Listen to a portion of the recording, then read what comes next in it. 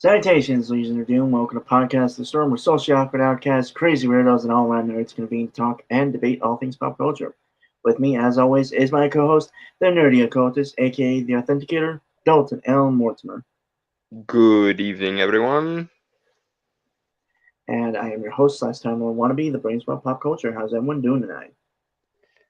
I I've been better. I've also been worse, but mostly I'm annoyed because I got back from the casino on Wednesday and I haven't seen my cat since I got back, and that is worrying me. She sometimes pouts when I go away for too long, but she usually comes back within 3 days, and she is not back yet, and that is worrying me. Also, The Sandman is continuing to get ass raped by Netflix, which we will get into here shortly. Hello, Giant Turtle, and hello, Ed Brewer.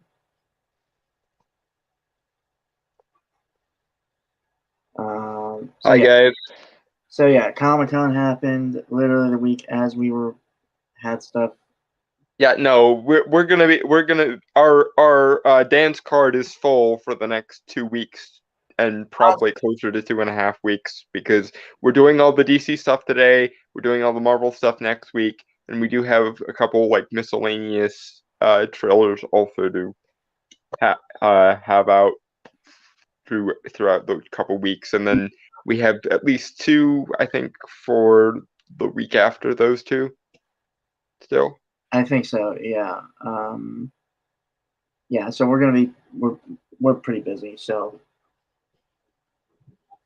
so yeah. So this week we're going to be covering the DC stuff. We'll cover Marvel stuff next week. I think we have a few things to say about that stuff, but I don't want to say anything about it. So yeah. So yeah, we're covering DC mainly because I think there is more there to really talk about. To be fair. yeah, I suspect what's going to happen in the next decade or so is much as in the comics, sometimes Marvel will be leading and sometimes DC will be leading. I think the movies and shows will probably start replicating that, in that the last decade or so was Marvel's time to shine, and the coming decade or so will be DC's time to shine because DC seems to be having a lot more meaningful irons in the fire. Unfortunately, they do have they do have their occasional misses still, and with that we'll get into the first topic of the night, wherein I shall rant profusely, more so even than usual. Right. This is one of the things we're going to be covering regarding to this topic, which is Netflix's The Sandman, the official trailer, as I believe we only covered the teaser trailer before. We didn't we cover the other one too, the one that came out like a month ago? Yeah, that was the teaser trailer, wasn't it? No, the teaser was the like date announcement teaser was one from like, I think that was podcast 130. That it was like the minute one that was focused mostly on Roderick Burgess capturing him in the first place. I honestly don't remember. I remember whining because I remember covering it because I remember whining about how, of all the things they cut corners on, why the fuck didn't they just put Tom Sturridge in the appropriate makeup and then VFX his eyes? We'll get into that actually because we did have a brief discussion. Yeah, they're still doing it, which yeah, we'll get into. Yeah. All right, give me. All right. So yeah, this is the official. It just says official trailer. So Yeah, Mr. Sandman. Okay, give me a second. Let's see. Okay. Turn off this. Okay.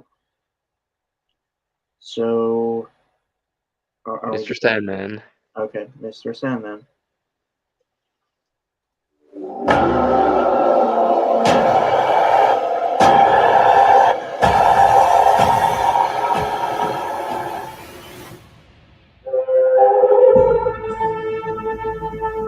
Your waking world is shaped by dreams. Okay, so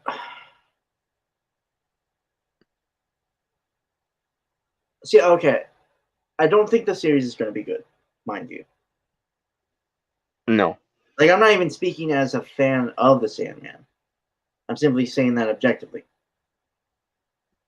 However, and I did say this to Dylan as well, is I do think the cast are doing their best. Because I do think this actor, what was his name again? Tom Sturridge. Right. He works He's for. not a bad choice. He's not a bad choice for the character of Dream. I've He seen. really isn't a bad choice. Yeah, I like he had. I think we mentioned this like, I don't know, at a teaser or whatever trailer we had seen, where we just saw like a silhouette, where we just saw like the image of him sitting in the glass. Yeah, in the ritual prison cell that Yeah. Burgess made for him. Like he has. Like he looks like Dream. Like he's got the face, like the chin and stuff, and I think the hair works as well. It's the issue that I have, and this is weird, is his eyes. The fact Because that they're human eyes. They should not be human eyes. it's weird. Like, and I'll get this. I'll actually explain this more when we get to like the clips later on. Yeah, because there have been 2 clips released, and we'll be reacting to both of them to give the series its day in court. And yes, we will be reviewing it also week after next, because next week is full. But we'll be reviewing it soon because it comes out on August 5th. I'm I'm gonna have to get a Netflix subscription break. Okay. I'll get one of those fucking cards, whatever. What I was gonna say is overall, like Tom Sturridge, Sturridge. Mr. Sturridge has the cadence. I think works for Dream. Granted, I wish there was a little more. I wish there was a little bit more of a maybe like in editing wise, there was given a little more gravitas, a little more echoey. You know. Yeah, because and this is going to be kind of the long and the short of why this doesn't work. All of the footage we've seen thus far of the Sandman, and I've watched all of the clips that we're going to be reacting to already. But the thing about the Netflix adaptation of the Sandman is it evokes the uncanny valley, because all the dialogue and the character performances are there, but everything is just that little bit off because Netflix cut corners. Corners that they realistically didn't even have to cut. For example, the biggest hurdle for me in this show is going to be Dream himself. Because if you're adapting the Sandman, but you don't get Dream right, you are already fucked. It just is. It's already fucked. And the way in which it's already fucked in this particular juncture is Dream looks too human. Now, that being said, the Endless always have looked more human than you would expect primordial living concepts to look, because that's what they are. They are primordial entities who are essentially sapient concepts. But the thing of it is, they look, ironically, they are supposed to evoke an uncanny valley in a way that the show doesn't, because it's supposed to be forces of nature wearing a human, essentially trying to fit in a human shape. Right. For example, the skin of the Endless is supposed to evoke chalk, marble, or the moon without craters. And their eyes are supposed to be made of the night itself. Their eyes, hair, and clothes are supposed to be made of the night or shadows. I mean, granted, there are some exceptions. I think mostly Dream has that. Dream sticks to it more than his siblings do, because Dream is. If I remember correctly, Death honestly looks the most human out of all of them. Yeah, because she spends the most time with humanity, so she can get the appearance more right than her siblings Yeah. tend to. Um, but the problem is because Netflix didn't bother to put Tom Sturridge in the appropriate makeup or put the appropriate VFX around his eyes, which it would Oh, be really simple to do because white marble-esque or chalk-esque so makeup is not that hard to pull off. actually, And like putting starry like craters or pools in someone's eyes is one of the easiest effects to also pull off. I actually want to like there are plenty of like low budget uh YouTube tutorials on that kind of on visual effects. So it's not like I'm agreeing with you. It's not hard to do.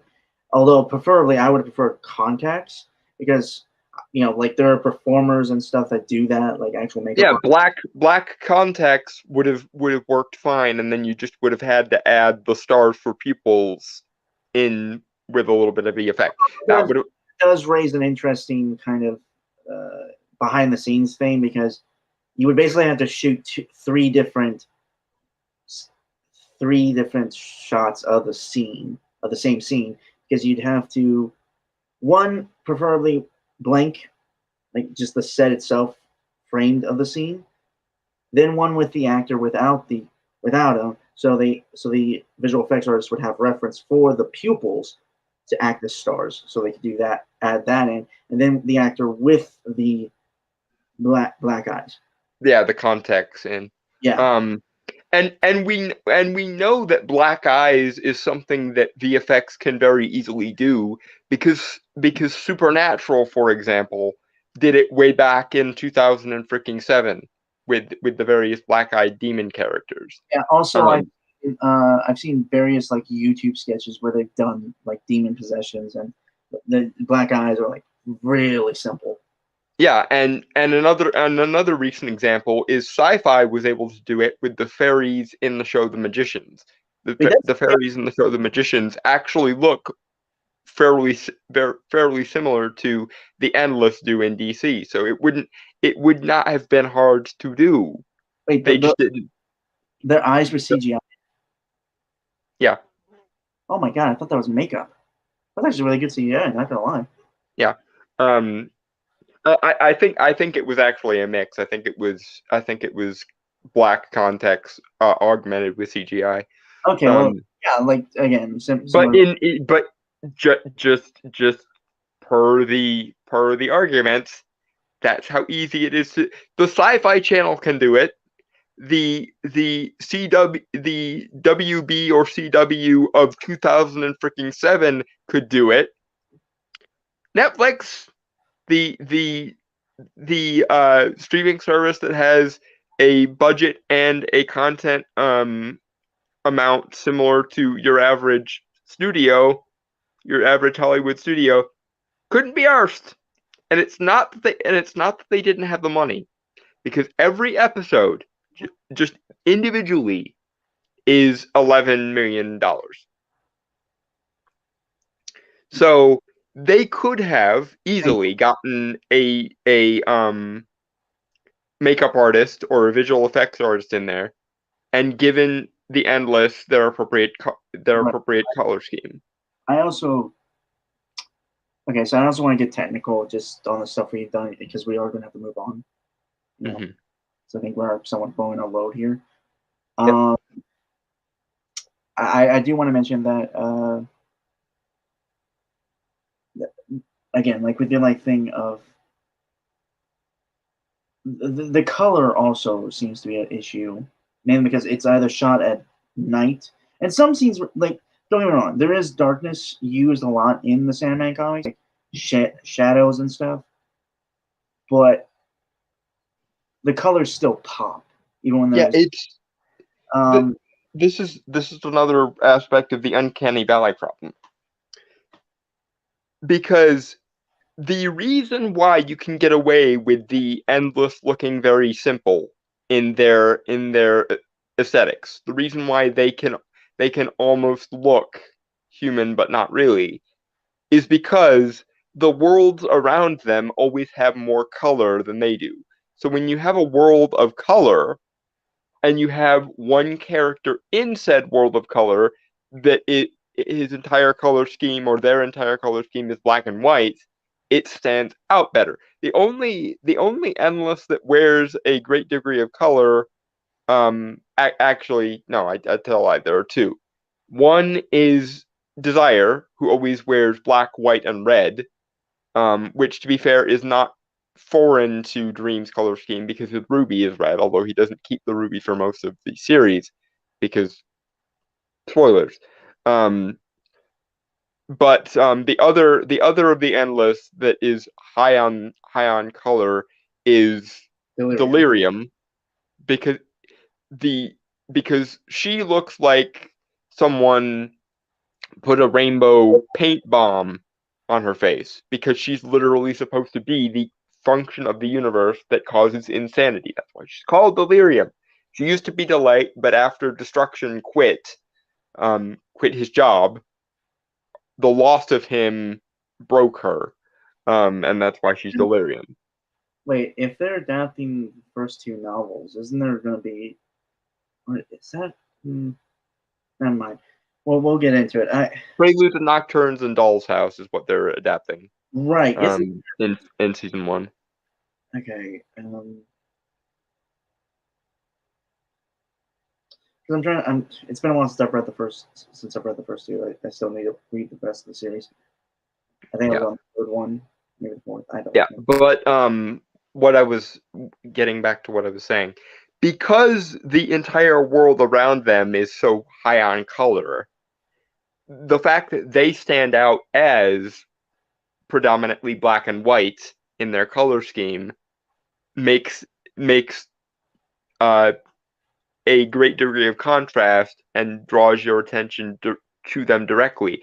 It also, again, evokes the uncanny valley in a good way because the characters in the universe don't know that the being standing in front of them is the Lord of Dreams or the persona or the living essence of death, usually, or any of the other endless characters. But we, as the viewer, do know because we can tell based on their color scheme. But having Dream just be a random goth-looking dude makes me worried about being able to be invested. And it's not even Tom Sturridge's fault. It's just the fault of they didn't bother to put in the 5 minutes of effort it would have taken to make Dream look like Dream. I think there's like some fan art or fan concept art. Yeah, people have cosplayed as the Endless. They've never cosplayed just as people. They've always put in the contacts and the makeup. I wasn't talking about cosplay. I was talking about like concept art, fan art of Tom Sturridge as Dream, like legit fan, like actual Dream look. Yeah, and it wouldn't be hard because he has the appropriate bearing. It's just they're missing the final touches. Yeah, I honestly say it's kind of like either a Henry Cavill situation with Superman. Actually, probably like that. Like yeah, but it go ahead. Sorry. Well, Tom Sturridge does seem good for the role. I'm not denying that. I just think he wasn't given the proper material needed to really be the character. Pull it off. Yeah. He didn't. And James McAvoy can get away with not being made up properly because he's just a voice on the audiobook. Yeah, and he does a really good job as Dream in the audiobook, by the way, but that's neither here nor there. But go ahead. I'm sorry. Like I'm honestly gonna have to cut you off, man. I'm sorry. It's just like it's 20 seconds. We still need to get through the rest of the trailer, and we have other things to talk. Yeah, and we can come back to this because it's going to be a running issue through all of the trailer and the clips. But Mr. Sandman. Yeah. Dreams and nightmares that I create and which I must control.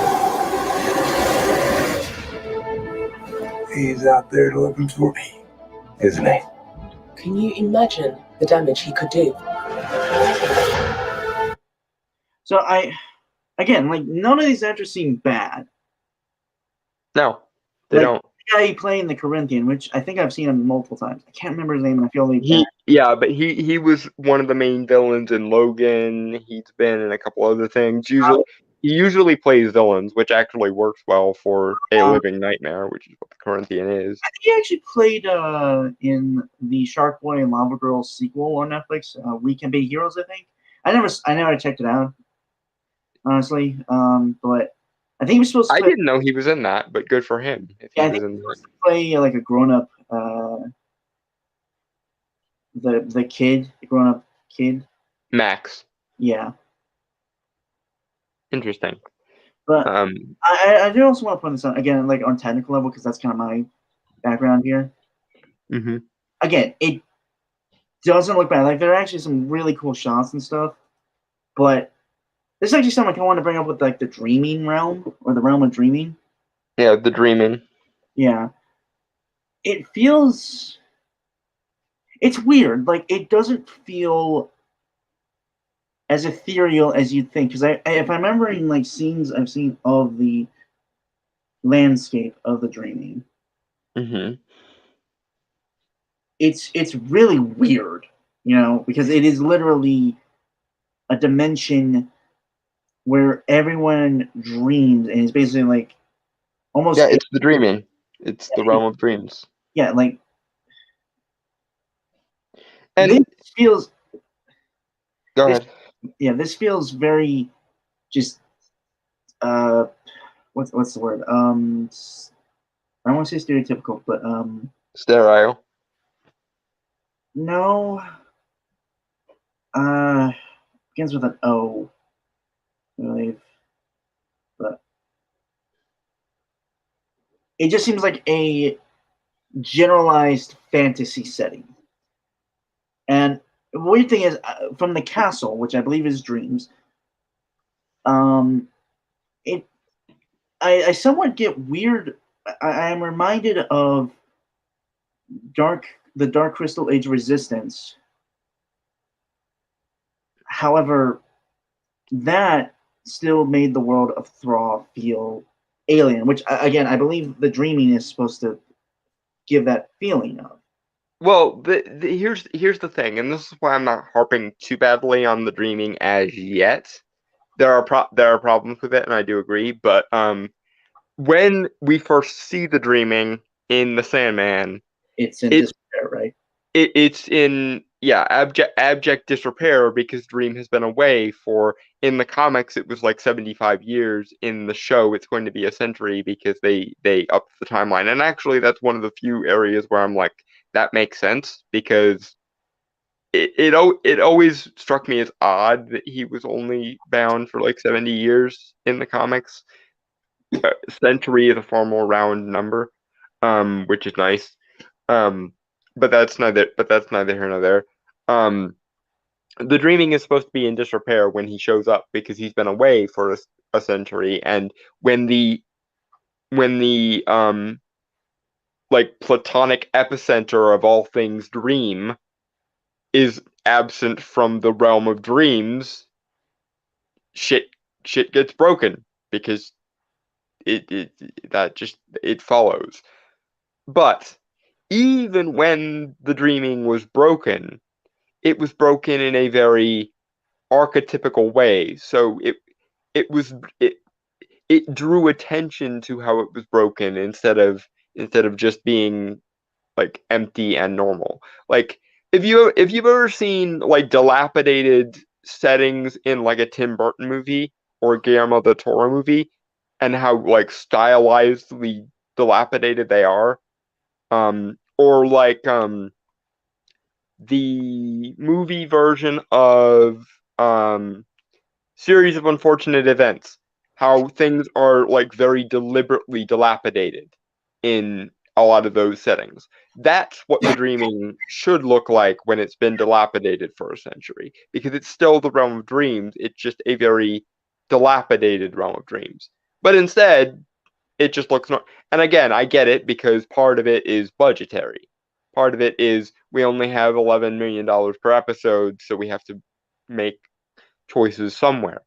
But the problem I have is they cut corners in places where it wouldn't make sense to cut corners, and they put the money in places that it didn't make sense to put the money. Like, because as a general rule in filmmaking, you always are supposed to check off the important things first. You're even when you're even in like film order, you're supposed to always shoot the biggest and most necessary uh scenes or sequences first. And if I were making a Sandman adaptation, the places where I would not under any circumstances skimp is the Endless themselves and the Dreaming itself. But they appear to have, for some reason, framed the Sandman as though it was a freaking action series, which it definitely is not. Like, you could make an argument for horror, you could make an argument for dark fantasy, but action-oriented, the Sandman has never been. Like, most of the time, when the Sandman is setting up a big action scene, it is supposed to be, and I hate this word, and this word is cancer, but somewhat subversive, because you would think, for example, that the Corinthian, who is a living nightmare who escaped the Dreaming while Dream was away and wasn't able to stop him, would be a big threat. And to human beings, he most definitely is. He literally becomes a serial killer and inspires other serial killers to follow his lead in the century that Dream was away. But when Dream comes to collect him, finally, it's over in 5 seconds. Because it's a living nightmare fighting the Lord of Dreams and Nightmares.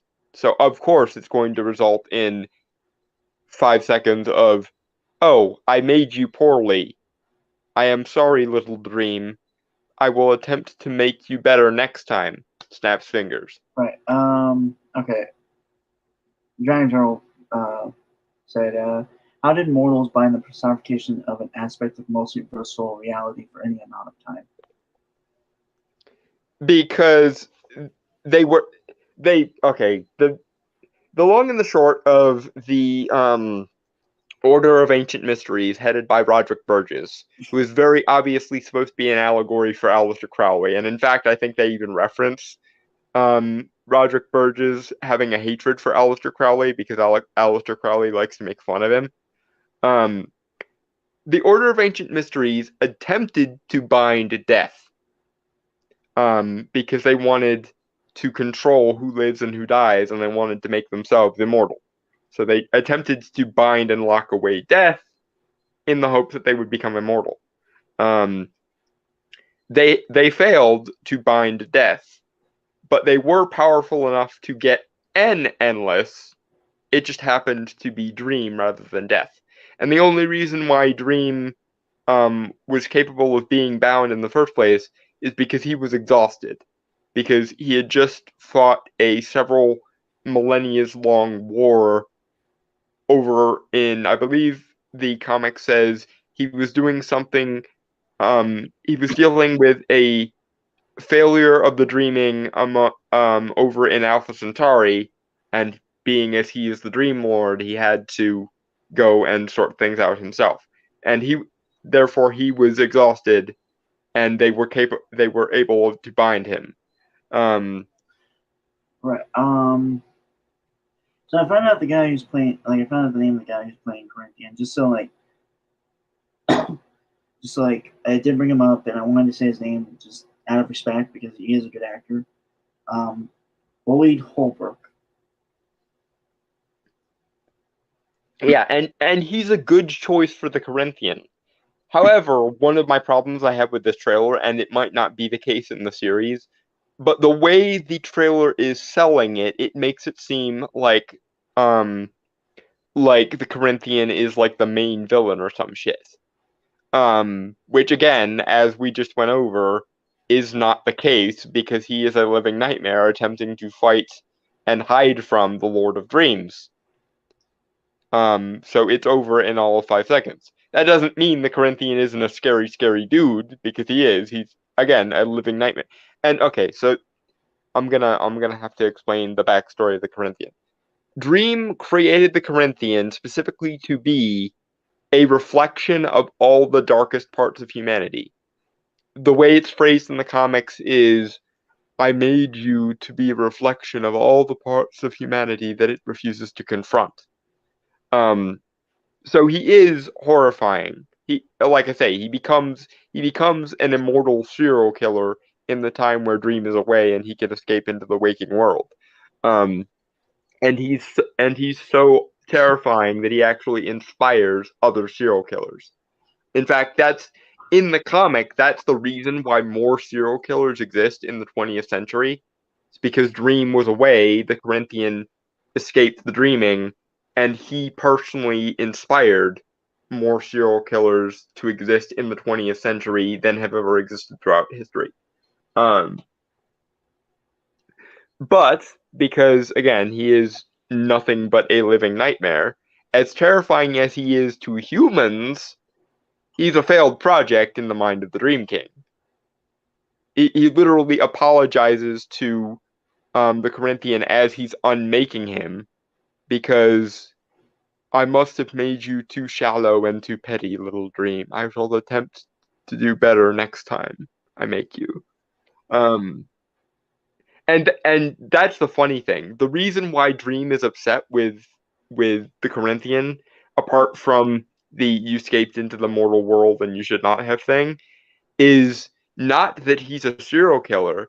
It's because he's not horrifying enough. The way it's phrased in the comic is something along the lines of, you were supposed to be a reflection of all the parts of humanity that it refuses to confront. And what have you given them in 50 years that you have been free to walk the earth? All you have shown them is that there are bad people in the world. They already knew that. So, yeah, Dream is upset because his project to show humanity all the things in itself that they won't confront just resulted in yet another serial killer. But yeah, the long and the short of it is, I don't care what the trailer says, the Corinthian is not the main villain. The main villain of the Sandman is one of Dream's siblings, Desire, because Desire is a narcissistic little shit. The reason being is, when you satisfy a desire, it goes away. But the longer you leave a desire unsatisfied, the more control that desire has over you.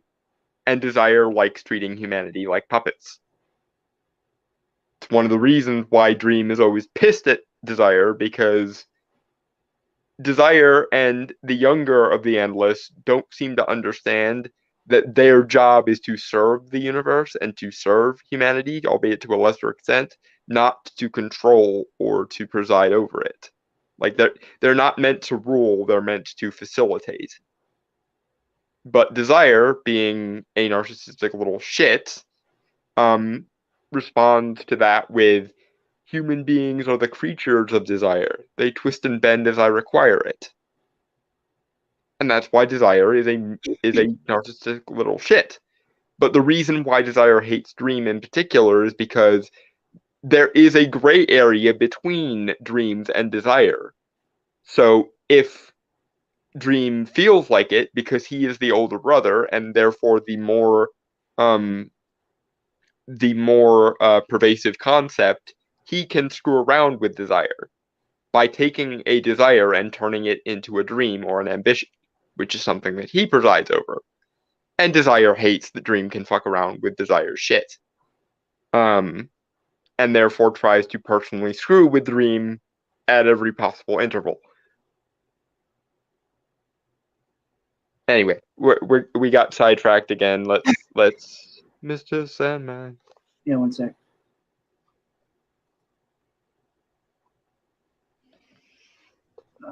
Okay, yeah, Mr. Sandman. I need your help. If dreams disappear, then so will humanity. I could do without dreams for a while. I haven't had a decent night's sleep in ages.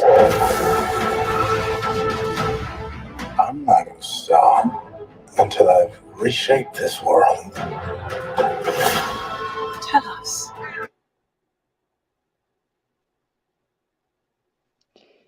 And see, this is the other aspect of this trailer that annoys me. Apart from the cut corners, apart from the uncanny valley, apart from the fact that the Endless don't look like the Endless, they should be, if they must sell this as there's a main villain, that main villain should be Dr. John Dee, who in the DC universe is known as Dr. Destiny. The reason being is after Dream was captured by the Order of Ancient Mysteries, and mostly Roderick Burgess, his tools, the objects that he has imbued with the majority of his power, his helmet, his ruby, and his pouch of sand, get taken from him. And in the interim of the 20th century, a mortal scientist who is also kind of a wizard because he's the son of Roderick Burgess, named John Dee, takes the ruby and uses it to fuck around with dreams. And because he uses it to fuck around with dreams, he ends up reshaping it so that Dream can no longer use it. But it also is one of the core aspects of his power. So you have a mortal supervillain, essentially, fucking around with the powers of the Dream King. And predictably, this goes into a very apocalyptic direction very, very quickly, which, of course, Dream does not want to allow because his whole purpose is to facilitate a balanced functioning of the universe. If I were putting together a trailer for a Sandman adaptation, I would be focusing more on John Dee than I would the Corinthian, because again, the Corinthian, as scary as he is just a failed project for Dream. John Dee is a mortal, and therefore Dream is limited in the ways that he can fuck around with him. And also, in the case of John Dee, or Dr. Destiny, he is using majoritarily Dream's own power against him, and that's what makes Dr. Destiny a larger threat than the Corinthian, because Dream has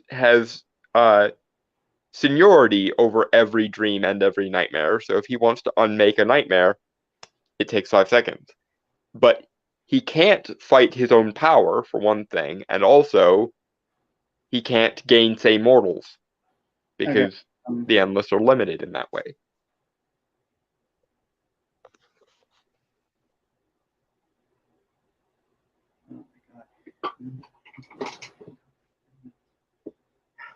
Okay, so before we move on, Nine Eternal had a few questions.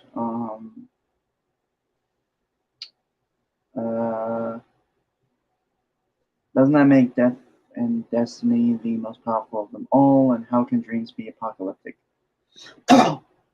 Because when every living creature is trapped in their worst nightmare, things go a little bit awry rather quickly. And also, dreams aren't just limited to the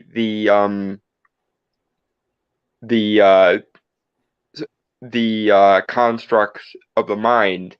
Dreams, in this case, also include inspirations and ambitions. So in other words, every creative idea you've ever had is under Dream's jurisdiction.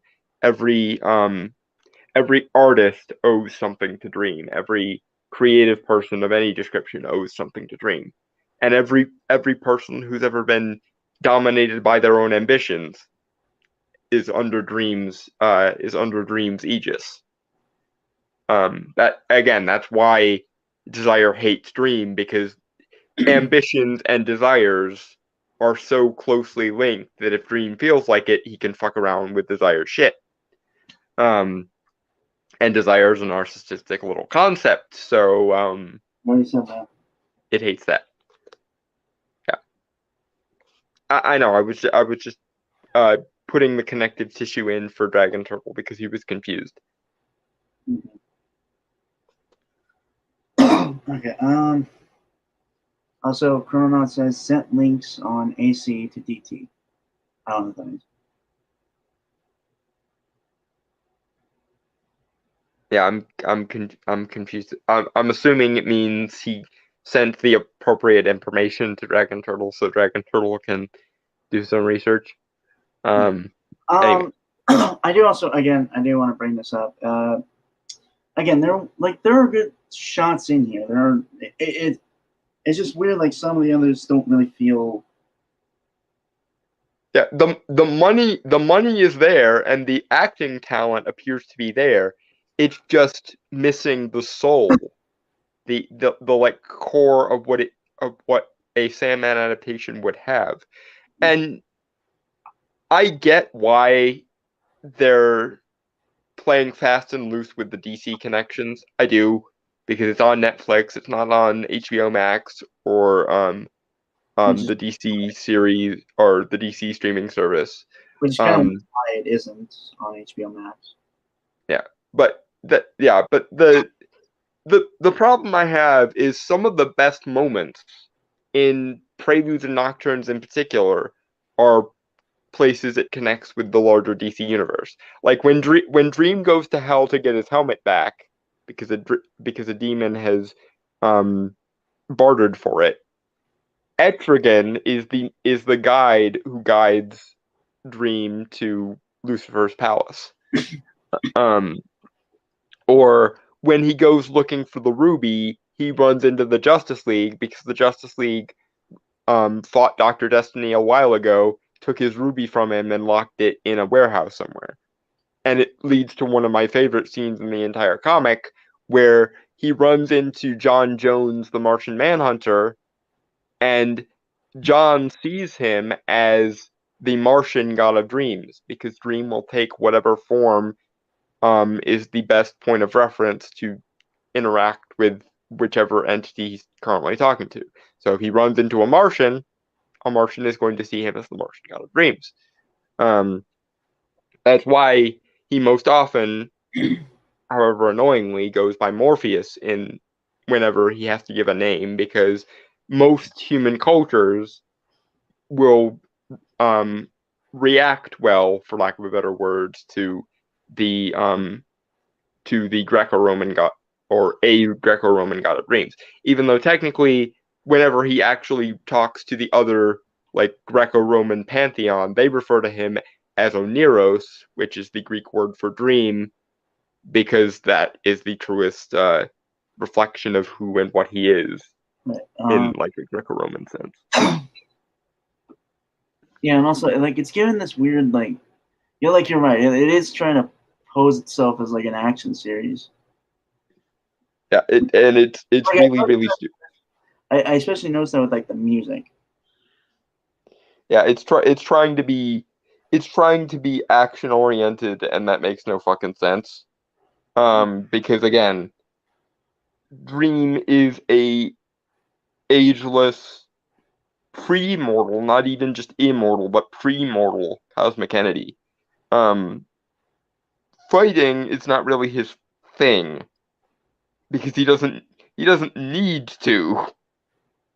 He's a force of freaking nature. What use has he for fighting?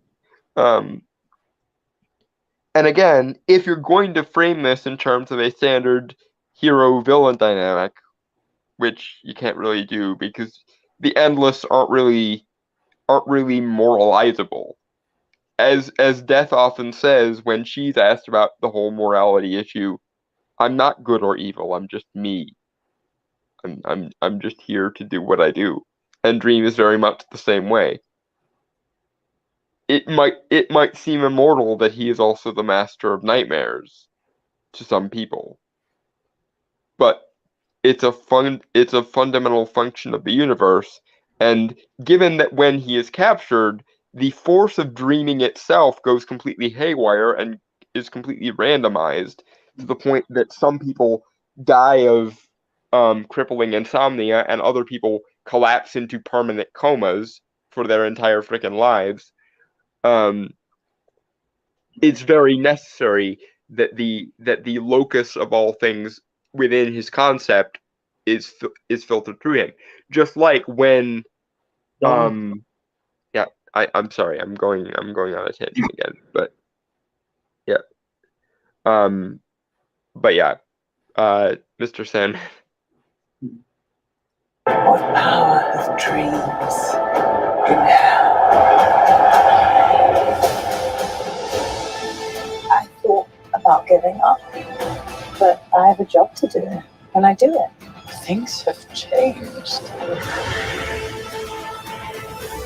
Your eyes will tell me everything. Okay, fuck you, Desire, and the evocation of change, because I really hate this.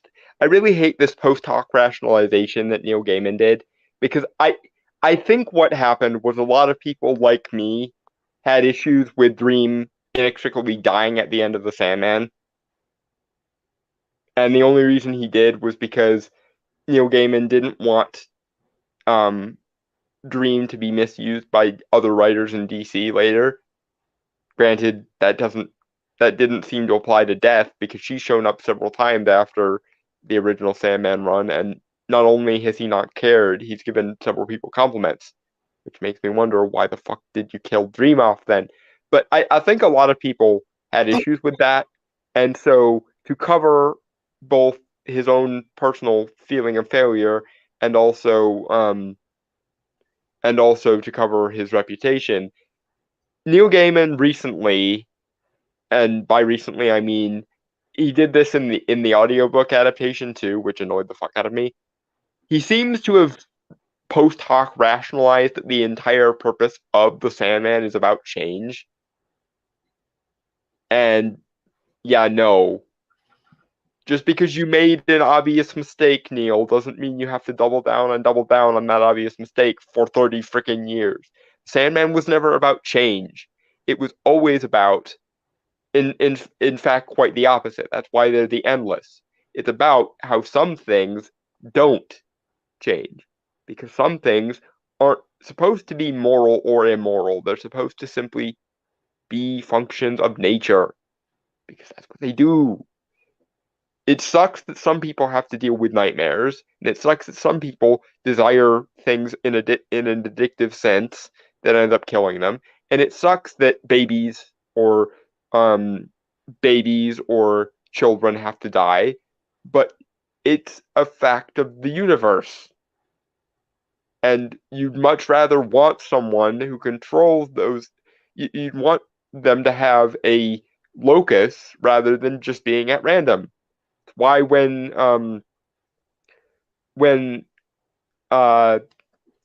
Roderick Burgess's son Alex tells Dream after he gets out, "We didn't want you. We were trying to capture Death."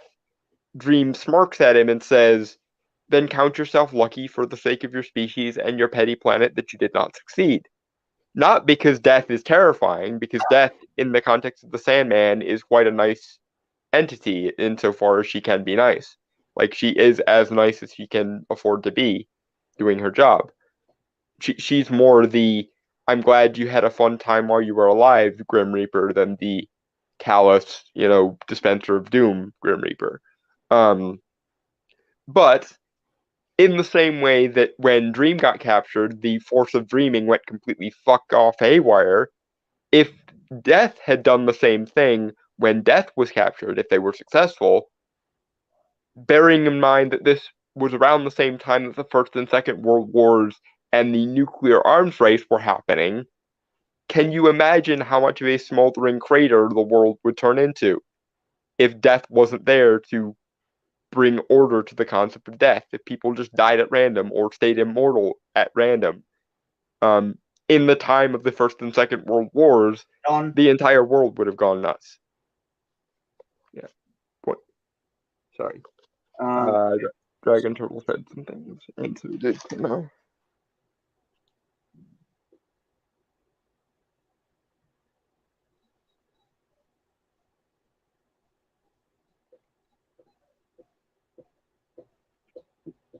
Yeah, Dragon Turtle, he's sort of the underlying connective tissue of all the gods of Dream.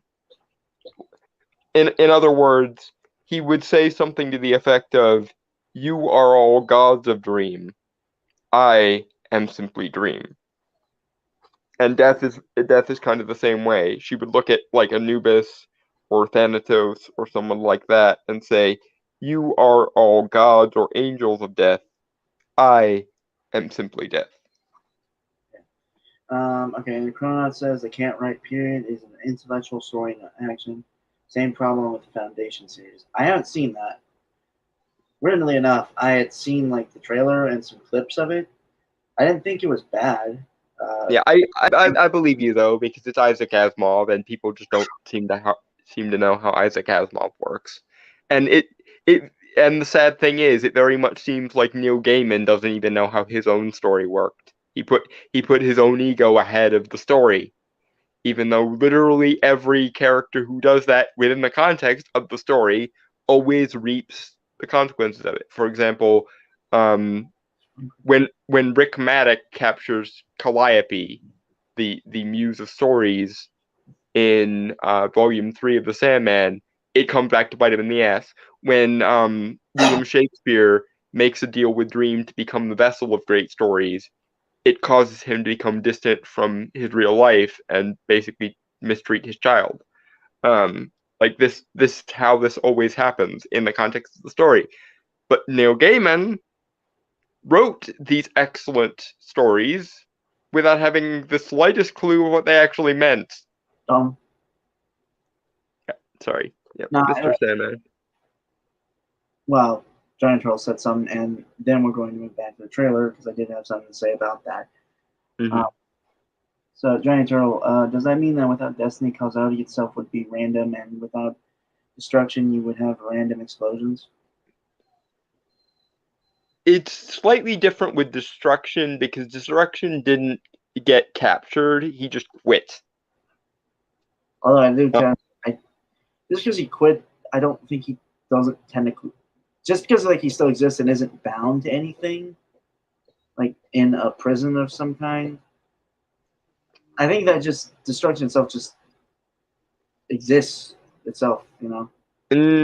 No, the way it's set up in the story is because he quit sometime in the 20th century, like destruction as a force is not occurring at a natural interval, as in like the entire universe is basically on pause with regards to destruction because destruction just up and left.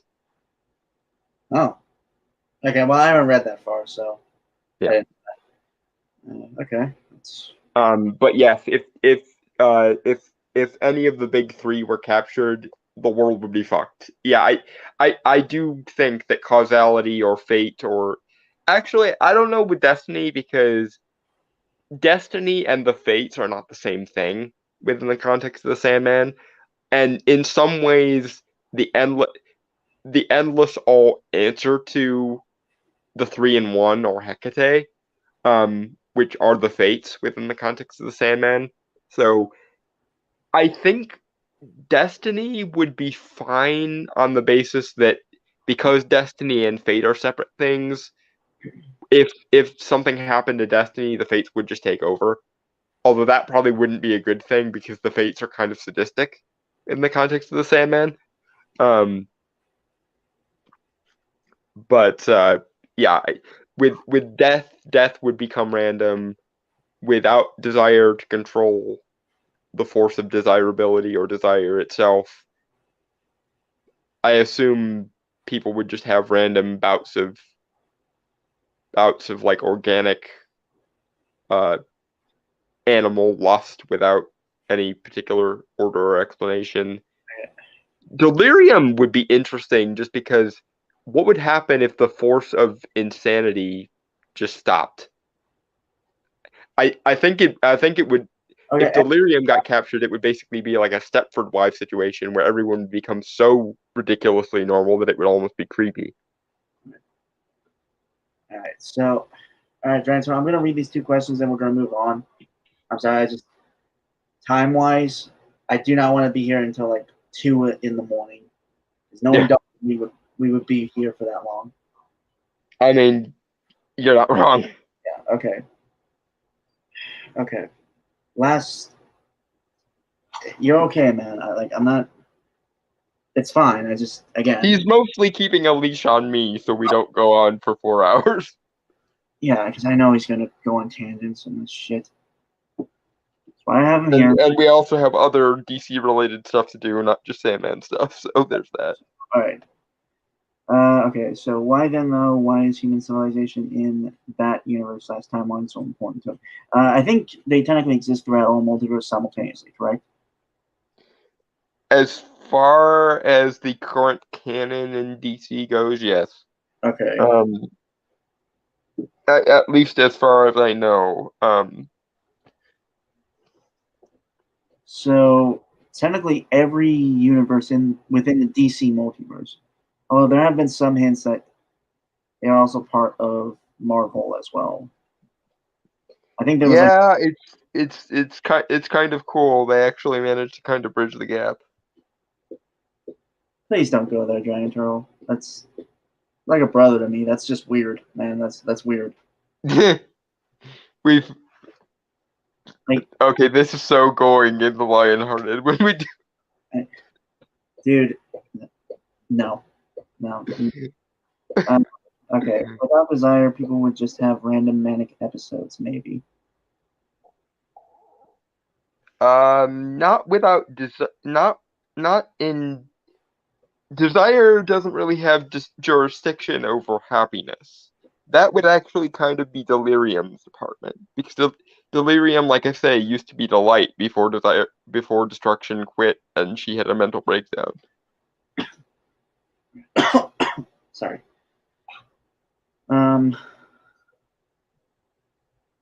Yeah, besides that, I don't really have anything because the things I do want to say actually that just came up in this trailer are things we'll cover later regarding some. Yeah.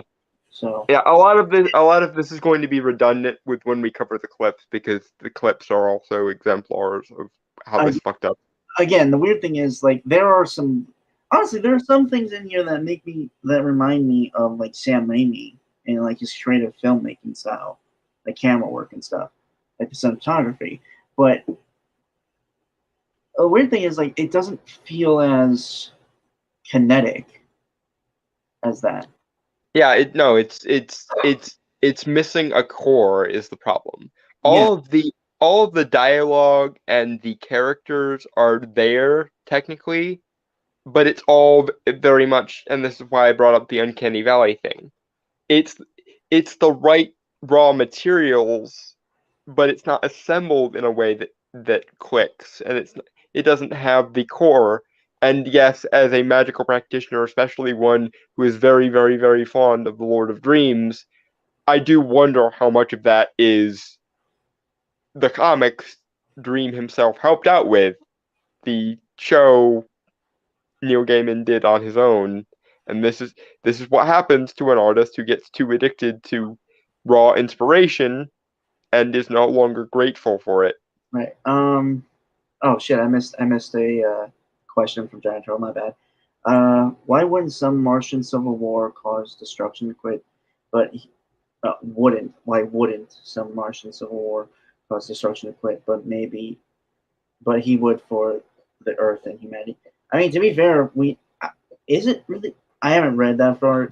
Destruction has hated his job since the beginning of time. This was just the straw that broke the camel's back situation, because it's funny with Destruction because the Endless, by virtue of their ubiquity, also have some jurisdiction over their opposite.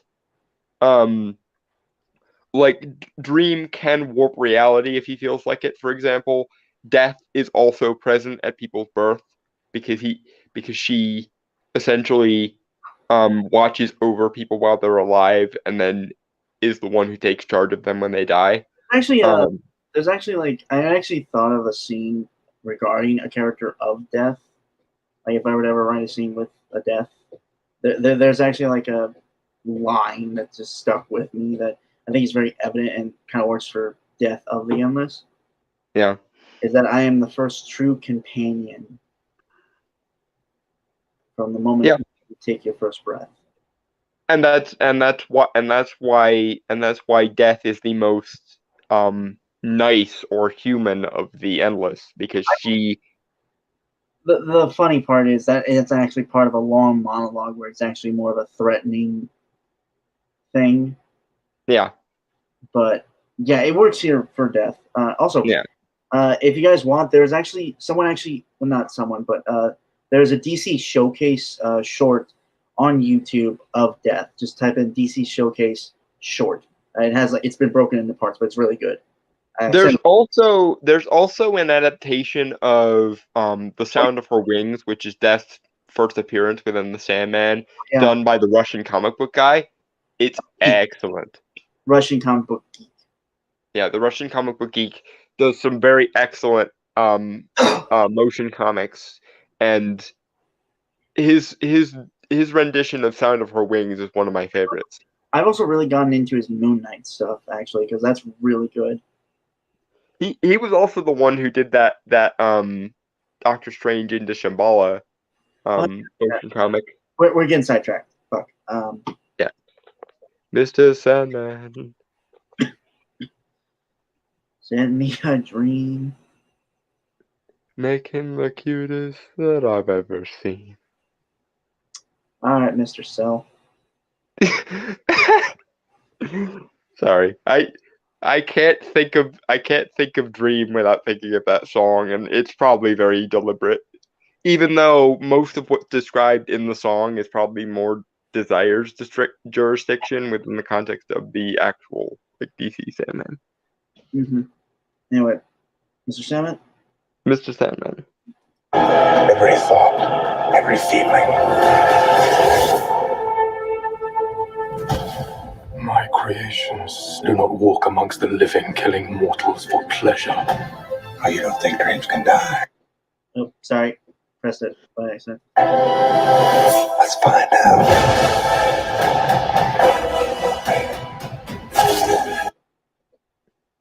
And again, the action focus is weird, and the need to make the Corinthian in particular a villain is weird, because there are like 3 other villains within the context of the Sandman you could use. You could use. Sorry. Go ahead. No, you could. No, you go and then I'll go. Okay. Well, it was just gonna bring up again the same thing of like the technical aspect of like there are scenes in here that look really high quality. Actually, most of the stuff I had seen in the 20 seconds that we had seen here looked very good. However, I think the thing that kind of detracts it is the lighting, where like it's not as lit as I think it could be, and also the coloring. Yeah, and again, it. Go ahead. Sorry. I was just gonna say like it seems very desaturated and stuff. And again, when you're dealing with a character that deals with dreams and kind of the more metaphysical world than anything, you kind of expect things to look more fantastical. Yeah, and I get it to a degree because the Sandman was always very the series has always been very evocative of the goth movement and the punk movement. So they're trying to give it a goth vibe, is what they're trying to do. But the problem is more gothic than goth, actually. Yeah. The problem is, once again, the Endless are supposed to look like the night sky itself trying to be a human. That's what, like, they're supposed to literally be crafted from the raw material of the universe.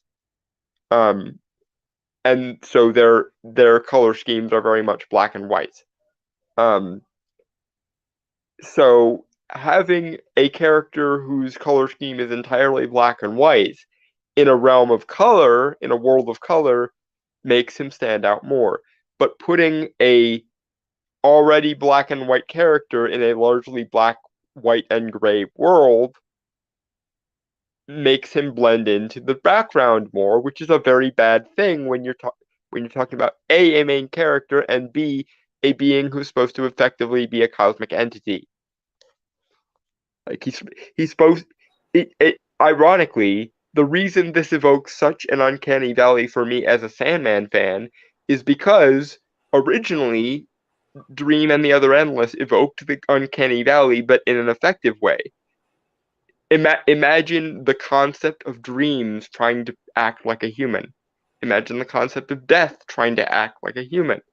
It's supposed to make you as the viewer or the reader go, that's unsettling in a subtle, understated way, while simultaneously the in-universe people don't notice it for the most part, unless they happen to be like magically inclined. Like the people who capture Dream know because they're magical practitioners. The other Endless or the other gods notice because they are of the family or they are adjacent to the family. But normal humans, like when Dream is just walking down the street randomly, don't notice unless they bother to take a second look, which most humans don't. Which creates an interesting visual contrast for you as the reader when you're reading the comic, because here is a being made of the night itself, walking down the street in a vaguely human shape, and most people don't notice.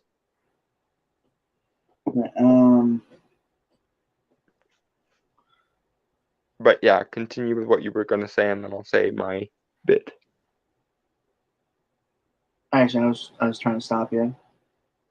Oh well, I had one other thing to say before Brainstormer said his thing, which is, if you're going to have the Sandman have a villain, which this series is not one that's very villain heavy anyway, there are three villains within the context of the first two volumes you could go with. You could go with Desire, which is the thing that would make the most sense, because Desire is the most consistent villain character in the Sandman, because Desire's a narcissistic bitch. You could go with Dr. John Dee, who is the mortal who uses Dream's own power against him, which would work. Or you can go with Roderick Burgess himself, who is the person who originally binds Dream for a frickin' century. Those are three better options to go with as the villain than the Corinthian, because the Corinthian is entirely under Dream's jurisdiction. Yes, as humans, we might find him jarring because he's a living nightmare meant to evoke all the darkest parts of human nature that decided to fuck off from the dream realm and become a freaking serial killer for 50 years. But to Dream, he is not a threat. And I get that they might be setting up like a subversive thing where they focus so heavily on him in the marketing, and then it does literally devolve into the it takes 5 seconds like it did in the comic. But there are other villains who actually are more of a threat to Dream in the context of Preludes and Nocturnes and The Doll's House. Or you could, if you really wanted to be smart, play up the unknowing villain that is Rose Walker, the Dream Vortex, because she doesn't even know that her existence is harming the fabric of reality, and Dream ends up having to kill her, or end up trying to kill her to basically save the fabric of reality from her, because there can only be one anchor of dreams themselves in existence, and he has to be it. So if a human starts to be it, he has to kill them. All right.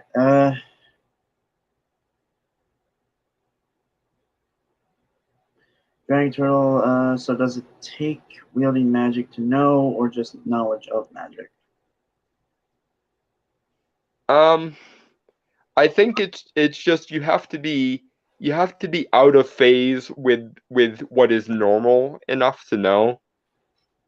And this is actually something that's fairly consistent among the Endless themselves, because Delirium is technically the smartest of the Endless, even though she's also the youngest, because she looks at the world so atypically that she notices things that the other Endless even don't. Okay. If we're being charitable, maybe the Corinthian got one of the artifacts now has enough dreams power to be in the same movie. No, he doesn't. The helm goes to hell because Yeah. the person who stole it bargains it away to what they think is Beelzebub, but is actually one of his captains named Corazon. The pouch goes to the Constantine family. And originally in the comics it was John Constantine, but in the context of the show it's going to be Joanna. And the ruby goes to Dr. Destiny. So the Corinthian does not at any point get his hands on the artifacts. I could change it up for the show, but whatever. They could, but we do see him in hell, so that the helm is still in hell. We see Dee holding the ruby, so that's out, and Joanna is still in the show, so I assume she's still connected with the pouch. Anyway, so the conspiracy theorist would know. Oh yeah, the question. If the question looked at Dream, he probably would notice. Yeah. All right. Okay. We got about 40 or so seconds left. So. Yep. Mr. Sandman. Nightmares do not belong in the waking world. Oh, turns out I fit right in. Dreams don't die.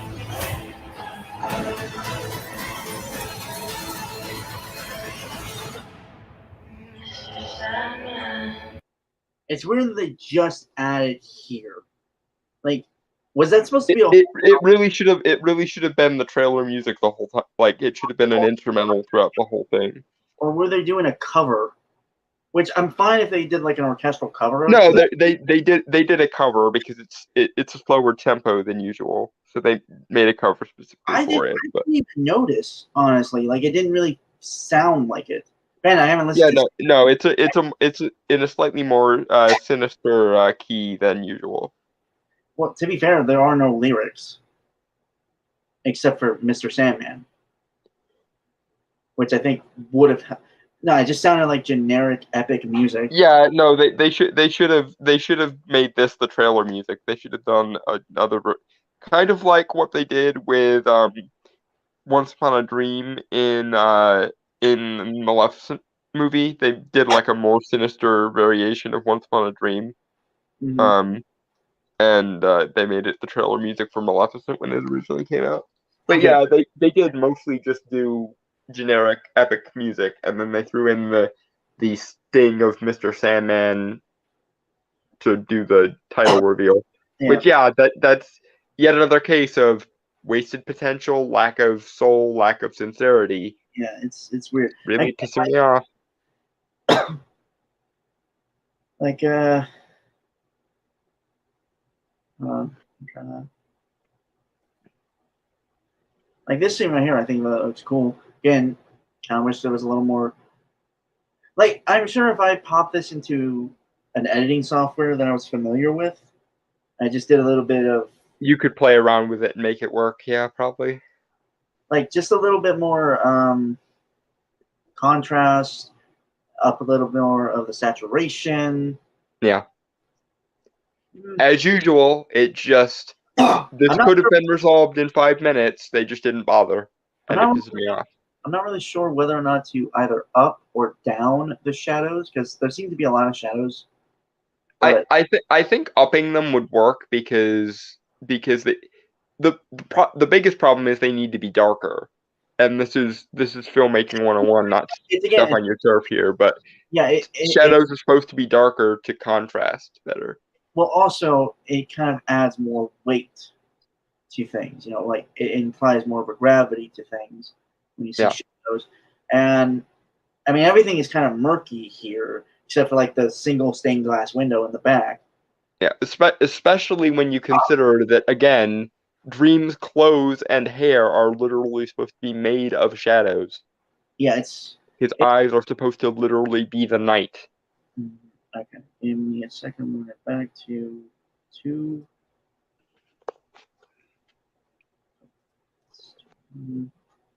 Okay.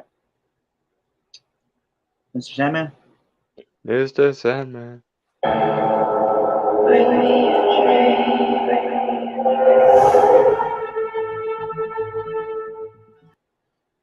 Marty Smith. Okay, yeah. Yeah, comes out next week, but because we're doing the Marvel stuff next week, we'll have to save the review for the week after. Also, I'm probably going to be seeing Bullet Train because that comes out that day too. It does, yes, and it looks good. So I may even try to see it, but I don't know. You're probably pirated first. All right, give me a minute. As usual, but yeah, it does look good. Honestly, if Kevin Feige is smart, he'll have Chad Stahelski or David Leitch replace the Russo brothers for the next Avengers movie. If.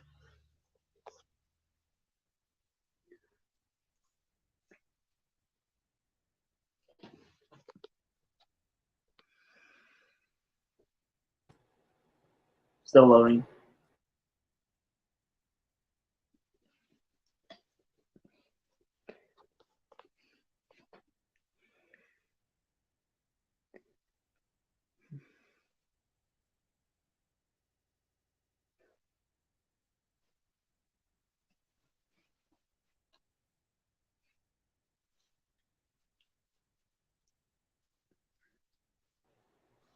Okay. Did I send this one or did you send this? I think you sent it. Right. I think I had just seen it earlier that day, but I hadn't sent it yet. Yeah.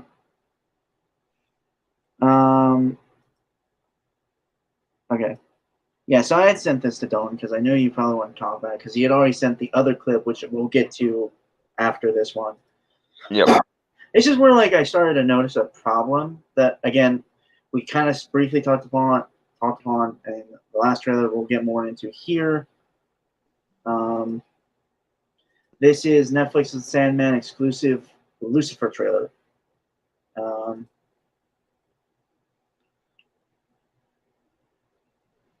It's 4 minutes, basically 30 seconds long. Yep. Shall we, Mr. Sandman? We shall Mr. Sandman.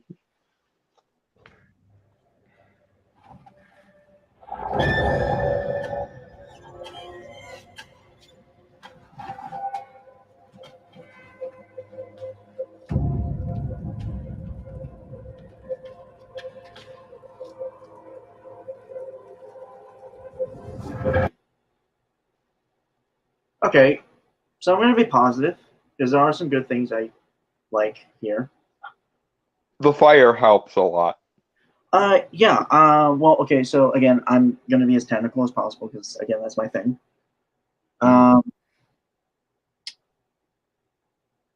music actually was not bad, and I hope because here's the thing, my biggest issue with a lot of modern media these days in terms of shows and movies. They don't know how to do atmosphere. No, the lack of a proper score. Yeah, that's also a problem. Not using other songs or anything. Nope, I'm not trying to throw shade at James Gunn or anything because he uses it pretty well and diegetic. Yeah. And for anyone who doesn't know what diegetic means, that is basically I'm getting my terms in universe. Yeah, in universe. Non-diegetically is obviously the OST, the score. Yeah, the stuff that technically only exists out of universe. Yeah. And the brief thing we heard here, which had a very horror-esque vibe, right? I liked it because it really set a tone, obviously. And I mean, yeah, he's walking into the throne room of hell, right?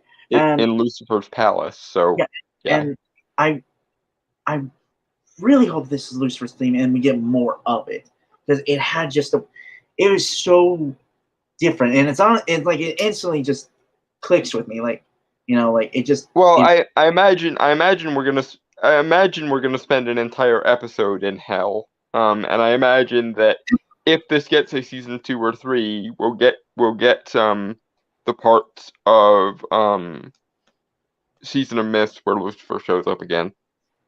Right. But and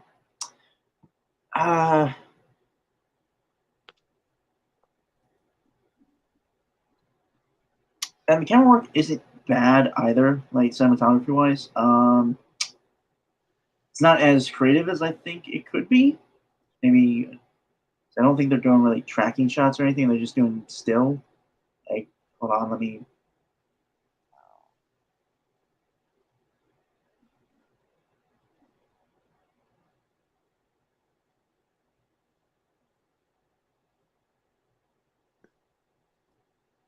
Okay. Like I said, it's not. It's whatever. Again, just with what the material is, I just kind of expected a little more creativity. The set itself, this is where I kind of start to be a little negative. Yep, I agree. I don't think it's bad. I do like the look of, like, apparently it does look like the walls, if you really look at them, are made of, I guess, charred corpses of the damned, which is or brimstone. Yeah. Well, I see bodies, like impressions of bodies. Yeah, I know there are bodies strung up in here because, again, Lucifer's palace at the center of pandemonium. So right. Yeah. So okay, but I'm sorry. I'll just the thing. My issue kind of is that it clearly looks fake. Like, there's no movement of the bodies. Like, what I really would have liked to see is almost writhing bodies, and you have like the faint groaning of them. Yeah, I'm not super worried about this particular scene, but if we don't see this at some point while he's in hell, I'm going to be annoyed because if I'm remembering the comics correctly, this particular episode of this particular sequence is an adaptation of part of a book called Hope in Hell, which was the third issue in Preludes and Nocturnes. Which is really good, if my memory yeah, it's one of my most issues of Preludes and Nocturnes are some of my favorites in the Sandman, because I mean they started out well. I mean, Sleep of the Just alone is one of my all-time favorite ones, and that's when they go into the particulars of how he gets bound in the first. Anyway, getting more on track though. When he first shows up in hell, he walks up to the gate and has conversations with several of the demons, and then as he's walking through, in the comics led by Etrigan the Demon, Etrigan the Demon acts as his guide to Lucifer's palace, because Dream is a sovereign of his own realm and therefore is basically a visiting dignitary in hell, because our Dream Lord loves himself some propriety, one of the reasons I like him so much, but that's neither here nor there. He does wander through several areas of hell wherein people are in the midst of being tortured by demons. The cool thing about hell within the DC universe, though, is you condemn yourself to hell, i.e., you suffer the punishments your soul feels it deserves, and the demons are mostly there to carry it out in the most efficient way possible. Which does bring up an interesting question of, if you're a sociopath with no guilt, would you wind up in hell? Or would at that point hell intercede because you deserve it? Yeah. That's a question, but that's into the metaphysics of the actual comic. I'm not gonna. But anyway, so yeah, I imagine the scene before this was mostly writhing bodies and demons torturing things, and if it's not, I'm gonna be pissed. But I think the reason the bodies aren't writhing here is because this is Lucifer's palace, and Lucifer would find it rude, and you don't want to piss off Lucifer. Okay, that's fair. That's completely fair. I'm just saying, like, the walls look fake. They do. And bring up, and that also brings up another technical thing that I just remembered to bring up, which is the lighting in Hell. And I've seen various versions of Hell.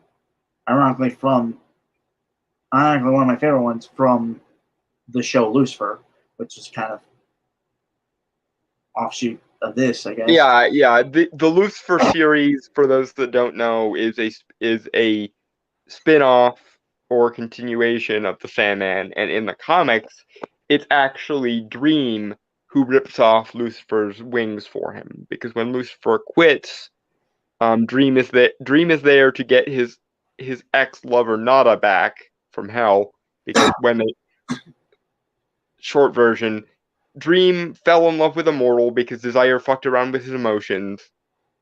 Said mortal rebuffed him. Dream was pissed. She died prematurely and wound up in Hell. And he eventually goes back to reclaim her, because the rest of the family goes, Dream, you know that mortal lover you had and you accidentally condemned her to Hell by accident? That was really kind of fucked up, and the fact that you just left her there for several thousand years, you might want to go and get her. And then he goes and gets her and finds that Lucifer is shutting Hell down because Lucifer has decided to quit, because he realizes that if he was made by God specifically to be the ruler of Hell, then doesn't him being the ruler of Hell actually mean that he's playing by God's rules? Right. Very interesting. Raises a good point about like Hell and DC Universe. Or if you are just self-righteous enough and think you did everything right. You spelled righteous wrong. Yeah, but I get what you're saying, and I think he references Nicodemus from Dresden Files in the comment after that as well.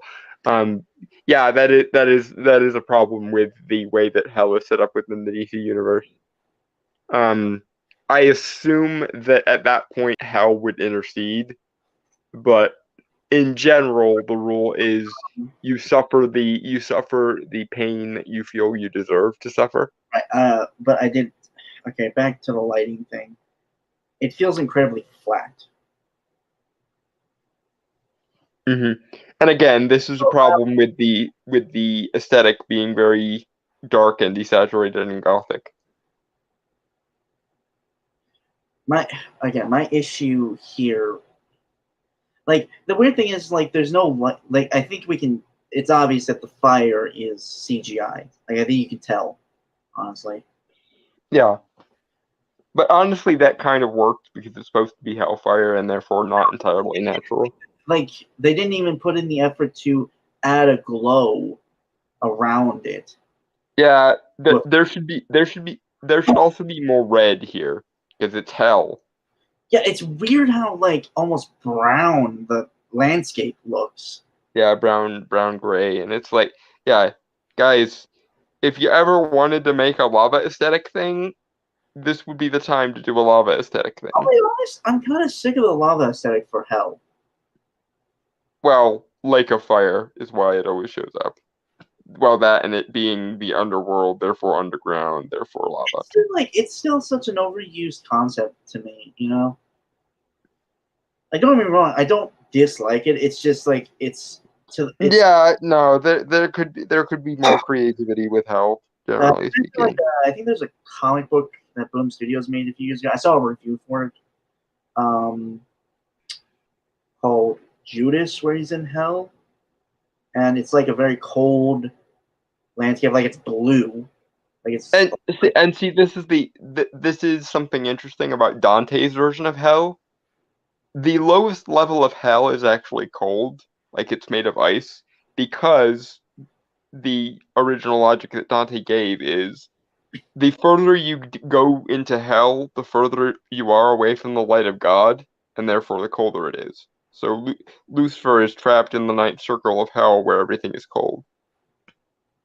And they even reference this in Supernatural, because in season 5, when Lucifer gets out, they find him in a place that's like frozen solid, and Lucifer jokes about it, saying like, yeah, most people think I burn hot, but in actuality I burn cold. Anyway, side tangent there. Sorry. Anything else or? Oh, the thing I was gonna say, which is the problem with most of the sets in the Sandman is they're too large, but they're not they're large, which in theory should be good, but they're not filled with anything, and that's a problem. Because you can do large and complicated, or you can do small and intimate and simple. But you can't really do large and simple because it literally feels hollow. And given that a large part of the problem of this series is that it feels hollow, that only proceeds to exacerbate the problem. Yeah, Anyway. it's incredibly weird. It's just, well, we'll get into it as we see more of the set in the scene. So, yeah, Mr. Sandman. 1 second. It's a dream.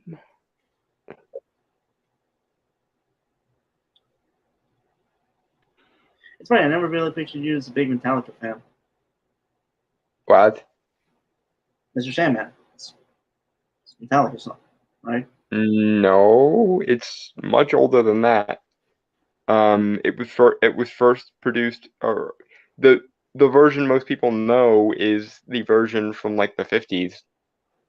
I only know the version from Metallica. Metallica might have done a cover in the 80s, but no, it's a song from like the 50s. I think a lot of people think Metallica. Okay. No, most people think of the 50s version because that was the version in Back to the Future.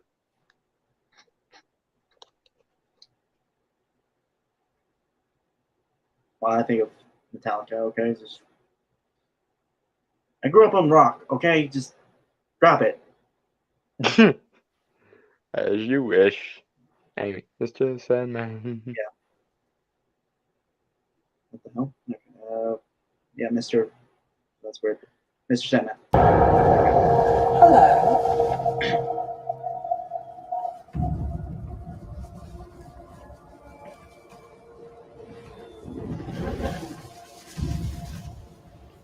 Okay, this detail here, I love. The fact that the fire reacts to Lucifer getting near it. Yeah, actually I don't have anything bad to say. It's more just again, it does pertain to the set. Is we're not really, it's so weird because like it's so dark that we can't see anything. It feels like there are some really interesting designs.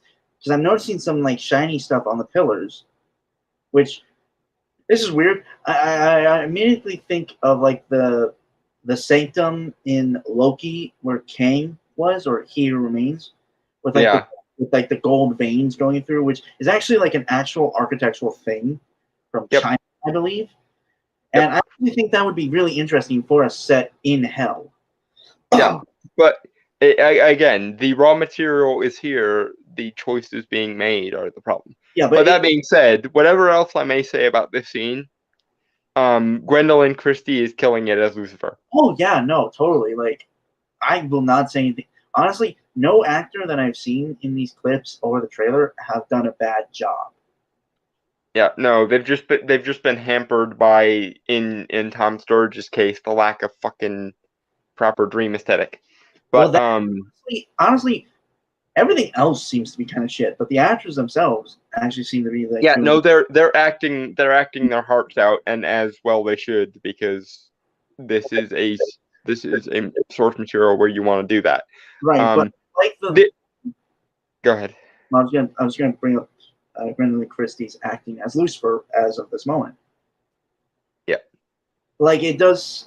God, it has been a while since I've seen it's been a while since I've read The Sandman with Lucifer in it.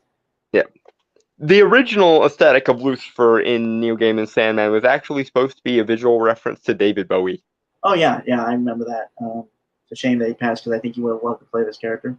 Oh my God, David Bowie as Lucifer would have just yes, I want, but I cannot have because he has gone the way of mortals, to quote the comic, Yeah. which is sad. Shit. I like the kind of Gwendolyn Christie. right. I like the playfulness here, but it's obviously a ruse. Like there's a lot more sinisterness. Yeah, no, she's there. Lucifer is having fun with Dream because I keep wanting to say she because Gwendolyn Christie, but because Lucifer is very much aware that Dream is not having a good day or a good century rather. I also want to point this out.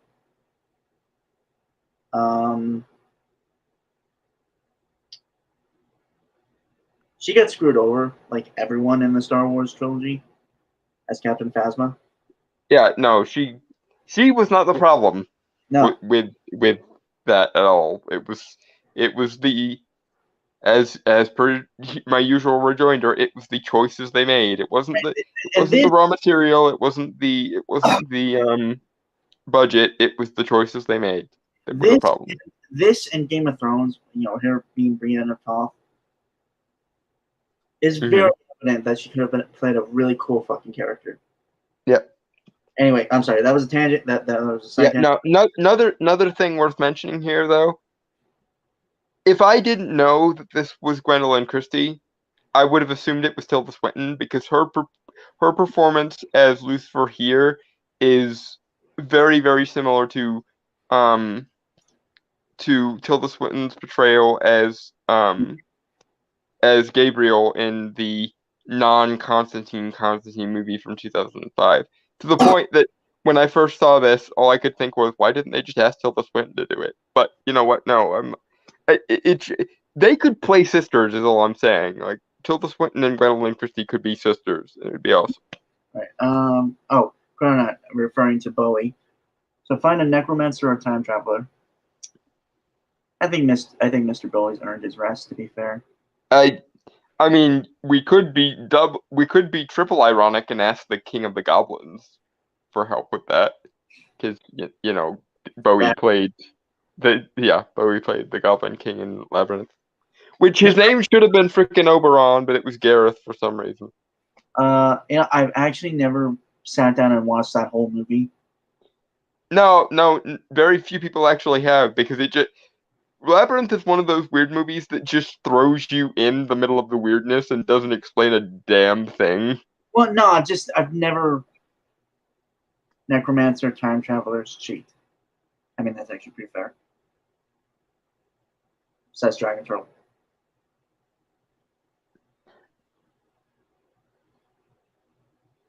Yeah, no, my solution is to get Oberon on the line and have him do a solid for somebody that played him without actually playing him. But that's neither here nor there.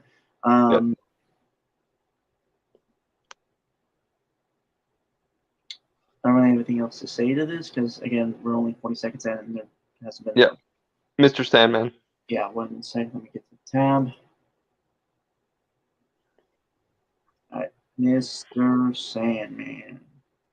Bring us the Greetings to you, Lucifer Morningstar. And to you, Mazakeen of Lilim. Greetings, Dream Lord.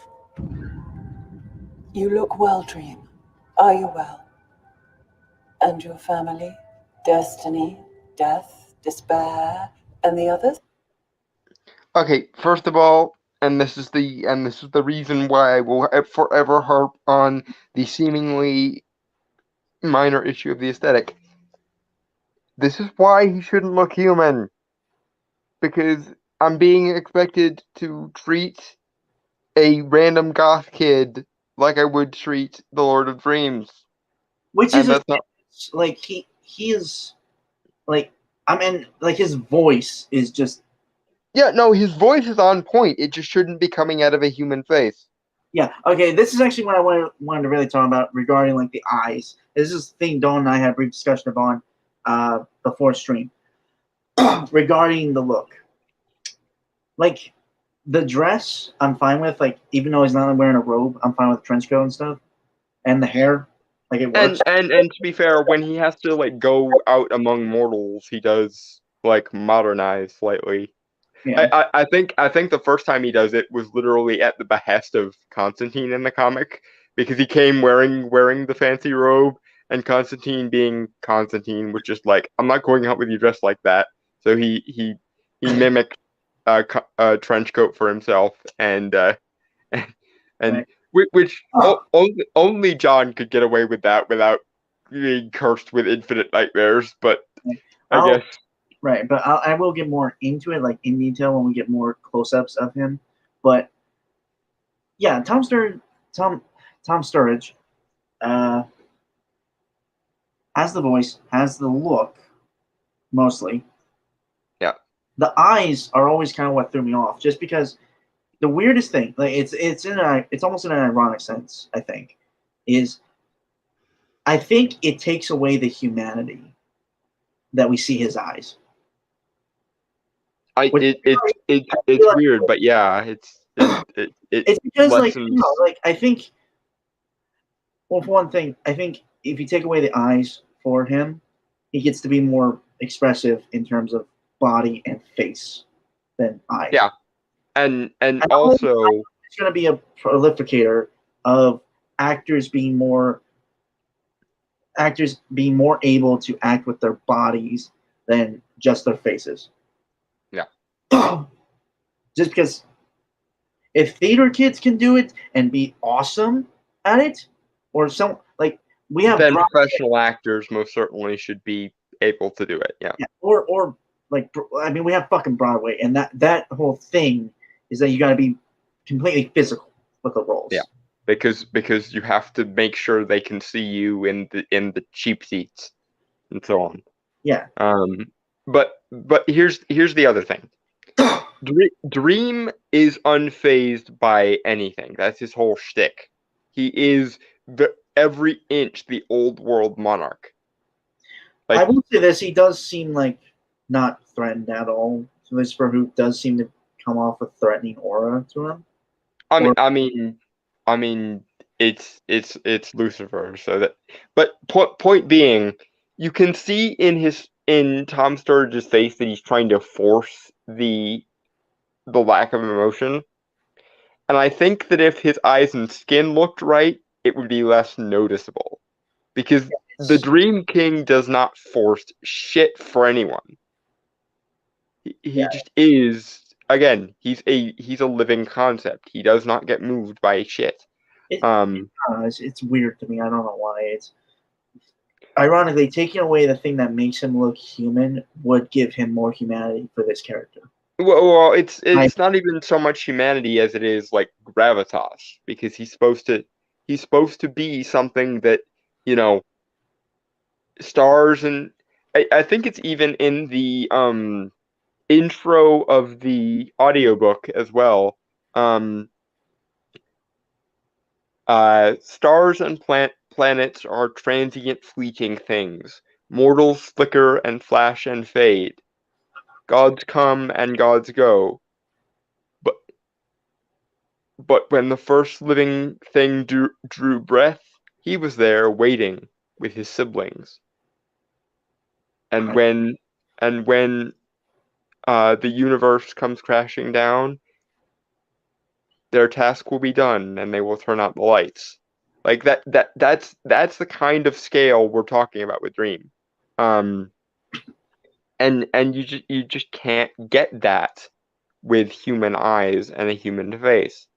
Yeah, I mean, his skin is pale enough that honestly, if you just add the black eyes, to me, I'd be fine with. It would be okay. Like if his eyes were all right, I could almost buy it. I could. I would still prefer his skin look like his skin is supposed to look. I like go the extra mile that is absolutely needed again for this kind of character. Yeah. But if we're and even I just now noticed this. His hair should be like darker and shinier. Like they should have put like mousse or like grease in his hair to make it darker. Yeah, I and also shinier. hold on, let me pull back so we get like a full shot of him.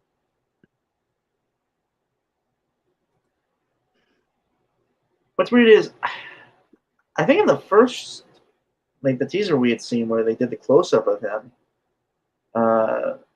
his hair looked The look on his face was, the moment I get out of here, you're all going to die in your own nightmares, which is the look you want to have.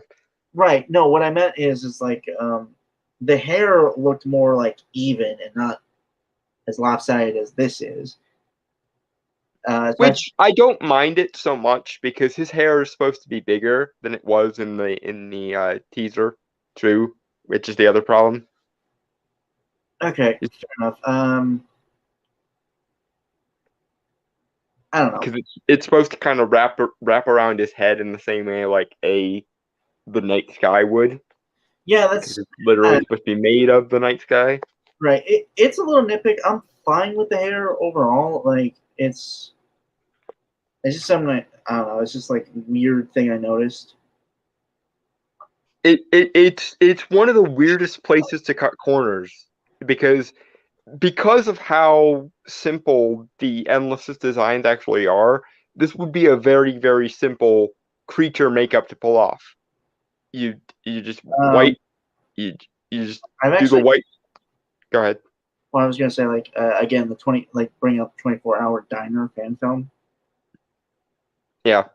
Where I mean it was for a brief appearance and they didn't really. Yeah, he wasn't in there for very long because he's not actually present off much in 24-hour diner. He's present more in the one that comes immediately after that. The name I can't remember, but because he's been sucked dry by the Dreamstone and it took him a while to recollect himself and become corporeal again. Yeah. But even they managed to, like, his face almost had a rubber quality, and there were dark like voids in his eyes. Yeah. But the thing I was saying about about how easy of a creature makeup this would be to do, you white out his skin so it looks like chalk or marble or the moon without craters, like it's supposed to be, and then you either give him black contacts, and then adjust them slightly with the effects so that he has stars in his eyes, or you give him the black contacts sans stars because that could work, or you just have his eyes be replaced with stars digitally. There are three ways you. And what's more, and Brainstorm and I mentioned this before stream, shows with less budget than this and less visual effects like technology have been doing this for decades, because the demons in the show Supernatural had black eyes. That they did with visual effects. They looked fine. The show The Magicians, the fairies in the show The Magicians also had black eyes and they looked fine. Like, this is a very easy effect to do, and putting stars in probably wouldn't have been that complicated either. Like the thing you mentioned, or I mean, that probably would have been a lot, but yeah, no, technically it's not even that. It really isn't that hard to do. Yeah, you could, and most of the work you can do by just giving him black contacts, and then adjust it slightly with visual effects, which they could do on WB Network in 2007, and they could do on the Sci-Fi frickin' channel, which is known for how cheap it is, Right. in like 2013. So yeah. 2013, really? I think that was season 1, and then season 2, which was when the fairies first showed up, was like 2014, 2015, maybe. I'll be honest, Sci-Fi was so sporadic with things that I never really got to watch any of the good shows. Yeah. While you have a Netflix subscription in the next week or so, take time to watch The Magicians too, while you're at it. I've seen The Magicians. I've watched it all. I don't remember much of it, to be fair. It's been years, but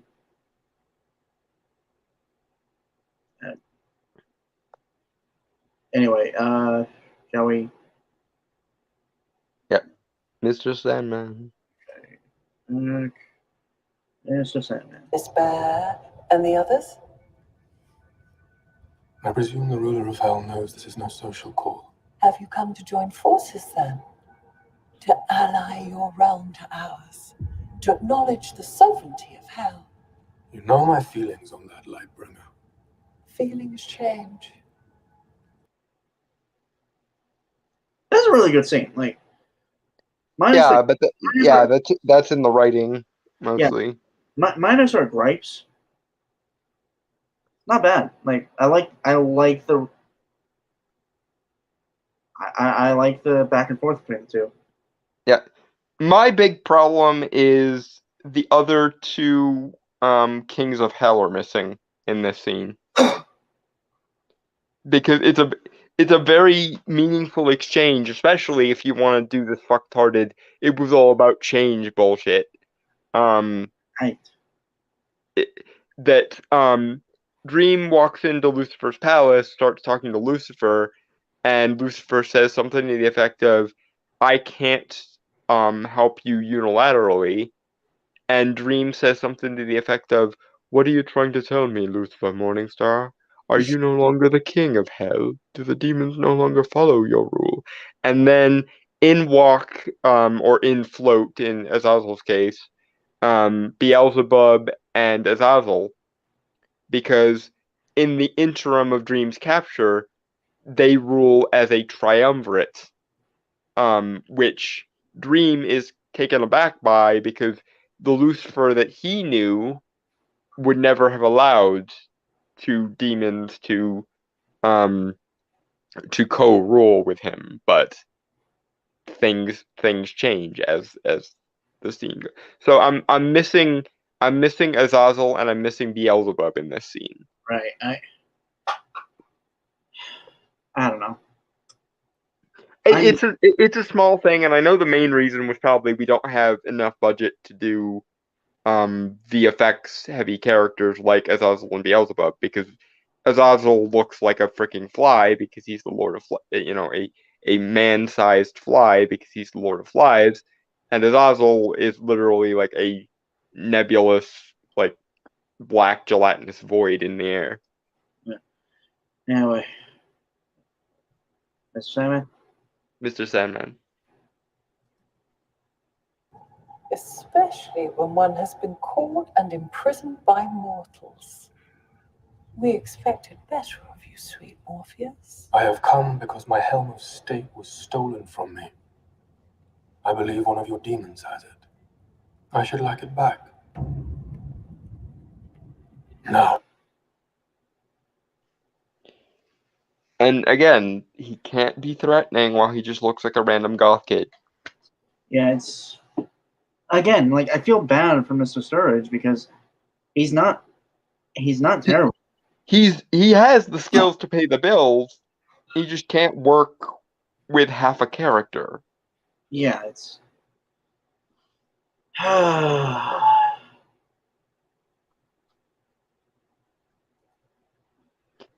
Lucifer doesn't have that problem because Lucifer always looked like an extremely beautiful human, so it's fine. But like, and Gwen Christie, while also being an amazing actress, although I will say the hair is a bit weird.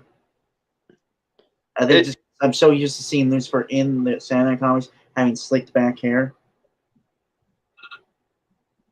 it's the best they could do to make her look like David Bowie. So What, like Ziggy Stardust or something?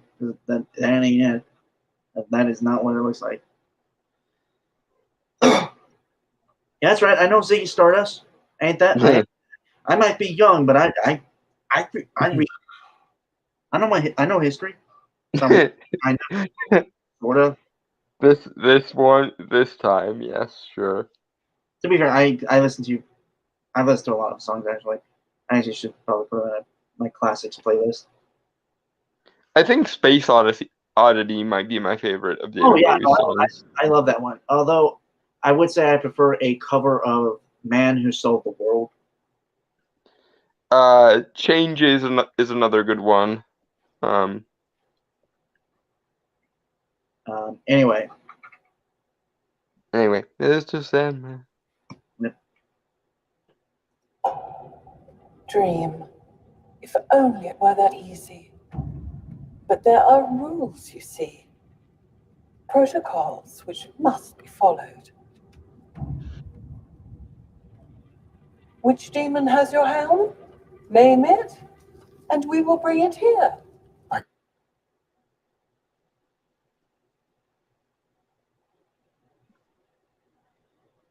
got really nothing to say because really it would just be the same stuff. Yeah, it's just that was a scene mostly of Gwendolyn Christie's Lucifer, and she's acting her heart out, which Although, I appreciate. okay, this is gonna sound stupid, but I don't like the thing Lucifer's wearing. Again, I'm used to the suit, so. I mean, oh, the suit from Tom Ellis's version. Well, no, not even that. It's like I remember Lucifer always wearing a suit in the Dream comics or Sandman comics. I don't remember that. From what I remember, he was always wearing like this really elaborate like coat, and he wasn't even wearing a shirt. His chest was naked, if I remember correctly. I don't know, it's been a while, so I might be misremembering, but I don't know. It's just like yeah, I don't remember Lucifer ever in a suit except in his own series. So I guess my like big issue is it just doesn't seem like as stylish as Lucifer of the Sandman or of the DC Comics would wear. It's just it's kind of big, it's kind of bulky, and I get maybe they were trying to go for that androgynous look. Well, they couldn't afford what they should have probably done, which is make her taller. She's actually like pretty tall to my, if I remember. Yeah, no, she is tall, and that's one of the reasons she got the role. She is extremely tall for a woman, but Lucifer is supposed to be like 7 feet tall or something. Right. I mean, I like the all white. I think it's a good contrast between what you would think the devil would wear and what the devil, because Lucifer is still in I was the most beautiful of the angels mode. Yeah.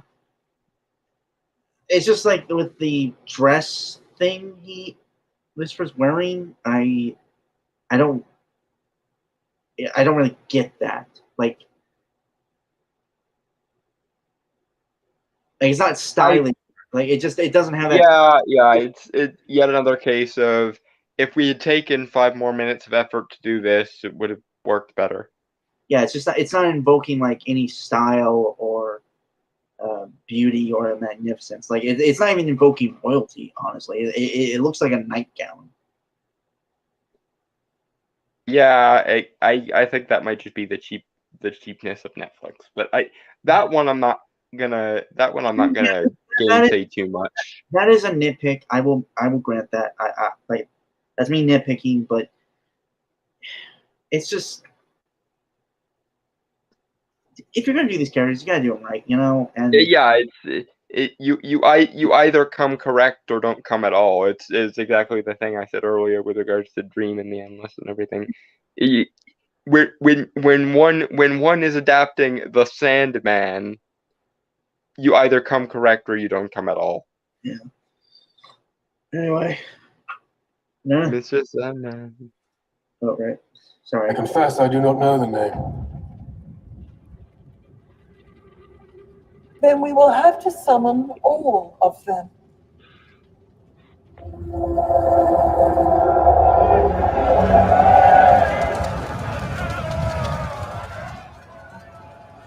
Okay, and see, here is where I have a lot to say, because this is where the budget shows very, very badly.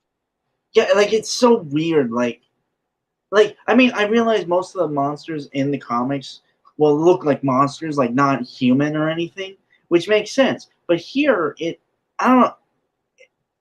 You can barely see anything. Like, I realize that most of it's CGI, and I get that. It's because they didn't have the budget to do a bunch of demons, is why. So they're showing them from a very long distance, so they don't actually have to bother to design them individually. I mean, like, honestly, you don't even have to do that to make a legion. Like, create like a good 20 or so individuals, then 20 distinct ones, and then just duplicate a couple, like or they whatnot. okay.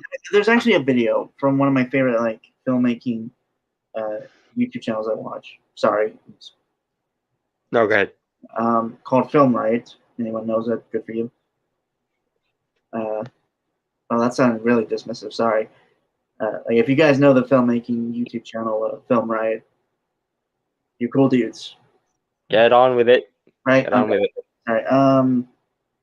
They did a zombie horde video tutorial on that, and basically just it would be so easy. Like again, maybe 10 to 20, possibly even like 25 to 30 unique characters, and then just create like a mass, like just copy and paste them all over with like random idle animations, which I realize would be somewhat,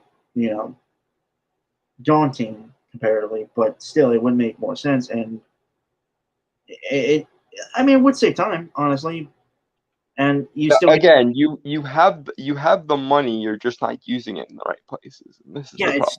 it's so like it's very telling, and again the darkness, and honestly you can tell kind of how bad the CGI is really in certain here's another thing. They missed one of Lucifer's best lines in this scene, because when Dream says, "I do not know the demon's name" in the comics, Lucifer responds with literal poetry. He says, "Then let us summon all of them to tell, and meet them on the vasty plains of hell." And then Lucifer teleports himself, Beelzebub, Azazel, and Dream to a large plain of hell, and then he calls all the demons in, and we see the various faces and so on of the demons. Here, Lucifer just looks down. Lucifer and Dream just look down from the top of Lucifer's palace, and we see them vaguely below. And it's like, number one, you could have just what they should and could have done here is, you remember that scene in The Matrix where Morpheus introduces Neo to the desert of the real, and there's this shot of like the empty white space gets filled in with a field of like corpses because of the hole being plugged into the VATS thing. Yeah. They could have done something like that, and then you could have just done all the demons with CGI, and it would have looked fine. But instead, no, they don't teleport, they don't go anywhere. We don't get a sense of the scale of hell. We don't even get a sense of the scale of demons. They're just at the bottom of the tower, and also, we have to look down on them, and there aren't even enough of them to say. That's the other problem. In the comic, there's even a line from Beelzebub that says something to the effect of, "There are more than 1,000,000 demons after all." And here it looks like maybe a couple thousand, or maybe a couple 100,000, but it's barely enough to fill the shot. I also want to point this out. It does somewhat look like the tower is actually very small, which for a tower in hell, you kind of is like Lucifer's palace, no less. Yeah, the palace of the most beautiful of the angels, the strongest of the archangels, and the sovereign ruler of hell. Was he the strongest? I thought that was Michael. Yeah. Nope, it was Lucifer. That's why the loss is so painful of the loss of Lucifer, because he was the strongest and most beautiful of the angels. Huh. Okay. That's also why he can actually gainsay God sometimes, because he was the strongest of the archangels, and now he's on the opposite team. I don't have anything else to say. Do you? No, this is just one of those cases of the budget is showing, and if you had just given it maybe 10 more million, we wouldn't have this problem. Anyway. Mr. Sandman?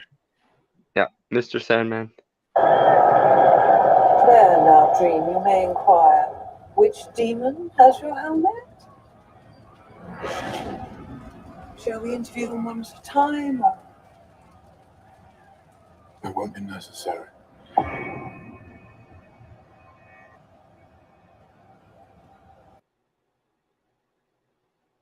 Again, like I'm invested in their acting. It's just it's the little things that kind of take me out of it. The soul just isn't there, and the corners have been cut, and it's annoying. Which is ironic because these characters technically don't have souls, right? Mm-hmm. Well, I mean, they're pre-souls, basically. They are from a time before souls were created originally. Yeah, so they don't have souls, but the show lacks the soul. Yeah, the comic did not. The comic was, and I'm gonna date myself again here, but the comic was divinely inspired by the IRL equivalent of Dream. I will stand by that. Whether Neil Gaiman realized he was being the tool of an ancient being or not is immaterial to me. The comic was divinely inspired. And this is what happens when the author is ungrateful for the inspiration and thinks that it is them, not their benefactors, who create shit. Okay, Dragon Troll raises an interesting point. More than 1 million. I know DC doesn't have an infinite universe. I mean, technically now it does, right? I mean, multiverses are weird, but yeah, or an infinite amount, but still, there should be millions of zeros on that number, shouldn't there? Yeah, no, but it was kind of under the impression that it is a version of hell in the DC multiverse, or is that? No, Lucifer and Michael are multiversial entities. Okay, so hell itself. The demons of hell are the demons of all the multiverse within the country. So hell is a nexus then. Yep. Okay. It's a plane that exists outside of physical reality, so it can infiltrate all of them. Okay. Do these demons not have souls, or are they being purely of soul? Again, they are spirits from a time or a place before souls existed, basically. I kind of assume souls are a thing from mortals, just overall. That's a very interesting question. I don't. Yeah, I think it's complicated. Metaphysically, I don't know. In the context of the DC universe, they're spirits. They don't have souls. Okay. I am not smart enough for that question, so I can't answer it. Metaphysically, I don't know. But in context of DC lore, no, they're spirits. They don't have souls. Actually, technically, Dream isn't even a spirit. He is a living concept. It's like a platonic epicenter. Anyway. Mr. Sandman. Mr. Sandman. Bring us a dream.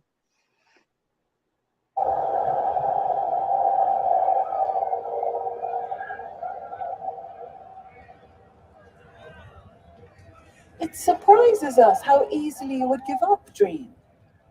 We know how you relied upon your tools. But tools are the subtlest of traps. Okay, I love this. I love it. Gwendolyn Christie is killing it.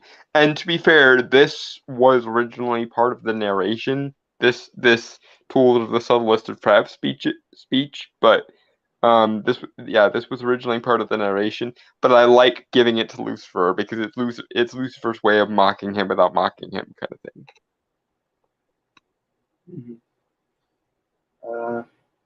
Salmon? Mr. Sandman. We become reliant upon them, and in their absence, we are vulnerable, weak, defenseless. Not entirely.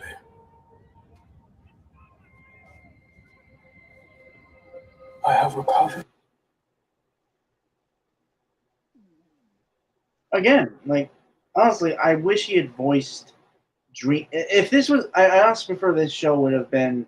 If it had been animated, especially with like a very realistic style of animation, this would have gone down better, I think. Yeah, honestly, I'd say like Castlevania animation. Like, No. I mean like Pixar style, or something like the Lion King, or like the Disney live action remakes. That's how I would do it. Really? Yeah. Yeah. Hold on. Giant Charles said some things while we were. Okay. Is that how it happened? They wanted souls, so if they weren't going to be given any, they would take them.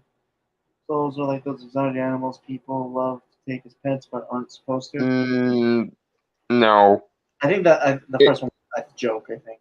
In the original context of the Life of Adam and Eve, which is a book of the Apocrypha that goes into what happened with Lucifer's fall,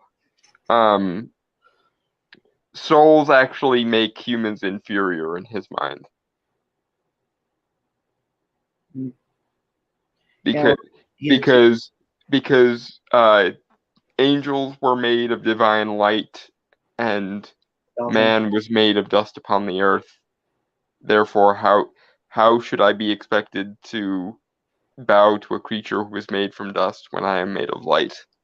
Was basically Lucifer's rationale, according to the Life of Adam and Eve. Yeah, Lucifer can go fuck himself because he is an overly bratty teenager, just mad at dad. Yeah, if Lucifer is how he is defined in the like Jewish and Christian Apocrypha, yeah, Lucifer is a bratty child breaking daddy's toys because daddy wouldn't love him enough.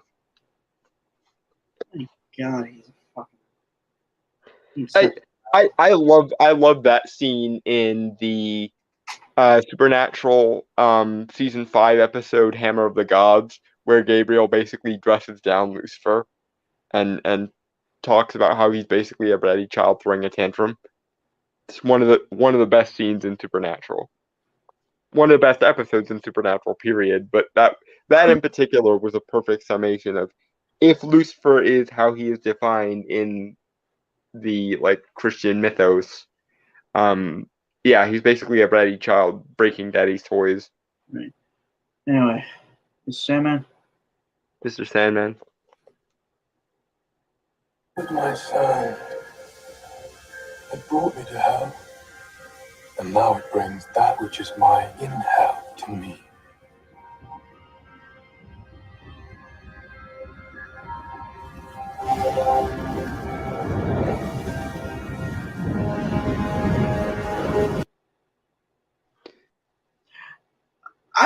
Like what you said was actually really cool, and he delivered it really perfectly, in my opinion.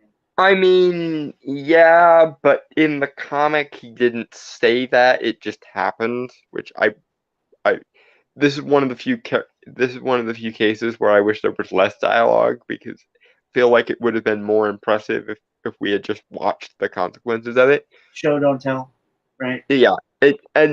What's more, it's completely fair, but to be fair, I just like his voice, so I could listen to him like talk. Yeah, no, it's a good voice. The problem is it's not coming out of the character it should be coming out of, and so it's hard. It's hard for me not to go, why is this bratty goth kid impersonating Dream here? It's like a bad cosplay. Is what it ultimately amounts to. But also, and we'll see what I mean in a minute here. But this is another case of they cut corners when they shouldn't have, because in the comics, and I'm gonna be saying the phrase "in the comics" a lot, but the comics were good, goddammit. So I'm going to be citing them often. In the comics, Hold on. Also, keep in mind, I'm actually judging the show by its own merit. I however am judging it on the. It's not good either way. I'm just stating Yeah. that I'm kind of being the more objective one here, I guess. Well, yeah. There's two ways in which I'm judging this. Way one is fairly straightforward as an adaptation of the comic, which was awesome, and I still maintain divinely inspired. Way two, because I do believe it was divinely inspired, whether Neil Gaiman realizes he was the tool of the Dream King or not, is this a worthy portrayal of the Lord of Dreams? And in both cases, I am pissed. I'm pissed off at, I'm having just general nerd rage because this is a bad adaptation of the comic, but I'm having occultist lore rage because I consider myself to be a servant of the Lord of Dreams, and you are being a very bad adaptation, a very bad portrayal of my king. So that's pissing me off. So do not make an adaptation and not be judged an adaptation. Okay, fair, but I've always been willing to give a chance because sometimes an adaptation is better than the source material. Not in this case, obviously. But It can happen, and it can happen that adaptations can cut corners that actually make sense to cut, or actually like change things that make the story better. This is not one of those cases. I want to bring up an example. I don't like the show, simply on a philosophical point, and more or less just I don't really like the source material either. It's because it's a hate letter to superheroes. The Boys. Yeah. I don't like that. No, I don't like that property just on the basis of it is nihilism pretending to be wisdom. And or realism. But yeah. But I will respect the show because it improved on what the comics did. Yeah. And made its own thing work. Yeah. But as I was saying though, with regards to this, go ahead. Sorry. No, it's just but I can be. But yeah, like I said, I'm not. I know this is gonna suck from like a comics fan point of view because again, I am still reading the Sandman comics and everything I've read that I'm seeing here, based on the knowledge that it is adapting Prelude to Nocturne and Dollhouse or Doll's House. Dollhouse or Doll's House? Doll's House. Yeah, thank you. I feel it necessary to judge it by its own merit instead of the comics because I know I'm just going to be disappointed if I keep judging it by its comics. I mean, I'm still disappointed either way because it's not good. I mean, let's be perfectly frank, guys. That you would have to get up pretty freaking early in the morning and get some very, very high talent in here to even be equal to the comic. The comic is one of the greatest comics ever written. I feel like you would have a nerdgasm with this if I had suggested it. But Del Toro? Yeah, like the only person I think could really properly adapt the source material. And this is one of those moments where I'm like, you had the option to do the right thing and you chose not to, again, because we know that Guillermo del Toro works very closely with Netflix and has a very good relationship with Netflix. Why, in the name of Oniros, did they not get Del Toro into? And I'm not besmirching Alan Heinberg. I'm sure he's doing his best, and I'm sure David Goyer is doing his best. And I want to believe that Neil Gaiman is doing what is currently his best, even though his best now is not nearly as good as his best was. But the thing is, if this was an adaptation where I couldn't think of several obvious ways to fix it, I could buy that. I could buy everyone was doing their best. But if I, a two-bit schlub on the internet, can think of, like 10 easy ways to fix the show, then someone who is paid to do that, like David Goyer, Alan Heinberg, or freaking Neil Gaiman, the original mind who filtered the Sandman for us, and I will use the word filtered because, again, my money and my soul basically are on it was divinely inspired, whether Neil Gaiman realizes it or not territory. But that's neither here nor there. Sorry. But anyway, I was getting into why this particular segment of this scene doesn't work. In the comics, Dream pours out sand into his hand and then blows it over the assembled demons, and we see it work its way through the assembled demons, and then it hits on Corazon and roots him to the spot, and all the other demons run out of the way, and Lucifer, Azazel, and Beelzebub have to watch in anger and horror as Corazon is rooted to the spot, and Dream simply points at Corazon and says, "That one, the one that was immobilized by his sand, is the one who holds the helm." And then he and Corazon fight. Corazon very, very stupidly decides to fight the Lord of Dreams' inspiration, creativity, and ideas in a fight that requires him to be creative. Why he does this, I don't know, other than they just don't teach logic in hell. But, I guess. But, which is even funnier when you consider that several of the demons in the Ars Goetia are said to specifically teach logic, but I guess Corazon was absent that day in hell, in hell school. Sorry, I just. Yeah, we have to boogie. But Dragon Turtle said some things. Right. Yeah. So then we're careful on the words. Not taking it independent of it, you can still improve on the source material potentially, or simply make necessary adjustments for medium. Okay. Yeah. Agreed. Yeah, I agree with that. Yep. I couldn't conceive.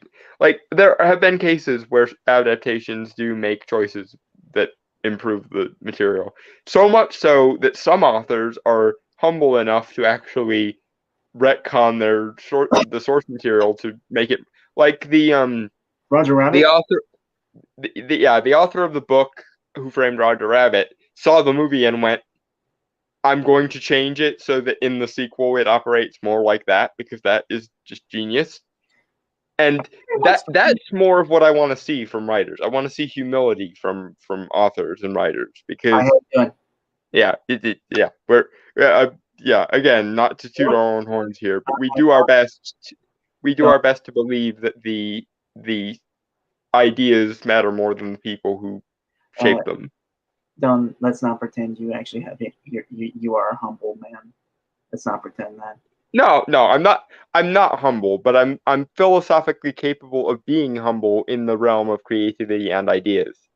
I do my damnedest not to interfere with ideas when possible. Fair enough. Maybe he thought holding the helm would give him an edge.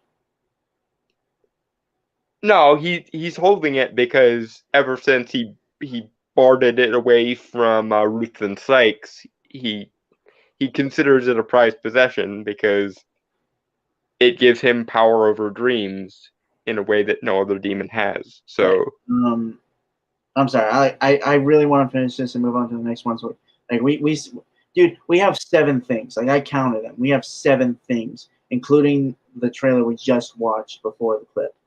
Yeah, there's another clip here, and then there's a. I honestly think the 2 things should go into the miscellaneous stream in like 2 weeks. The Dragon Prince stuff. Yeah. Dragon Prince and John Wick should maybe we should just do a third stream for like miscellaneous stuff. Yeah. So anyway. Yeah.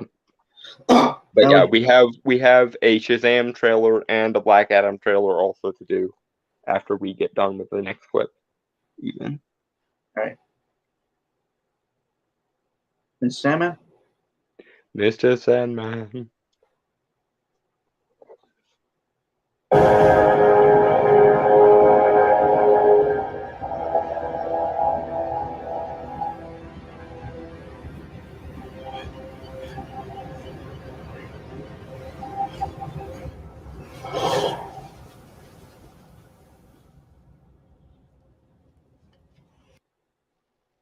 Okay, so the binding him in sand stuff is cool, but I'm fine with it here. I think the problem is that we just don't see the large mass. Yeah, it also creates yet another scope creep with how much the sand can do, because in the comics it literally had to move to him to bind him, and now it can just teleport him there for some reason. Honestly, what I would have preferred to do, as you were describing the scene, what I thought immediately would have happened is that he does pour the sand onto the ground or in his hand, right?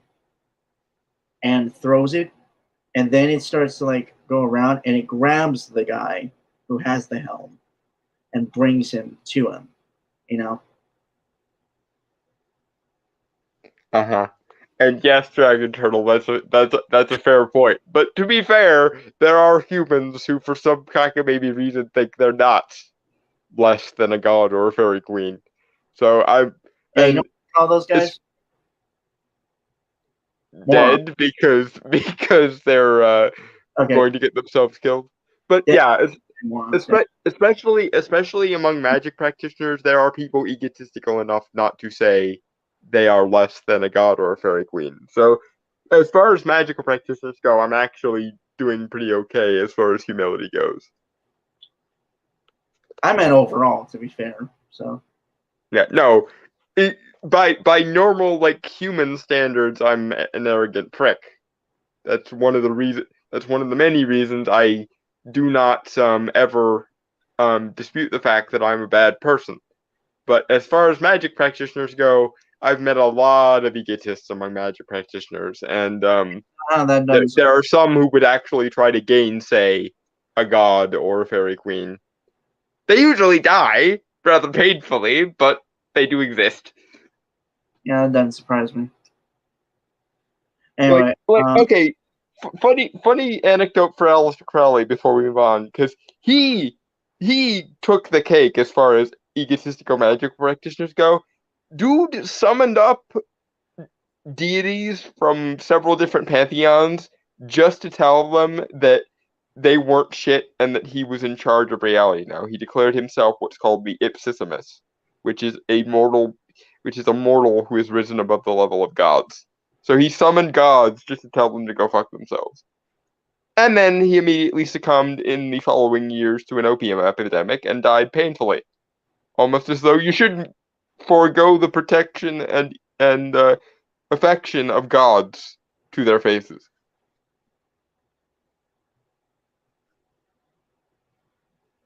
Right. Yeah, that's what I always tell him, Dragon Turtle. I mean, yeah, he's an asshole, but I actually think he's a pretty good guy.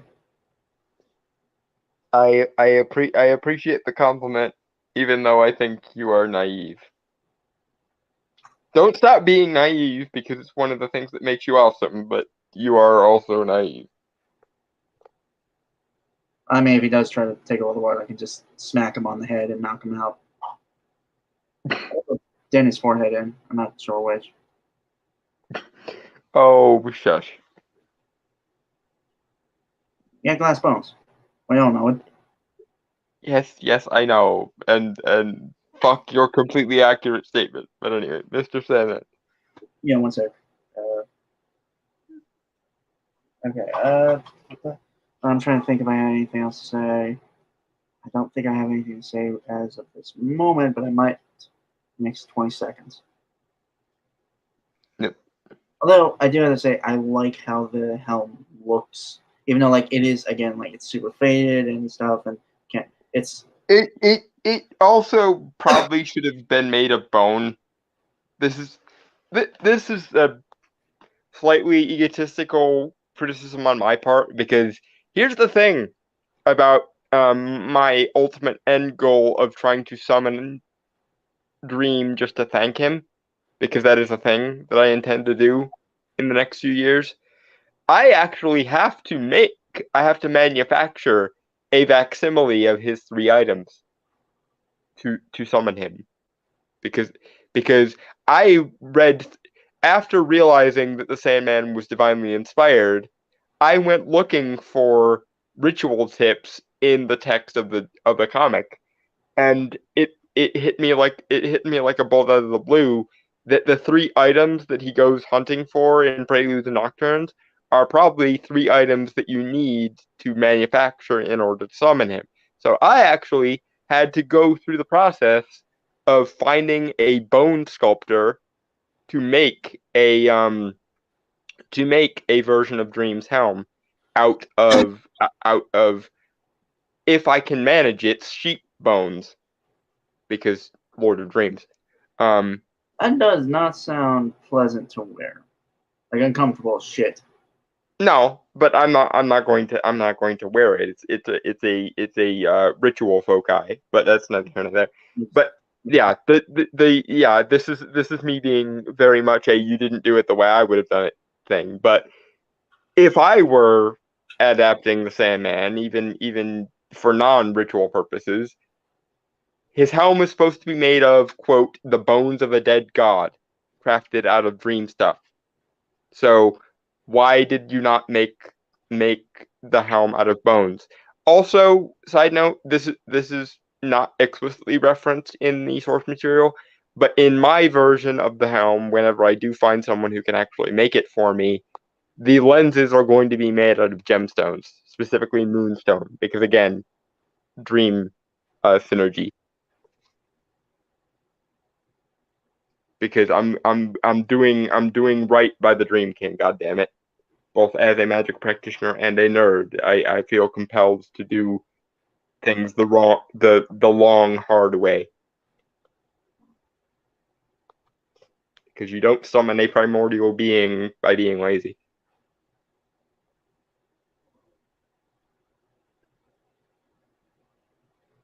Right. Okay. Oh, Drancho says, careful, the satanic panic people might hear this media to summoning pipeline. You misspelled here. It's HEAR. Yeah. Yeah, but anyway, I've already been called satanic by a pastor once. I don't need to. I have long since stopped giving a fuck. Anyway, Mr. Salmon? Mr. Sandman. Tell me your name, demon. Do I have to tell you? That is Corazon, a Duke of Hell. Corazon. The helm is mine. Okay, again, I feel bad for Mr. Sturgis because he's putting a lot of effort into this, and he's trying so hard, and it keeps coming up bust because they just didn't bother putting him in the appropriate makeup. Yeah, it's because I feel like this would have that intimidation, or not intimidation, but if he looked like Dream of the Endless. Yeah, if you had a being crafted from the fabric of the universe itself. Yeah. Skin like the moon, eyes also, like the sky. I did want to bring up the Corazon the Demon, because to my knowledge, he looked like a regular red devil, right? Ish. He was red, and you're right, he was red in the comics, but he did have kind of a like distended face. Almost a little bit like if you've ever seen Beetlejuice, the scene where the main couple in Beetlejuice are like warping their faces to look scary. That's sort of what Corazon looks like. But yes, he was red and he was bright red in the comics. Funny story though, Neil Gaiman didn't make up Corazon. The demon Corazon has been referenced twice in the annals of like magical practitioners. Once by Dr. John Dee, who was Queen Elizabeth's court magician, and yes, that's probably where they got the name John Dee for Dr. Destiny from. And once from Aleister Crowley, who, as we've established, is not good at etiquette when it comes to summoning things. But yes, Corazon actually exists. The question I have is, did Dream include Corazon in Gaiman's story as a favor to Corazon because he owed him one, or is he literally supposed to be specifying that Corazon is the enemy of Dream? Because I ask this from like a practical standpoint because being as I'm supposed to one day be a servant of Dream, I need to know, am I supposed to summon Corazon because he's a buddy of Dream's, or am I not ever supposed to summon Corazon because he and Dream are long-standing enemies? This is a meaningful question. Not germane to anything we've done so far today, but it is a meaningful question later that I'll have to ask him when I do finally get around to summoning him in like 5 years' time.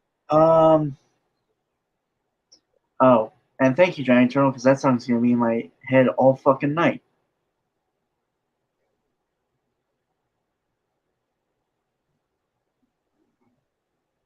I mean, it's not a bad song. I actually would like to sleep tonight, but that song's gonna be playing repeat in my head. And God damn it! Yep, that's gonna be living rent free in my head. Fuck you. Says you're welcome. These are the people I choose to be friends with. Right. Okay. So this is gonna be the last Sandman thing we react to, which is the Death trailer, and we covered about the topic of Death because a lot of people got up in arms about it, about the actress, and I'll get more into it as we go on. And I do have a few things. Ironically, as much as I said, like I'll get into it, but yeah, this does a direct adaptation of, not direct, but an adaptation of the story of Sound of Her Wings. Sound of Her Wings. Thank you. I knew it had wings in there, but I was gonna say the breath of wings, or no, yeah, it's the Sound of Her Wings. Yeah.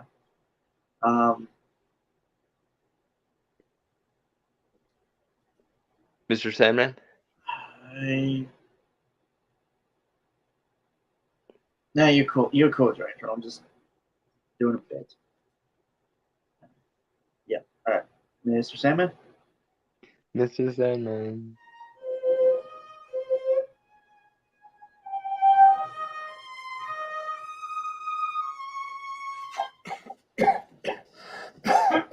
No.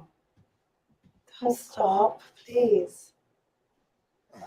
Sorry for the noise. It's not noise, it's Schubert. Okay, so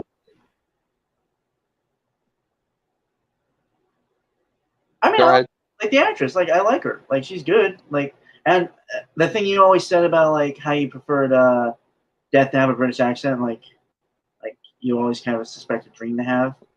Yeah, like the endless in my head always had accents. Yeah, and it works. And I also like she actually looks pretty accurate, honestly, to Death in terms of like the costuming. Yeah, it's just similar to the problem with even like the hair. Yeah, it's just similar to the problem with Dream of the Endless aren't supposed to look freaking human. They're supposed to look like the fabric of the universe trying to impersonate a human, basically. Well, or a mortal. Let's be more. Yeah. Or a human rather. A mortal, not human, mortal. Mhm. because John Jones, alien species have the similar would have the concepts as well, and Yeah, although when they show up on places like Mars, they take on the aspects of the gods of that yeah, race. that's what I'm saying. And I think you had it, if I remember correctly, when we first talked about the casting list. We talked about like the idea that she took on uh, the form of an African death goddess, I believe. Yeah, that she just decided that she liked her African aspect, so she stuck with it. Yeah, I mean, I feel Which like is fine. I feel like that is flimsy, but yeah, I do agree. Like it is like that kind of disconnect. Like again, I don't think they're bad. I don't think there's a bad actor in this show. No. Everyone is trying, and I appreciate them for trying, but there's only so much that the acting alone can be expected to do to work for. It's honestly really more down to the production, or maybe even the producers. Yeah, it's just, why didn't anyone think to get creature makeup effects artist? Like I would put money. I would put money that if you asked Glenn Hattrick, the famous makeup effects artist who was one of the judges on Face Off, he would probably be on cloud nine to do the makeup effects work for the Sandman. Because as I recall from looking him up on Twitter once, he actually is a magical practitioner, and he does actually have a really soft spot for the Sandman, as a lot of people within like the punk subculture and the occult subculture do generally. He was the punk goth looking dude, right? Yeah. The Dude, one with all the tattoos and the piercings and the rings and so on. That show was awesome. It sucks that it got canceled. Yeah, I love Face Off was one of the best things that the Sci-Fi Channel ever did. It was one of those things that really got me into like the more behind the scenes stuff of filmmaking. Yep. So I'll dip into my personal life. I mean, my first forays into the behind the scenes material for movies was my VHS for The Wizard of Oz and my VHS for Sleeping Beauty. It was at that time where VHSs threw on what would have been the special features for the DVD sometimes, because it was in that gray area where there was the transition between VHS and DVD. And both my copy of The Wizard of Oz and my copy of Beauty and the Beast had documentaries on them about the making of, and that was how I got into behind the scenes stuff. On a tangent here, shit. But I do like that Just go with it. Yeah, I do like that they kept the necklace. The Ankh. Yeah, the Ankh is one of my favorite aspects of Gaiman's death, because the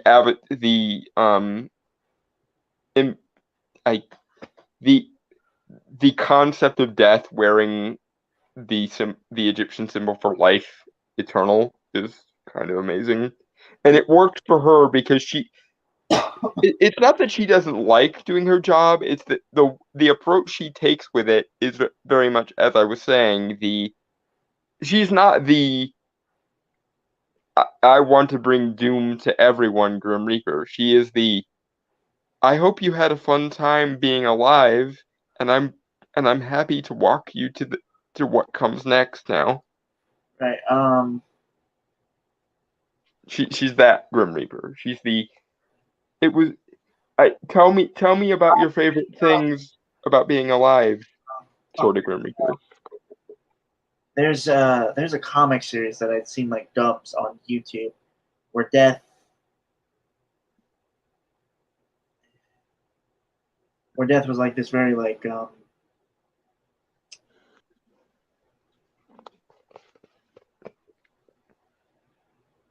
this very compassionate thing that honestly tried to make the transition from life to the afterworld as seamless as possible. Yeah, I can't fucking remember the name of it, and I feel bad because it's actually really good. I mean, it was more of it's like one of those PSA comics, but it's done really well. And also, life is an entity that shares time with Death as well. It's really interesting. Like I believe there's one comic where they actually switch roles for a time, and apparently Death, when he had the powers of life, created the platypus. I could see Sandman Death doing that, playing around with life creation. Oh, platypus. Yeah. That seems very in line with what Death would do as well. I do think, since we can't see the makeup, like if I don't think they do it, which is kind of sad, is the Egyptian eye. I don't know if it's Oh yeah, her eye makeup, which is also Egyptian inspired. It's supposed to resemble the Eye of Ra and the Eye of Horus. yeah. I mean, you could actually probably put it on her, and it would work. But it looks like they. I can't see at this point. I can't look closely enough to see. I'm looking at it myself, and I don't think they did put the makeup on her eyes either. Aw. Which, like, that doesn't really seem like something. Like, If you're not even gonna do the creature makeup, you can at least do her actual like makeup. Well, that's yeah, it's a bit sad. cut corners. God damn it. In the wrong ways. Yeah. But yeah, it does look like she's embodying the character of Death actually pretty well. Like even in the physical performance, like you know. Again, I do it. The skin, honestly, for Death, I'm not too picky about, honestly, because Again, I couldn't begin to care less about the race of the actress playing her. If she's the best for the role, then she's the best for the role. I couldn't begin to care less. My issue is race or no race. the skin should be like very like almost ethereal, like She should be made up, as should the rest of the Endless be made up, to not be human, but to be a sapient concept trying to mimic what it's like to be a human. which I think honestly out of all of them, she kind of does it the best. Yeah, no, she looks the most human because she spends the most time with humanity, so she's better at mimicking it. And also, she cares the most about humanity because she spends the most time with them. Right. Sorry, Dragon Troll said something. Didn't you guys say they had their opposites too? So Death can already make life and destruction. Yes. In the Sandman, yes, she can. Brainstormer was talking about a completely different comic. Yeah, I was talking about like another comic that had a similar version of Death. Granted, I believe it was male. Hello, fellow mortals. The endless. I mean, Death probably would say something along those lines. Dream wouldn't care. He is the member of the family who is the most in love with his old school, like old world courtliness. Right. Like he loves being the Dream King, and therefore he milks the courtly aesthetic for all it's worth. Desire doesn't care enough about humanity to try that because, again, Desire sees humanity mostly as, or actually, to be fair, Desire sees all life as puppets, not just humanity. Loving Reaper. That's what it was called. That's the comic. There we go.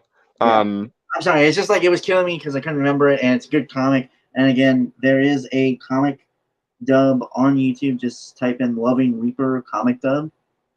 Destruction literally does do that to some degree because he literally does just hide out as a mortal, and paints things all day, and he has a little dog. It's very cute. Right. Destruction just straight up retired. He's like, I'm sick of destroying everything. I'm going to go and I'm going to paint things and I'm going to get a little dog and everyone can just leave me alone. Okay, so all right, let's continue because it's 3 minutes and only at 20 seconds. Yep. Mr. Sandman, Send me a dream. make him the God. cutest I that can't. I've ever seen. He never finished it. All we have is a fragment. Oh, forgive me, I am Harry. Okay, see, here's the thing. Here's a thing with the whole Schubert thing. In the comics, it was a song called Pater Romani, and I think the reason why they didn't go with Pater Romani this time was because in the comics, Harry was a Jew pretending to be a gypsy for a large portion of his life, and that's where he heard the song Pater Romani. And I'm assuming they just didn't want to offend both the Jews and the Romani. But now that you've changed Pater Romani to Schubert's last work here, there should have been a line added here where she looks confused by the fact that Chopin never finished it, because she is deaf, she would have heard the whole version. That actually, Mortals wouldn't have the whole thing, but she would have been able to ask him to finish it, or he would have continued playing before he realized he was dead, and she would have been able to hear the whole thing. So if she had said something to the effect of, "Oh, I had heard the whole thing," just not even realizing what she was saying, or not even realizing she was kind of telling on herself, that would have been a good line. So missed opportunities. yeah. I think that also would have had some really interesting depth, obviously, to both the world and the character of Death. And it also would fit entirely within Death's character, because she loves the mortal capacity to create things. She finds the things mortals do with their lives to be fascinating.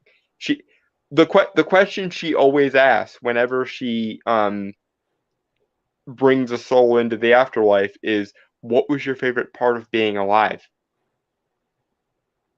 That's like her go-to question. What was your favorite part of being alive? Right. Okay.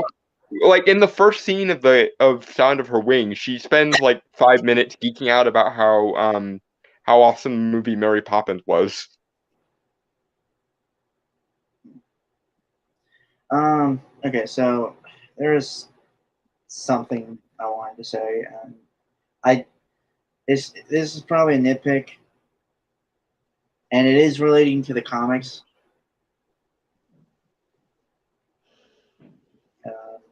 So I'm kind of going against me trying to be as objective as possible here in terms of its own thing. Mm-hmm. But the apartment in which he's in,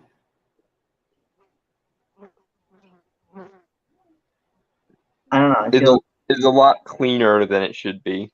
Yeah, it's fine and it has a uniqueness to it, but I think I think they're just changing Harry's character entirely, and now he's like a ex-professor or ex-violinist, maybe, like a retired violinist.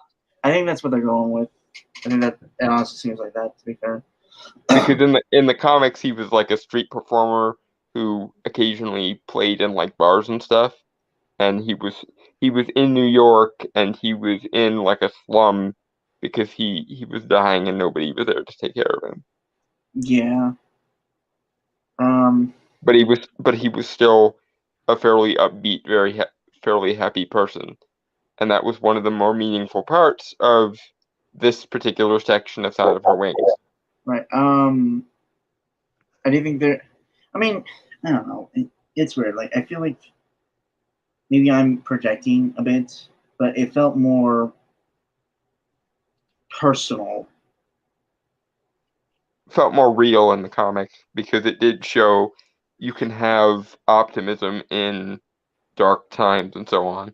Yeah. Which is very much kind of the point that Death is trying to make to Dream, because Dream is moping at this point in the story. He's moping because he got all of his Tool's back, and he feels like it should feel more meaningful, but in fact, now that he doesn't have his revenge plan anymore, he just feels sort of empty. And Death slaps him upside the head, basically, and says, "You're as bad as Desire or worse." And then Dream gets all offended. And then Death says, "Well, I've got work to do. Are you coming along?" And then through the course of the issue, in seeing Death do her job, Dream kind of remembers how good it feels to do his own job and how meaningful it is. Right. So, I mean, it's a small.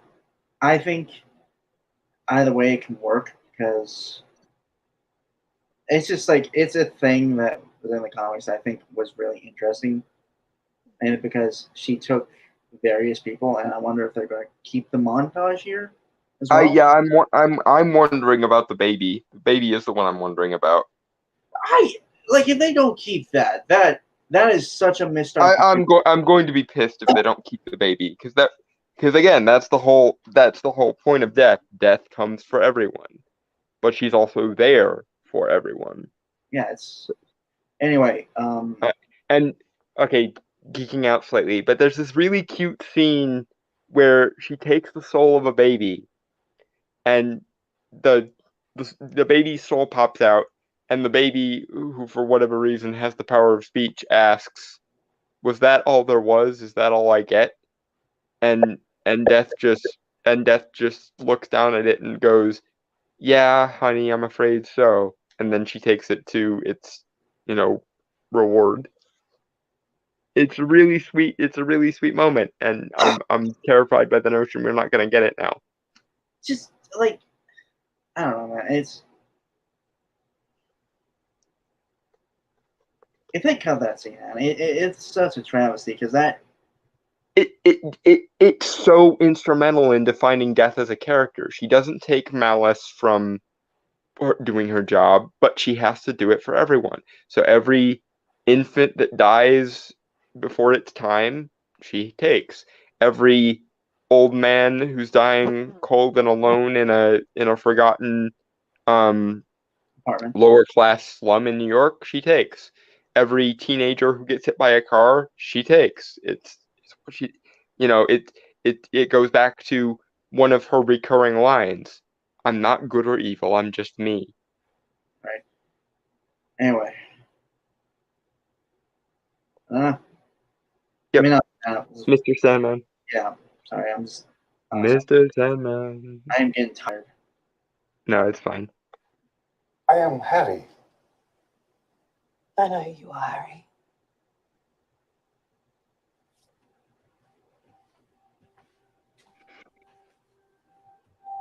Do you know who I am?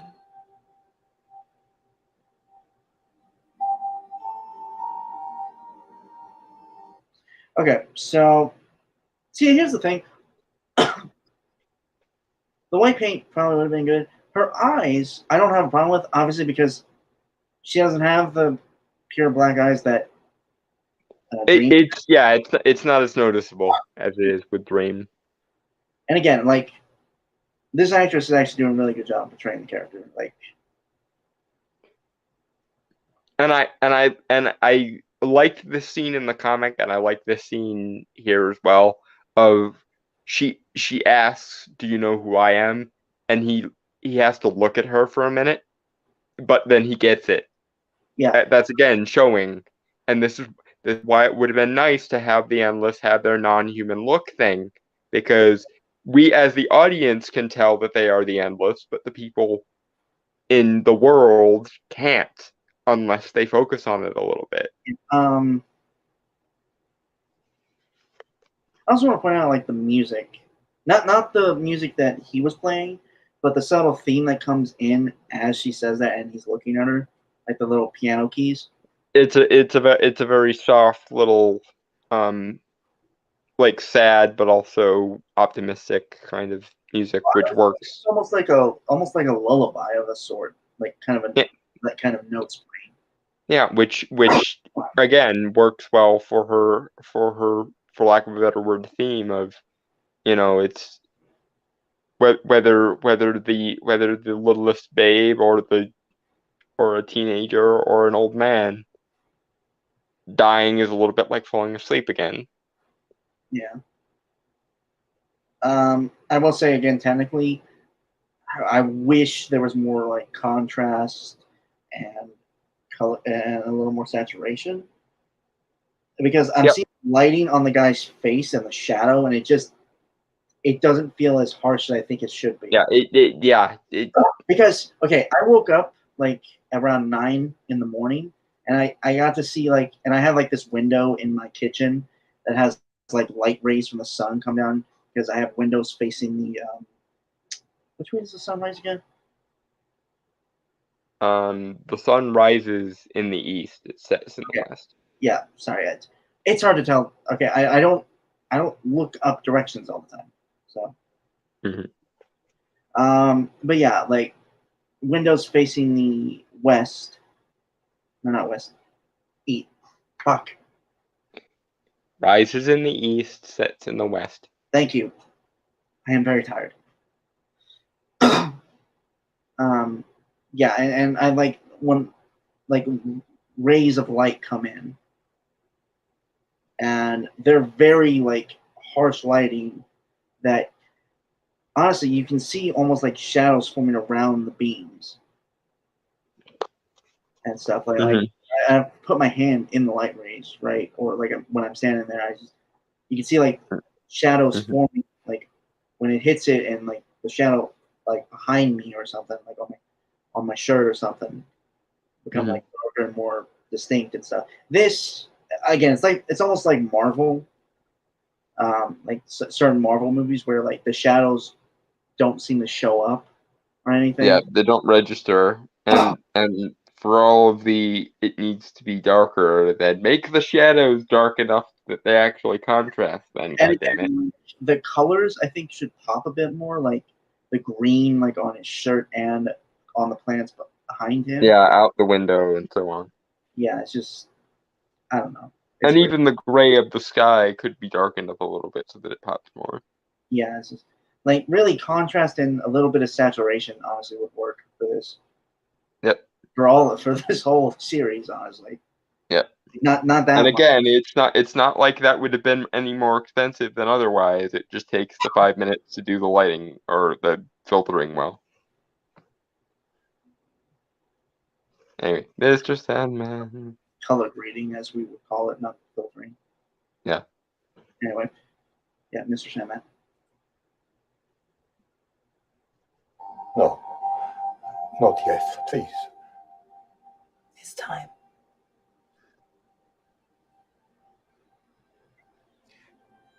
Can I just... There's something I have to say, if that's all right. Of course.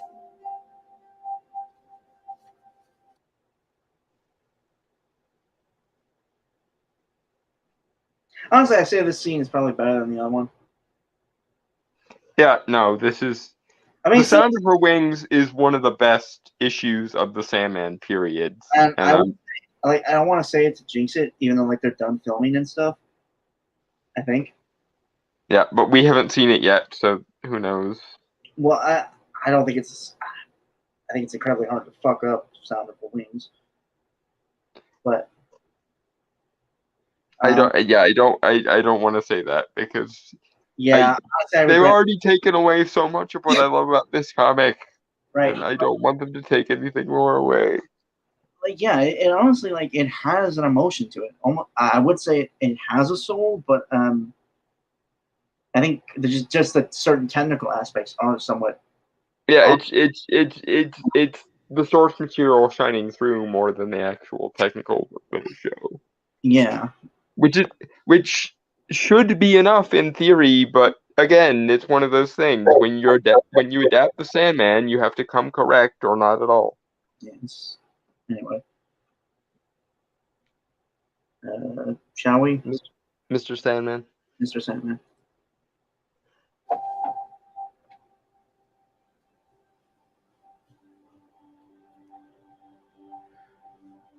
Shema Yisrael, Adonai Eloheinu, Adonai Echad. Hear, O Israel, the Lord is our God, the Lord is one. Okay, so he's still Jewish then. Yeah, All right.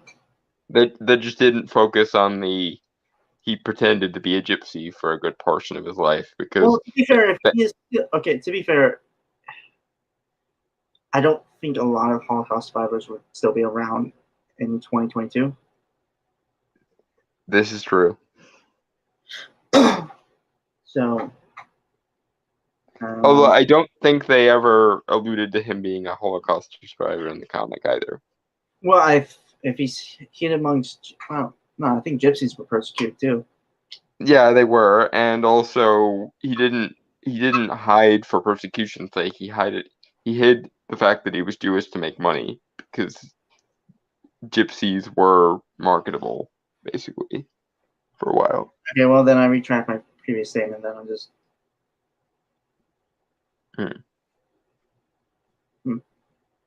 But yeah, they didn't want to even use the word gypsy because that's forbidden now, and Right. they didn't want to offend the Romani or the Jews, presumably. I mean, So the they changed them. I honestly suspect the Romani are more offended that they turned one of their greatest folk heroes, that being Vlad Dracula Tepesh, into a horrific monster of pop culture.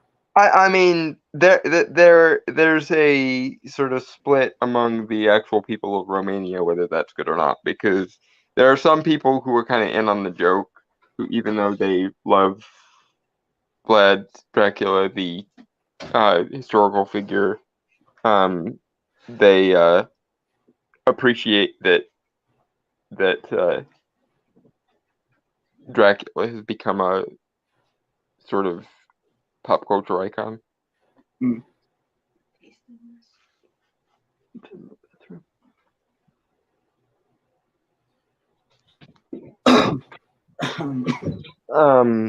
But yeah, this if we'd seen this scene first, then the Lucifer one, I think that would have been the bad idea.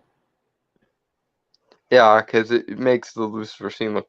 But again, Sound of Her Wings is awesome, and Death as a character is awesome. So I'm glad they put in the effort here to some Yeah, degree. It's just I love Dream the same way a lot of people love Death.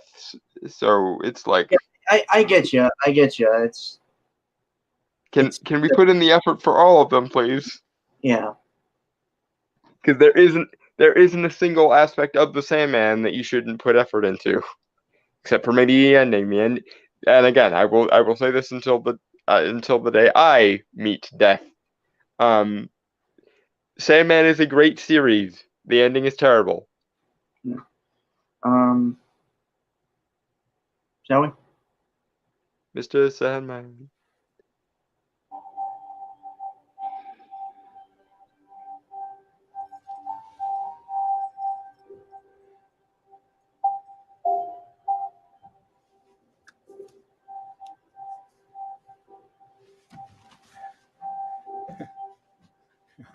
I'm glad I said the Shema. I don't have anything to say. Like, honestly, it's just I think this scene, honestly. Again, it's the source material shining through. I just wish it was getting more of an assist from the actual adaptation that it did. It's weird. Like this clip feels like it's from an entirely different show than the Lucifer one. And to his credit, Neil Gaiman did say each episode is toned differently. Oh, of course it is. So like this could be why. Which does give me some hope though, because maybe in season 2, which will be adapting presumably Dream Country and Season of Mist, maybe they will get Guillermo del Toro in as a guest director to do either Men of Good Fortune, which is the Hobgoblin issue, or Midsummer Night's Dream, which is the Shakespeare-centric one, or ideally both, or hell, just have Guillermo del Toro guest direct through the entirety of season 2, please. That would be nice. Anyway, Mr. Salmon? Mr. Sandman. My old man always said it would guarantee you a place in heaven if you believe in heaven.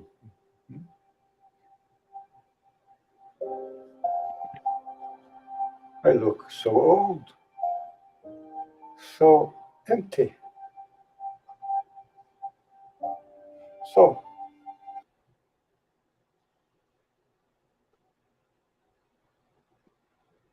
Hang on. Yeah, no comment. Mr. Sandman. Hang on a sec. On the back. so, I'm dead. Now what? That's when you find out, Harry.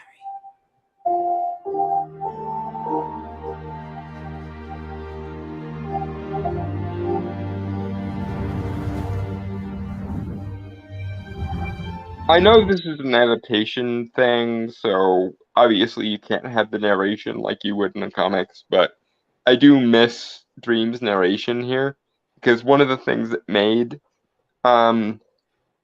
the comic so meaningful was Dream's narration as Death is going about her business. And in particular in this scene, something to the effect of, she pulls him close, and in the darkness I hear the beating of mighty wings. I mean, they could do it. I'm sure some people would say it's corny. But, I mean, to be fair, it worked in the Batman, so. Yeah, and he's the Lord of frickin' Dreams, Of course he and must. he's in the middle of telling you his story, so of course he's gonna narrate. Yeah. Dragon Turtle. In other words, Dracula has transcended Vlad the Impaler, misspelled impale, to become his own thing. I mean, kind of, yes. Although, to the credit of most people who have attempted to adapt Dracula, most people have focused on the connection there between the historical character and the vampire. In most adaptations of Dracula, he was Vlad the Impaler before he became a vampire, and now he's just the same but immortal because Dracula.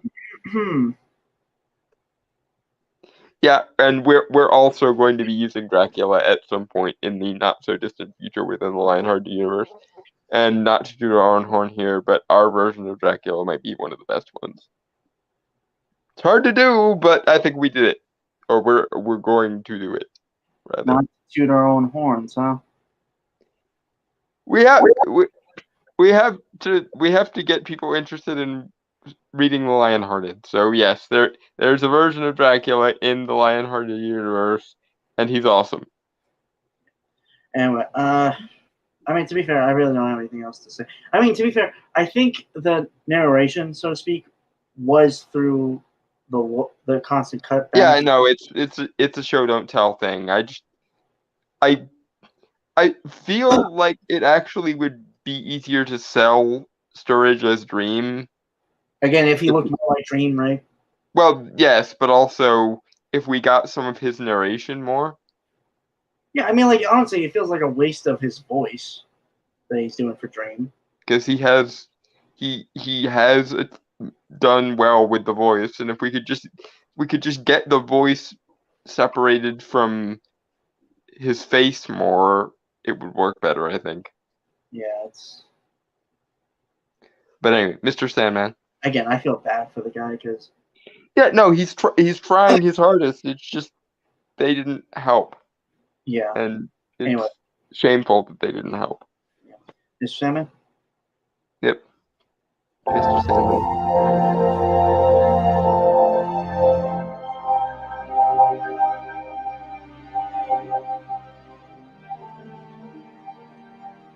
You ready? I also wish we heard her wings more, because the comic makes specific reference to how thunderous the sound of her wings are. And I Yeah. mean, the book is literally called The Sound of Her Wings for a reason. That is incredibly true. To the point that after she leaves him and goes about the rest of her business, the rest of her day, he gives grain to some pigeons specifically so they'll fly up, and he replicates the sound of her wings with pigeons. It's very cute. So apparently, what was his name again? Harry? Yeah, Harry. Apparently, this version of him was part of a quartet of violinists. Yeah, again, I'm thinking they made him a professional violinist instead of a street performer turned occasional bar performer.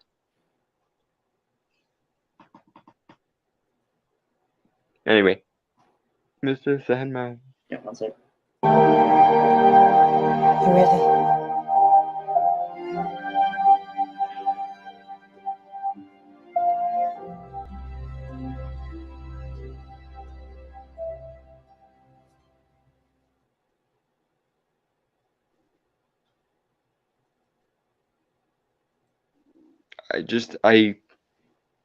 I want this to be good, but it doesn't. It's not there. Maybe in another 30 years, eh? Maybe when I'm 57, we'll get a decent Sandman adaptation. Of course, by that time, VFX should be so cheap that if they cut corners at all, I'll be annoyed. Because VFX will have evolved by that point and will also be cheaper by that point. Again, if the shadows remain unaltered by the future, and we don't nuke ourselves back to the Stone Age or some shit.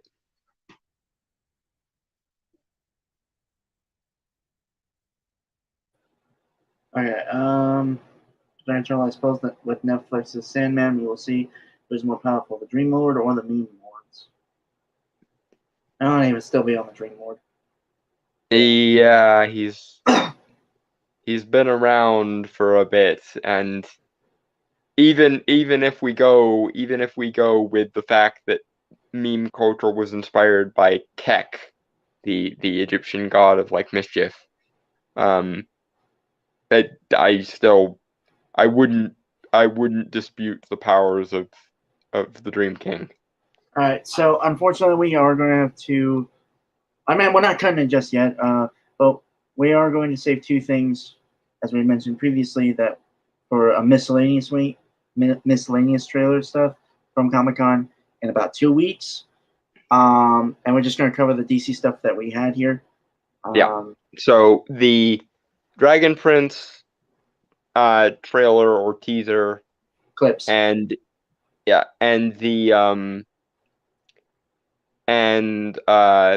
the John Wick trailer will be covered in 3 weeks, or 2 weeks. Okay, so now we're moving on to Shazam! Fury of the Gods official trailer 1. Yeah, which again, I suspect that DC is going to be the leader of the comic book genre in movies for the next decade or so, judging by how Marvel seems to be slowly losing their touch, and DC seems to be slowly rising to their touch.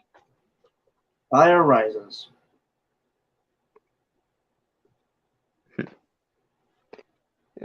It was right there. I had to. Yeah. Shazam. Well, actually, no. I guess just I feel like we should mention our opinions on the first Shazam. I think we actually reviewed on here actually. I vaguely remember that. Yeah. Yeah. I think both of us just really enjoyed it because it was fun. DC was learning slowly but surely, but they're learning. Yeah. And they seem to have made this one a lot more epic, which is a good sign. Yeah. If I had to be, I don't like doing this, but if I had to compare the Shazam movie to anything, which obviously it took inspiration from Big, which I believe was stated by the director. Yeah, it's the superhero equivalent of Big. Yeah, I've actually never finished that movie. Uh-huh. I mean, I watched it like once on TV, but never got to finish it. I had other things to do. Uh-huh. At least I've watched most of it. Uh-huh. But I'd also compare it somewhat to Sam Raimi's Spider-Man, mainly in the sense that it is a fun movie that has a very deep core of heart to it. I wouldn't have made the Spider-Man connection. That's why I don't- did. Yeah, I don't know what I would connect it to, honestly, other than, again, being the superhero version of Big. Well, what I mean by Sam Raimi's Spider-Man movie. No, As you explained it fine. That wouldn't have been my point of reference, I don't think. Right. But yeah, like it's campy, which I think works in its favor, and the character of Shazam himself, or Captain Marvel, who was as he was originally Yeah, known. the proper original Captain Marvel. DC's Captain Marvel. Yeah.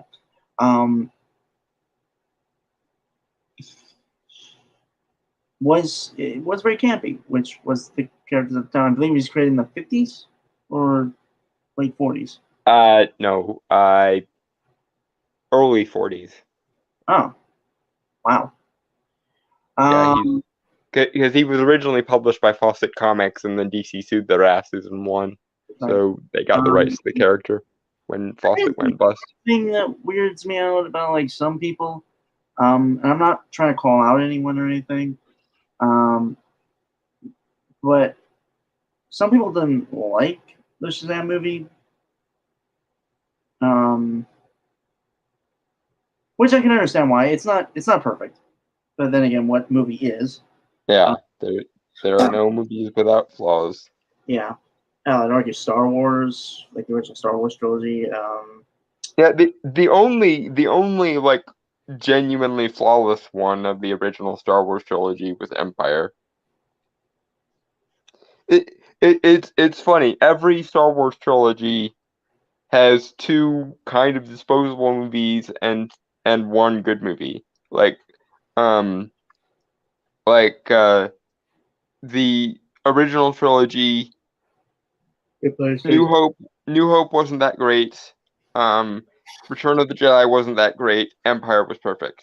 Yeah, The prequels, Phantom Menace was terrible, and Attack of the Clones was meh, but Revenge of the Sith was actually pretty good. In the Disney trilogy, basically everything was bad except for Rogue One. Rogue One was actually really good. right. Right, but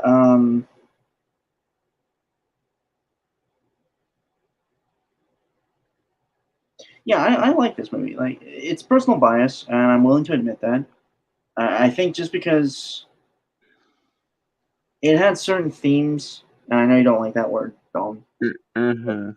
Certain themes and concepts that resonated with me because I had gone through similar experiences that Billy actually had. I wasn't given powers by a wizard to become a superhero. Yet, I'm working on it. Yet, You're not a wizard, though. shut your mouth. What? You're an occultist. That's different. No, it really isn't. Occultist is just the fancy academic word for people Okay. who, for some reason, You like don't have. You do not have a long white beard or the wizard robes. I do have a cloak somewhere. I Okay. think it's Are those robes? Are those robes? not yet, Okay. but Not a wizard then. Hell, you don't even have cloak. a hat. You have a top hat. That's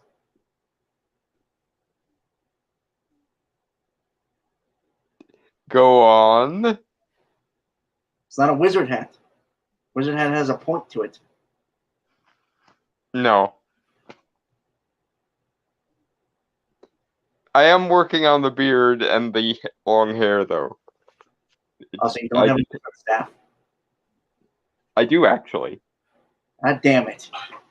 I do actually have staff.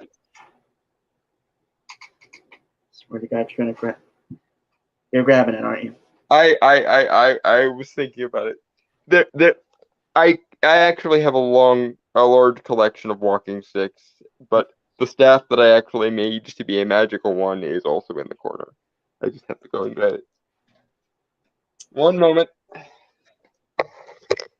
Fucking sasses my wizard credentials and then is surprised when I go and get the thing. Oh, do you have a broom? Asked Chrono. As in, like, a specifically for magic use one? No.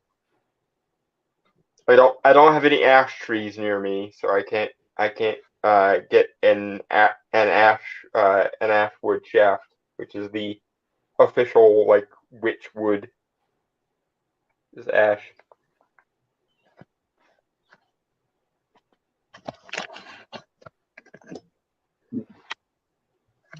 Like a dragon turtle. Are you stereotyping wizards? How dare you? That is incredibly offensive. Quickly, someone turn him into a newt. Okay, I'll just punch a wizard in the face then. If someone tries to turn me into a newt. Because at the end of the day, wizards are nerds, and nerds can be punched in the face.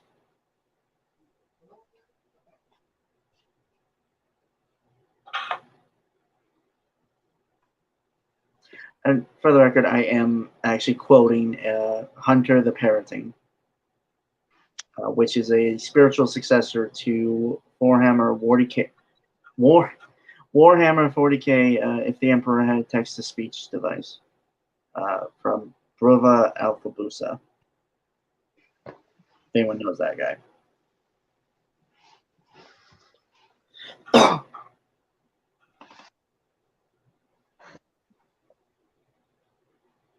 I have seen that video, Dragon Turtle.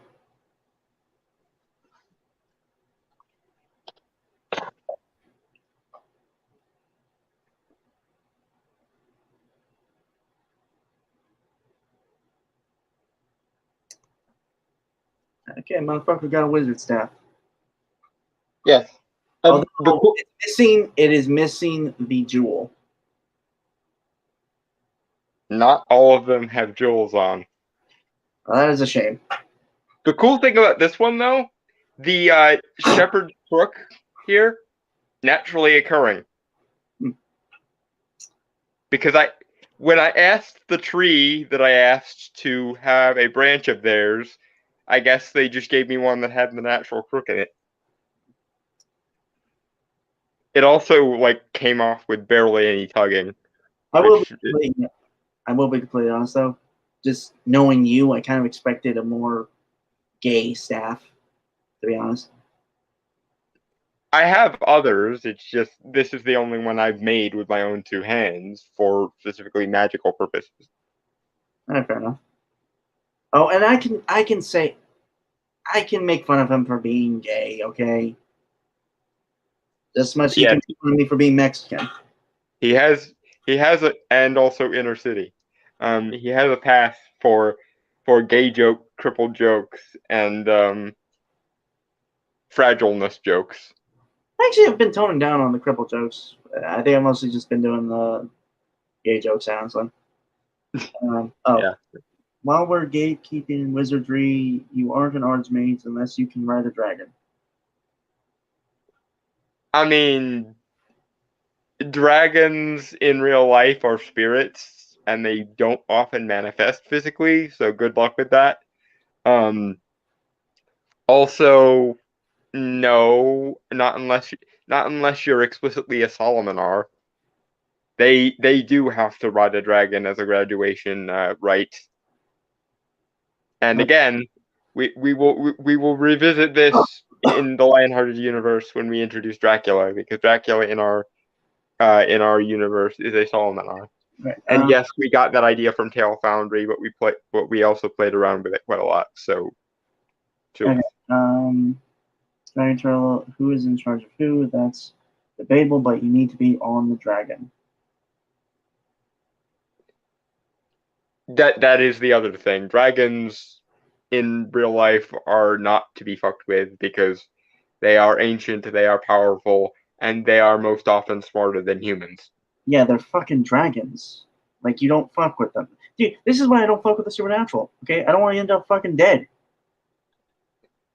To be fair, most dragons are not that evil. They Not just like the evil thing. I just don't want to fuck up and insult them or something. which to be fair is justifiable. But you also have a wizard on the speed dial, which most people cannot say. Actually, I should probably add you to speed dial, honestly. So if you ever wind up in a horror movie situation, you get to be the one that calls the expert in the second act. Although please do so before the second act, because I would rather not have you in a house full of corpses when I show up. Right, When I meet you, I want to meet you happy, healthy, and alive. Because I don't want to go through the 6 months of casting to necromant you if I don't have to. I wonder if I actually have a choice to accept being coming back or not. No. If you die before me, you are getting necromanced, and I will do so as forcefully as I need to. Alright, Chrononaut and modern wizards don't use the same tools as old wizards. Laughs in chaos. Yeah, Chrono is a fucking chaos magician, and it fucking annoys me. Somehow that makes sense. Yeah, no, he's it's a thing. But yeah, my methods are more old school than Chrono's. That's why I'm taking several years just to prepare for the ritual to summon the Dream King. Right. Okay, so we gotta get to this because 3 hours and 30 minutes right now. Yeah. Shazam. Fury of the Gods. Shazam. I'm an idiot. It's showtime! I don't deserve these powers, if I'm being honest. Like, what am I even contributing? Ow! There's already a superhero with a red suit with a lightning bolt on it. Aquaman is literally huge and so manly. And Batman is so cool. And I'm... Billy, good news on that front, my dude.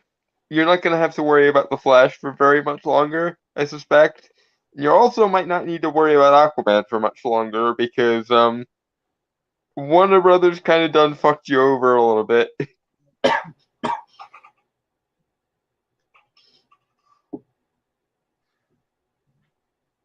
Right.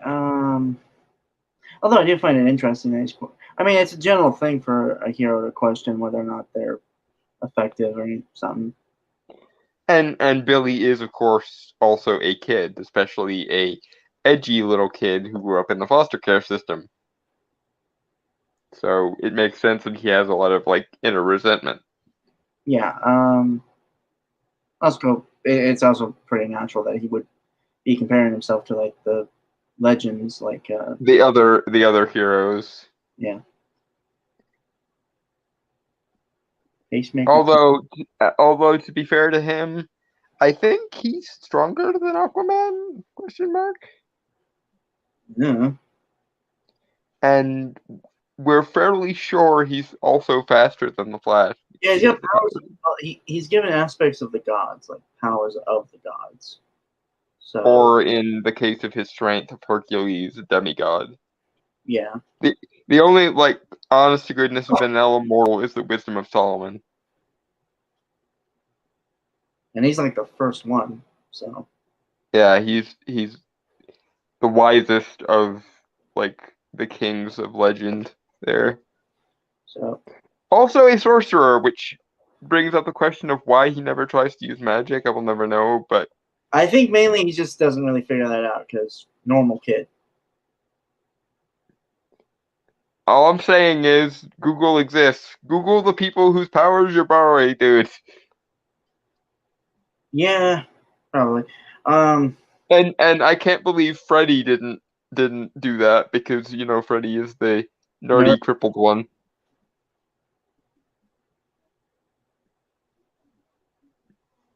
I'm not saying anything. Shazam? Freddy is one of my favorite characters in the movie because he's so much better than he was in the comics. Anyway, Shazam. So you relate to him, huh? Oh yeah. Wonder why. The I use ashlessness as a defense mechanism for being crippled thing is very relatable. I mean, I was just thinking crippled, but whatever. Well, that's one of the things that makes Freddy in the movies better than Freddy in the comics. Freddy in the comics is basically Tiny Tim. Freddy in the movies is a mouthy little asshole because he uses the force of his intelligence and his personality to compensate for the fact that he's crippled. Right. Anyway, shall we Shazam or anything else? We shall Shazam. Okay. Being Batman is so cool, and I'm just me.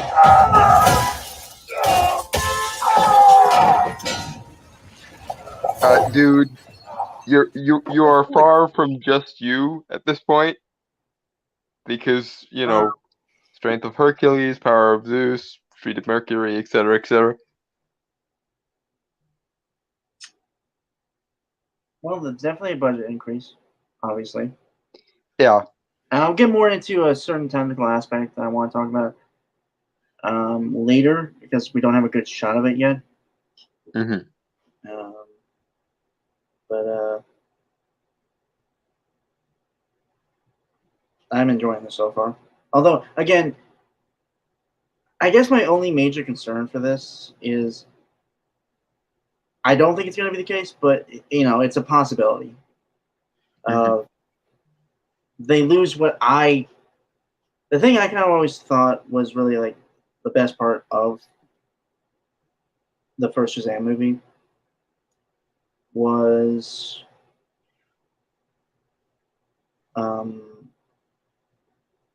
the story of Billy Batson, like his own personal story, not him being Shazam. It was an added fun part, sure, but just that kind of more grounded emotional story for him and kind of the acceptance of finding a new family and all that. And again, I hope they don't lose that here. I don't think they are, but again, it is a possibility. To get more money because it does seem like there's a budget increase. Studio probably wants a little more input on the movie or something because the movie did so well, and so stuff could happen. But yes, Chrono, I'm absolutely certain it's strength of Hercules. He doesn't have any of the powers of Atlas as far as I'm aware. He has the Wisdom of Solomon, the strength of Hercules, the oh no, I am mistaken. He has the stamina of Atlas, the courage of Achilles, the power of Zeus, and the speed of Mercury. So the thing he gets from Atlas is stamina, not strength. He gets strength from Hercules. Atlas is it hold up the entire world or hold up Olympus? The world. Okay. So yeah, you would have to. You would have to have a lot of stamina to do that, like basically for eternity.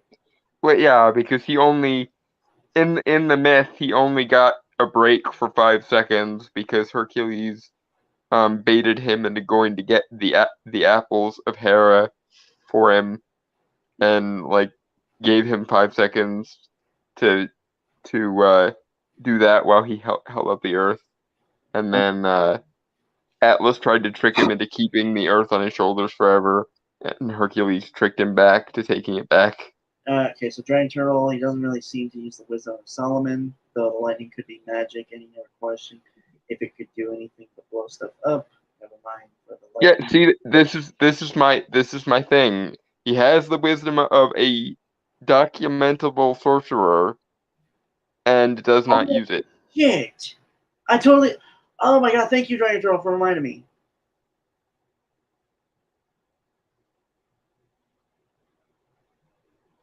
He just reminded me. Well, when we play the video again, you'll know.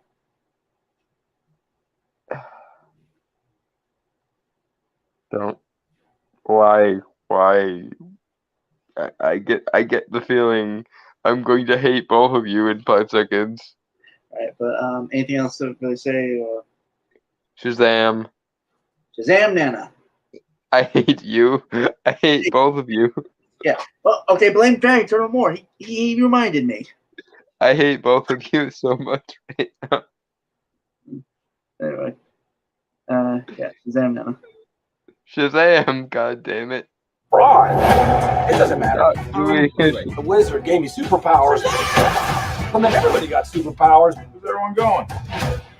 To fight crime? Okay. Now everyone's kind of like doing their own thing, and I'm the only one trying to keep it together. You understand? So, I guess in between the first and second, it does seem like they told the foster parents, which I think is really cool, and it does really get rid of the whole, the classic, what's the word?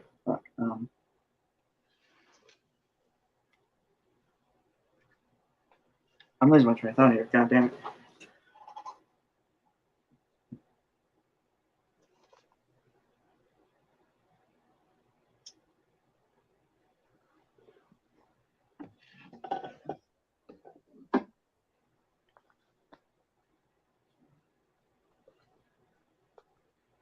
Yeah, like they're not the title trope of trying to sneak around while doing some heroes against your. Oh, the we have to come up with an excuse to sneak away from our parents thing.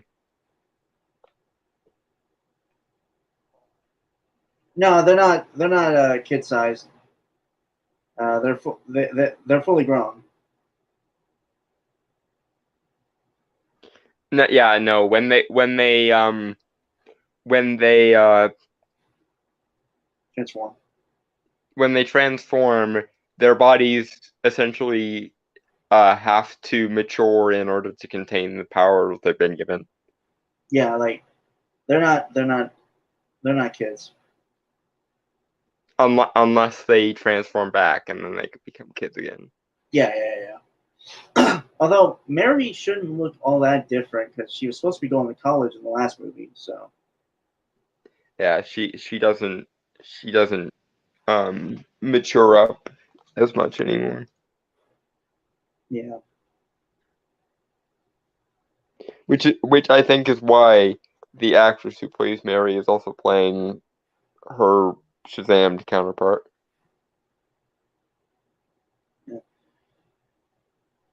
But anyway, Shazam. No, I was talking about the. I like that they're not doing the trope of sneaking around the parents to do superhero stuff. Yeah, we need to think of an excuse to sneak away from the parents. I mean, I'm not above doing that, but it's more so it's the way the trope is used. It's very annoying, and it always comes back to the why don't you just tell your parents thing. Well, I mean, generally, most parents, or at least ones in fiction, the good ones at least, wouldn't want their kids to be doing that stuff and put their lives on risk. Yeah, but especially with characters who are literally freaking invulnerable, I like that. Hey, Don. Never been a parent. I don't think you'd get it. I've never been one either, but somehow I get it. No, but I get it, but when the powers also come with enhanced stamina and endurance and invulnerability, it's like if nothing can physically hurt you to a ludicrous degree, then why would you be that paranoid about it. Oh, hey, it's that director from The Boys. Which one?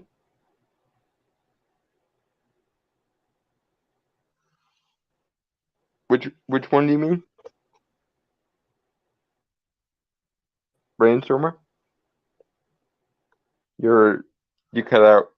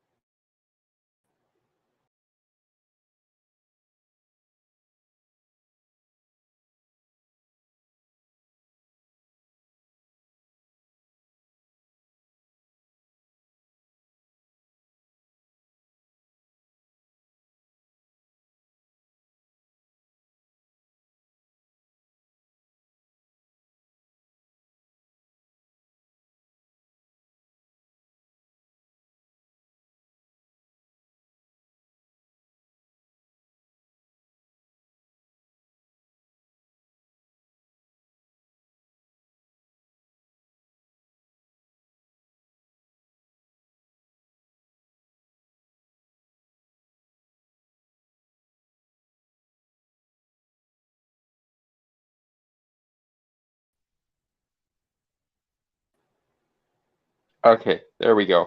Sorry, that was my bad. Your internet crap out again? Yeah, or it could be StreamYard fucking me over again. Okay. Yeah, we're back, guys. Sorry about that. Sorry. Technical difficulties are. Yeah.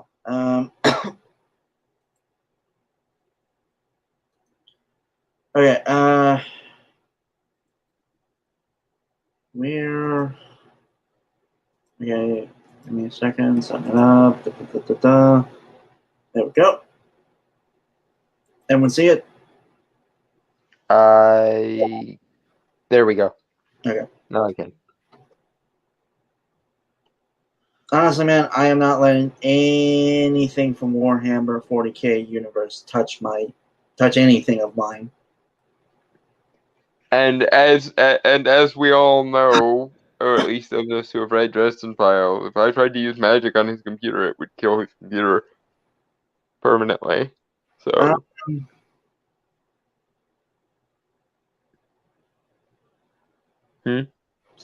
Sorry, I was trying to read all the stuff Dranford wrote here. Problem is, some things can still make Superman bleed. Literal gods and fallen angels as villains, and alien warlords with multi-stellar armies. Time travel. Okay, but it's very difficult, is what I'm getting at. Like, if you have to use a literal Deus Ex Machina to do it, and given that on most days it's not even going to be that level of crime fighting, it's going to be stopping bank robbers and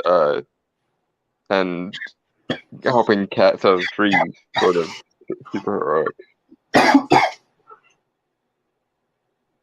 Yeah, parents are still gonna worry.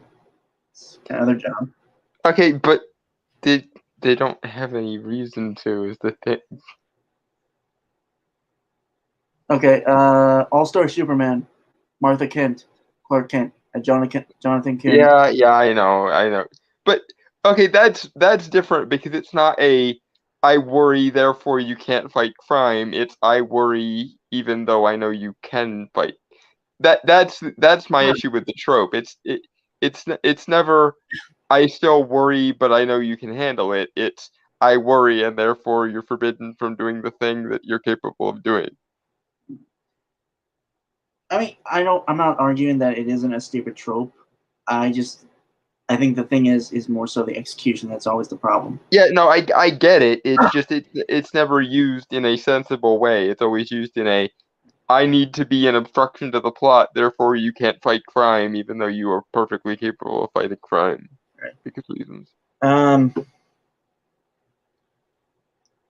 than that, I don't really have anything else to say.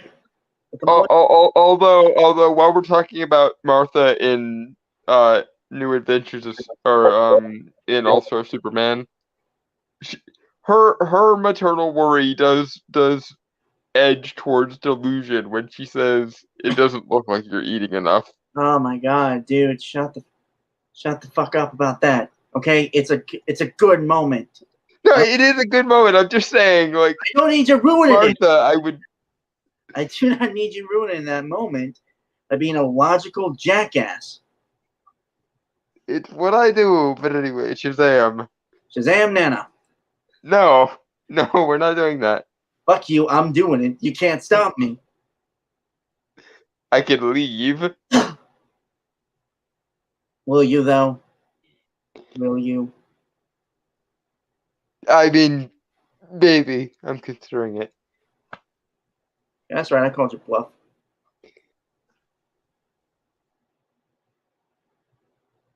Anyway, yeah. Shazam.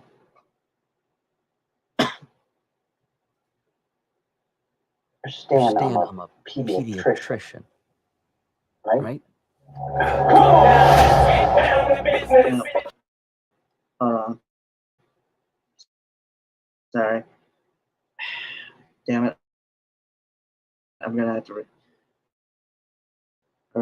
to refresh this page, and it's still and it still fucked it up.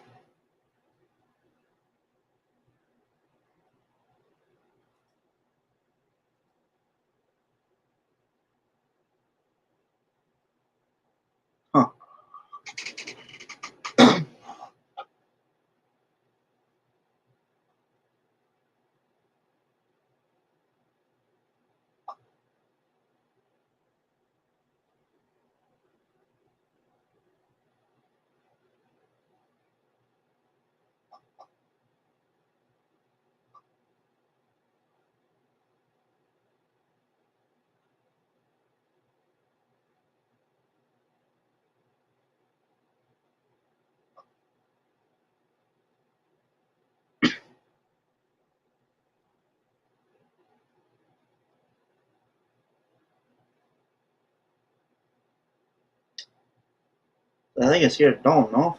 Or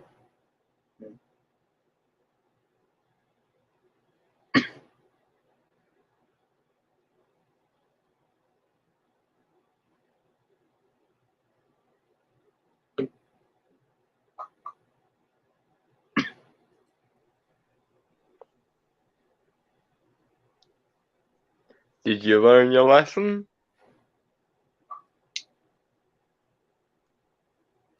see, the stubborn part of me wants to say no to see if you actually leave again, but I know you.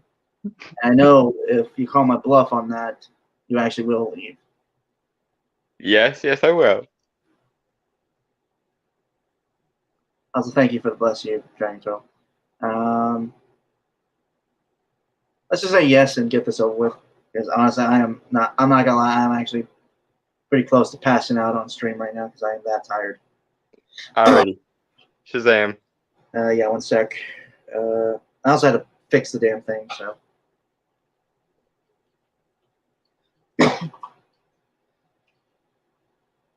I probably wouldn't want my blood. It's probably actually loaded with a lot of sugar. I might need to cut down on the soda.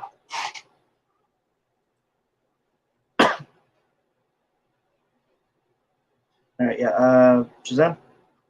Shazam.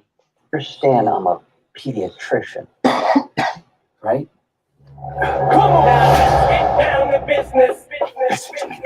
The fate of the world depends on it. I'm going to fight something for you. Children stole the power of all the gods. I will say the M&M is a bit weird because I don't remember. Yeah, no, this is it's trying to be cool and hip, but it would have failed to be cool and hip even like 2 decades ago. So now it's not. I'm not saying it's bad. It's just it's weird because I don't remember Shazam. it doesn't work tonally. No, it doesn't. I just don't remember like the other trailers for like Shazam using, or maybe they did. I don't remember honestly. It's trying to make him look badass is what it's trying to do. It's not. It's just not. It doesn't fit with what's going on in the trailer. Daughters of Atlas. Interesting, and they actually got some really great actresses for it too, which I respect. Mm-hmm. I think Helen Mirren is playing Calypso, if I remember correctly. I know one of them is playing Calypso, and the other one is I forget which Daughter of Atlas. But oh, so they're actually doing legit mythological Daughters of Atlas. Wait, Atlas had daughters? Had kids? Yes.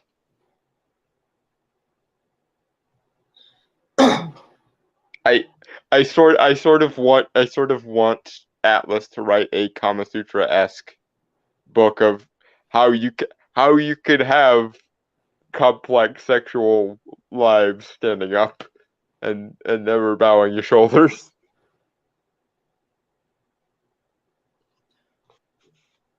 Why is a wizard a godly boon dealer?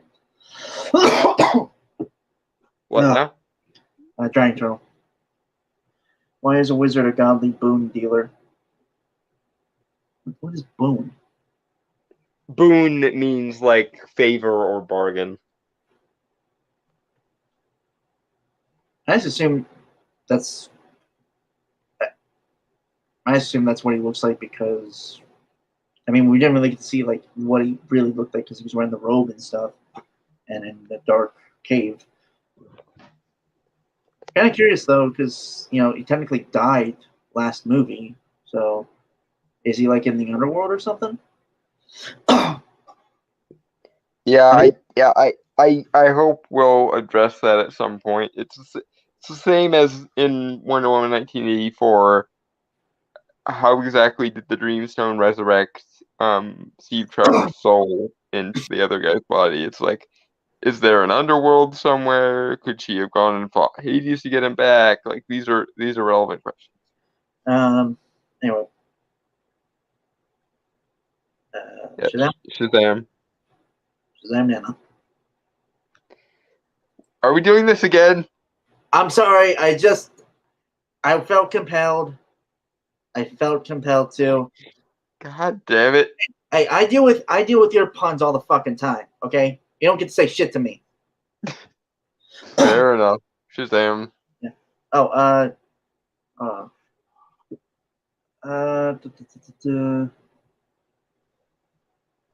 Dragon Turtle. Maybe it's like Doctor Zombie Strange. Wasn't he Ash? Yeah, he turned. He What turned now? to it's Shazam, the wizard. Didn't he turn to dust in the last movie when he gave Billy his powers? I would have to go back and watch it again. I mean, I've been watching clips of it. Oh, also. Oh, yeah. Giant Turtle's suing you for wrongful headbutting, by the way.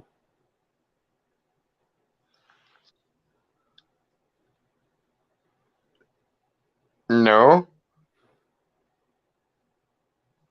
Anyway. I haven't booted you to the head in several weeks, and I'm pretty sure you deserved it when you did. He's referring to Shazam Nana thing. But okay. No, no, you all deserve a boot to the head for that.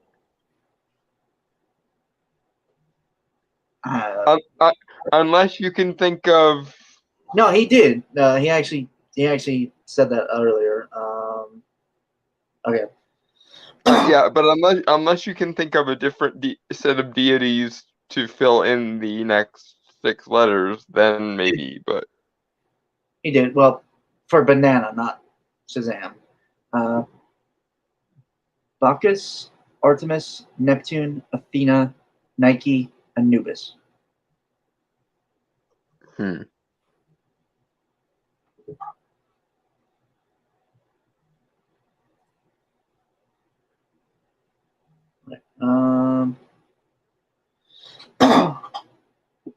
Dude, if I try any other variation, he's gonna throw a bitch fit.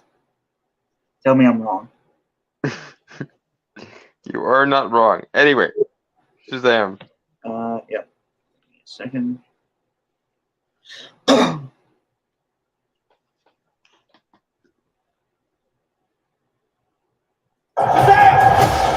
This is very personal, Billy.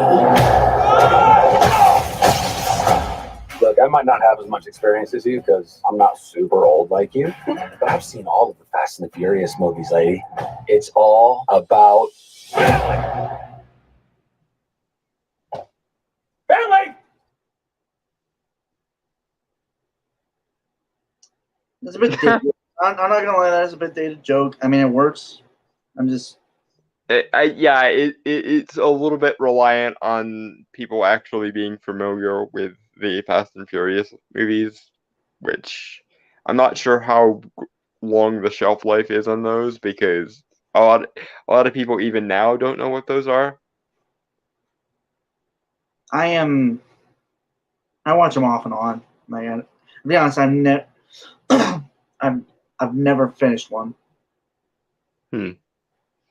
They just don't appeal to me. No, those I don't think are a big enough deal to warrant the killing you treatment.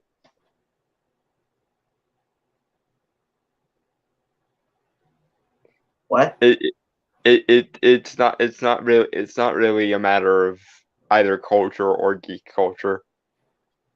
Well, no, they're like. I mean, they're fine. Yeah, I'm not really a fan of the cars and the machismo shit, so it's not even that. It's just there's not really much there to grab me. Like, not even in like the character thing or the family thing. It's just. I mean, like, I respect what they do, like in terms of the high octane action and stuff. Like on a technical level, it's just. I don't really think it's substantive. yeah, they're not my kind of action movies. Yeah. I mean, I'm happy they exist for the people that do enjoy them, but they're not my thing. Yeah. And they're not referenceable enough to really like obtain knowledge of them through osmosis like a lot of other movies are. I don't really have anything else to say. Shazam. To that. Well, actually, no. I think I do. I hope they don't. Okay, this is gonna sound weird. I hope they keep an even balance of Shazam and Billy. Again, Well, I don't want. also the rest of the kids as well. Yeah. And obviously, I'm just more speaking on like a protagonist level. Mm-hmm. And obviously, what I mean mostly is,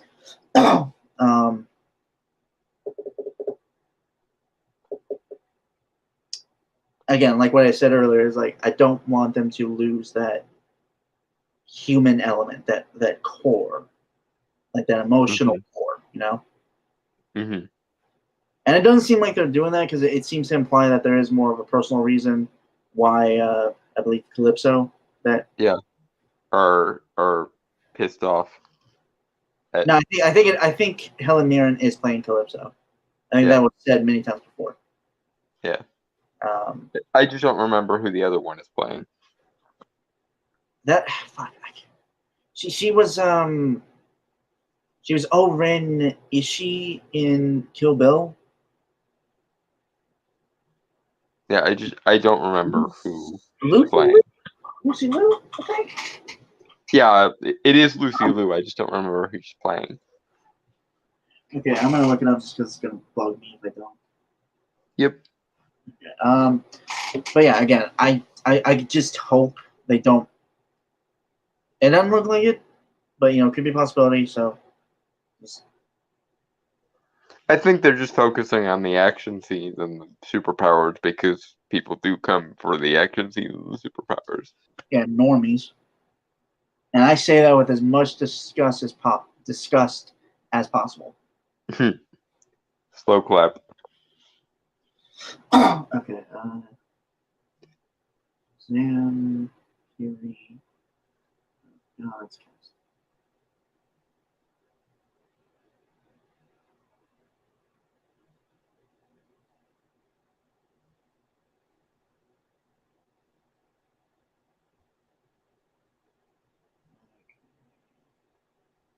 Oh.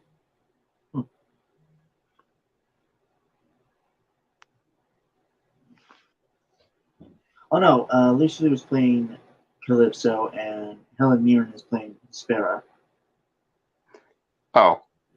Alright.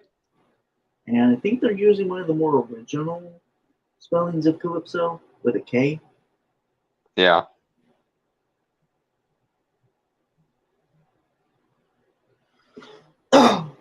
Okay. Shall we? Shazam. No. Family! Guys, how's the signal? Introducing Star Show. His name is Shazam!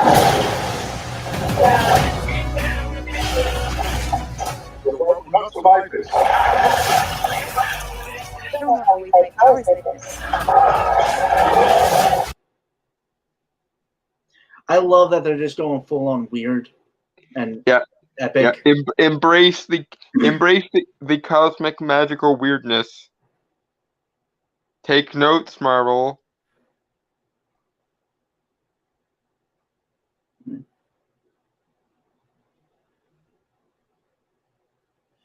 Live action, Justice League Dark. This could be your Iron Man build-up.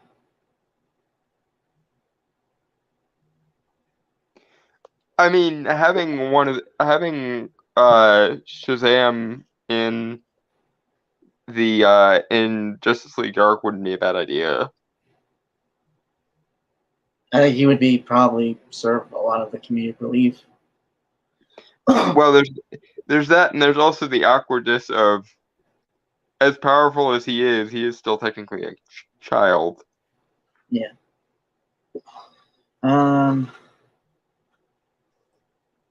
Again, this just looks like a fun movie.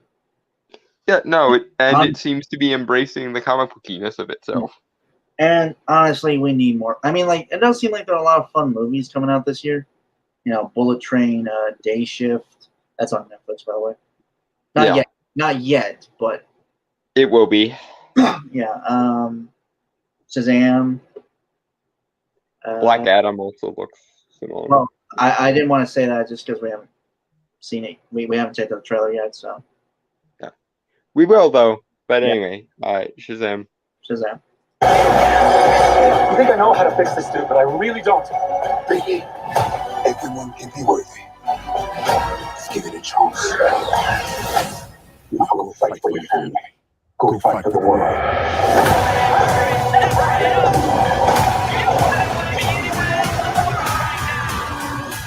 Okay, maybe I'm slightly paranoid, but the whole everyone can be worthy thing gives me Thor Love and Thunder, he gives the powers to the kids vibes.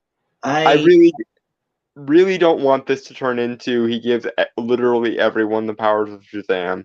Like giving like making the Shazam family a thing like in the first movie was enough. I don't need literally everyone on Earth to be worthy of the powers of Shazam. I don't think they're going to do that personally because again I think Again, maybe I'm being paranoid. It's just the whole everyone can be worthy thing. It rubs me the wrong way a little bit. Yeah, well, Marvel's a fucking idiot right now, so. Yeah, please, DC, don't like it worked in the context of Thor because Thor like I think he didn't even give his own powers. He gave Zeus's powers through the Thunderbolt, but that's neither here nor there. But if it turns into literally everyone on Earth becomes empowered with the powers of Shazam, I'm gonna be annoyed.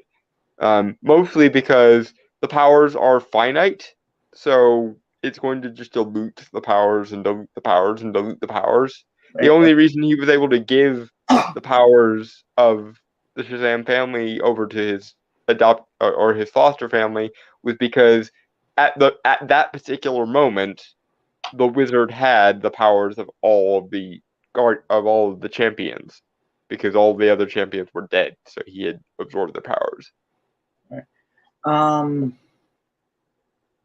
Yeah, I was gonna say like I don't think that's what they meant. More so, worthy of like because it does seem like Billy's honestly questioning himself, like if he's actually whether he's actually worthy of the powers he was given to him, right?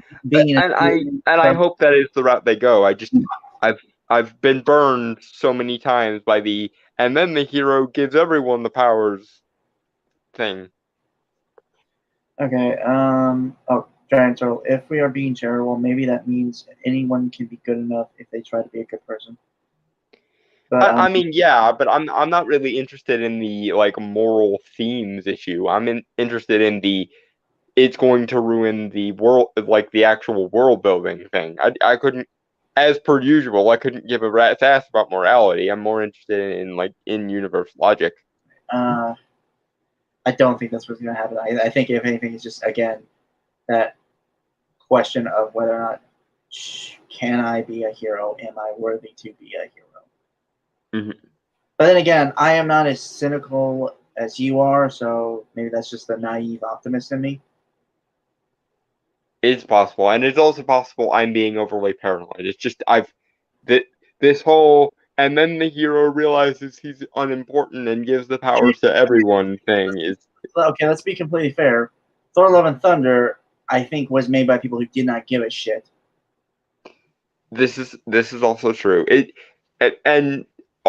But the thing is, Thor: Love and Thunder isn't the only movie to do that. It's the most recent and most egregious example of doing that. And again, in the context of Thor: Love and Thunder, it works because A, he's not even giving his own power; he's giving the powers of Zeus through the Thunderbolt. And B, Thor is a god, so he doesn't necessarily need to lose anything in order to give it to other people. But the powers of the champions are very much finite to a degree. Okay. Well, whatever, man. I personally think you are being a bit paranoid, but I don't think it's. I hope I'm wrong. It's just I could easily see this turning into that, and I would hate it. I don't think it's unfounded. Obviously, I'm just again, some optimism wouldn't kill you. Until it does. Anyway, Shazam. Shazam. I just threw a truck at a dragon. I love my life.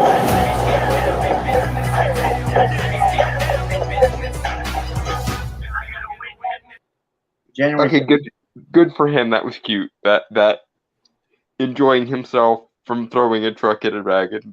That seems very on brand for him. January 5th. Mm-hmm. Yeah. Oh, they moved it again? Because it was like Christmas Day, I thought.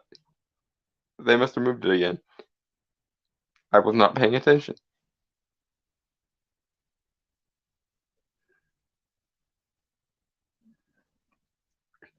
Anywho, yeah.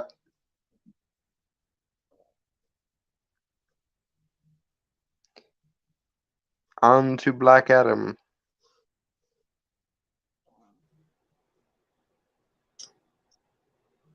No, I'm good.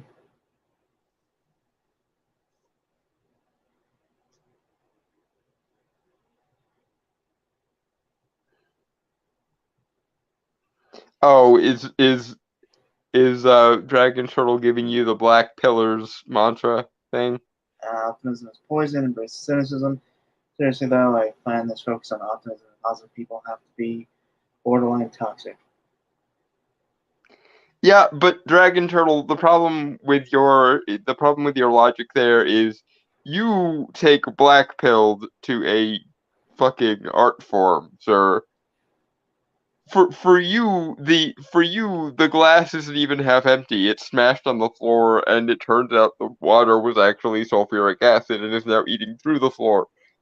That you don't have an ounce of even rational optimism in you, sir.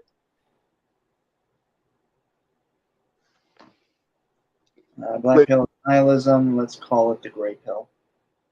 No, it very often is not for you though. That's the thing. I if you want to call it gray pill, I'm more gray pill than you. Again, I look at a glass of water and say that it is just a half a glass of water if it happens to be half a glass, because I need to know whether it's being emptied or filled to determine whether it's full or empty. Most people either look at it and say it's half full or it's half empty. You look at it and say it's smashed on the floor and the water was actually sulfuric acid and is now eating through the floor. You don't even go half empty. You go smashed on the floor and filled with sulfuric acid. I'm just happy to have a cup of water. Yeah, Brainstormer is more optimistic than either of us. I am more optimistic than you, however, Dragon Turtle. Insofar as my determination of whether to be optimistic or not is based on reason. Yours seems to be on a knee-jerk being prepared for disappointment thing. And there's some merit to that, I'll grant you, but again, you go all the way past it's a half a glass of water, well into it's half empty, and then come out the other side of it's smashed on the floor and there is no sulfuric acid eating through the carpet. Okay.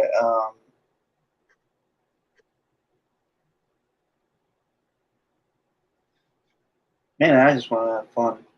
I don't want to see if that has to do with optimism or anything. I just want to have fun. Anyway, on to Black Adam. Yeah. Yeah, so this is a sneak peek from Comic-Con. It's only about 1 minute and 13 seconds, which I'm honestly surprised about. I mean, we did get a trailer just a month ago, so. Shall we? Yeah, Shazam. My powers are not a gift, but a curse. Born out of rage.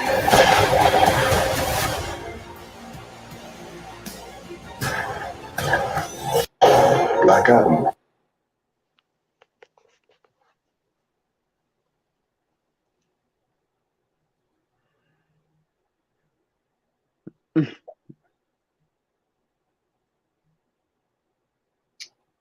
I don't really have anything like big to say. Just showing most of stuff we've already seen, I suppose. I still find it annoying that I'm of two minds on Dr. Fate at this point. Yeah, As I much agree. I do have to agree with like the. Go ahead, sorry. No, I was just gonna say like I do agree with like the thing you said before, is him taking his helmet off honestly so he can act with his face. I think is what's happening, unfortunately. Yeah, it seems like that. Which I'm glad that Dr. Fate isn't just the helmet like he is when it's the possession retcon, because that's stupid. But at the same time, him not wearing the helmet is a little bit like Doctor Strange not wearing the Eye of Agamotto. Like it just doesn't feel right if he's not wearing it. And again, I'm grateful that they're going the he's not just the helmet route, but he should still be wearing it most of the time. Right. Honestly, I'm just I could see one or two scenes without it. It's just he needs to be wearing it most of the or at the very least have him be in costume still. Don't have it just disappear. Yeah. You can take off the helmet, but I still would like him to be in like the full costume. And also maybe we'll see maybe we'll see the actual Ankh in the movie, but it doesn't look like they went the full Ankh with his portal, and that annoys me. Wow, you are an edgy bastard, Dragon Turtle. What do you say? You forgot that the acid eating through the floor will rupture a gas line. I assume gas, not glass. Make the place explode, and the damages will have to be paid by your parents, so they will curse your name and dump the body in the woods where a squirrel will use it for self-pleasuring. Seriously, though, I still contest that. I get. See, this is exactly what I'm talking about, Dragon Turtle. You already had a even more disastrous, even more disastrous scenario in mind. Right. God damn it! I do also want to point out, it's weird. Like, there seems to be some modern tech here, but there also seems to be like not. Like it's almost timeless. Again, I'm thinking they're going like a steampunk route or a alien technology mixed with past technology route. Well, there's also like likely. like the characters, which seem to be the young ones, with Cyclone and Atom Smasher. Their clothes, like their regular clothes, seem to be more modern. Is the thing. So, which brings up the question of: is this during a period like in between the Justice Society and the League? Are the Society about to pass the torch? Which, given how old Dr. Fate is, might be the case. Yeah. If I remember correctly, he also extended his lifespan via magic, correct? Well, yeah. His one of Naboo's gifts to him was reduced aging and invulnerability. Yeah. I also want to say I love the color palette. Like it's just so comic book, you know. Yeah, they are embracing the cosmic, weird, mystical color scheme of the comics, which they should. Right. Even though like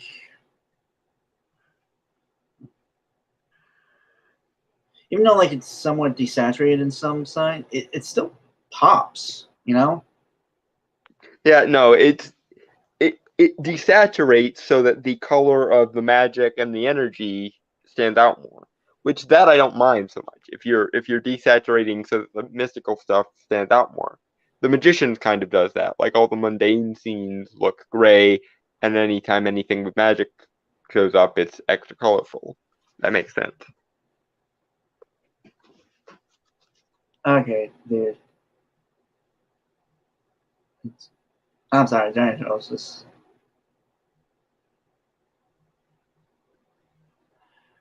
Okay, like He's proving my point, isn't he?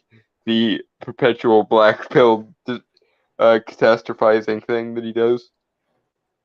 yep. Yes. Anyway, shall we? Yeah, Dragon Turtle, you really need to learn how not to catastrophize, man. Seriously.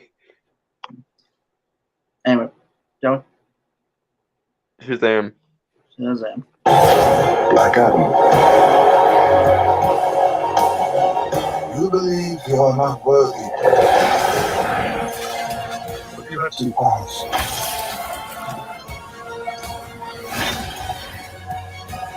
You can be the destroyer of this world. I like how epic this feels. You know. Yeah, no, it's definitely epic. And Okay, it's simultaneously comic booky, and it doesn't look like they're going to it doesn't look they're going to meme it up, which is good.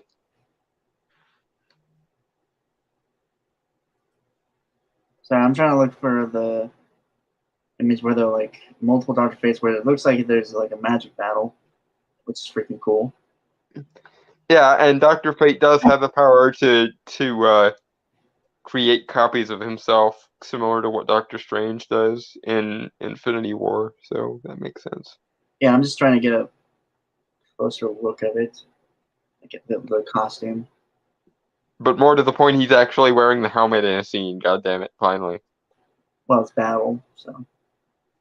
I really like. I get it. I get they did it for Pierce Brosnan, but Oh, I was right. I was fucking right. what happened? Well, okay, so remember when we saw that animated teaser like about a couple years back, Yeah. and we saw like the concept images and designs for like the Justice Society, Mm-hmm.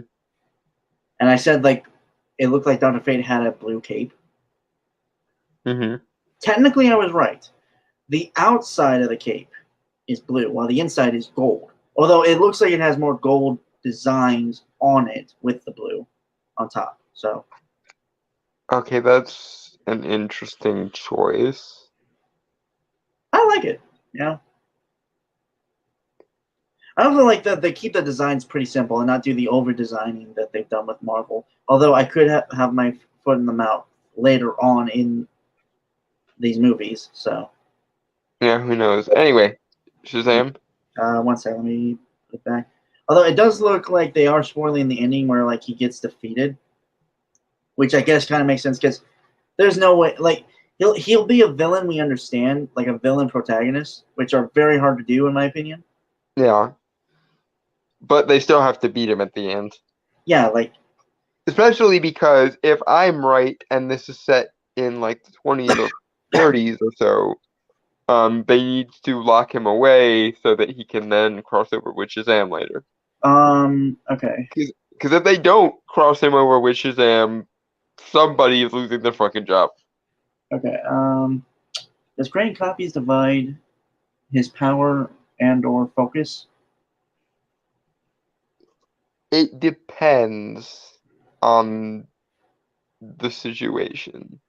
Sometimes yes, sometimes no. Well, he's using like I guess I didn't count them, but possibly 5 of him to hold back Black Adam, and also I think one of them is sending a car at him, which we saw he uses lightning to stop. So Yeah, I could see it going either way. yeah. Because there are different justifications for when he does it in the comics when he does it. So Yeah. like, Also, Cyclone using her powers was really cool. mm-hmm. I was gonna say this, like I'm just glad how much play Dr. Fate is getting. He seems almost like the main member of the league, or the society, which yeah. I think I said this before when we checked out the trailer. Is it does seem like, in terms of the story, he is the antagonist to Black Adam, but he's like the main leader of the Justice Society. Which like he seems respect to Dr. Fate is a good way of getting my favor. he is the opposition, to Yeah, which makes sense because champion empowered by wizard fighting wizard. That makes sense. Yeah. I mean, technically, Kent is also technically a champion as well. Of order, yes, technically, I suppose, but yeah, the agent of order. But he also seems philosophically a philosophical opponent as well, which is what a good antagonist is supposed to be in terms Yeah. of story. And it also makes sense for Black Adam necessarily being at least an anti-hero, if not an outright villain, for the agent of order to be his counterweight. Yeah. Anyway. Shazam. Shazam. Well, you can be a savior.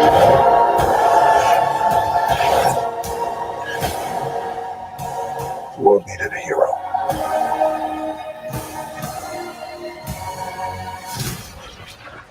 Instead, it got me.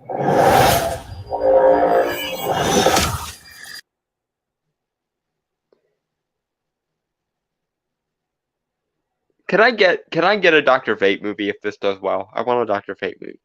Mm-hmm.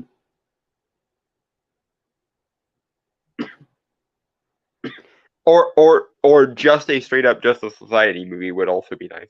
Preferably both. Hold on. I would have thought Dr. Fate would serve more as a sort of Merlin figure, advising and counseling, but not leading.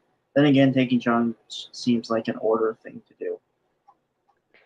I mean, I think it's less of a he tries to lead and more just everyone.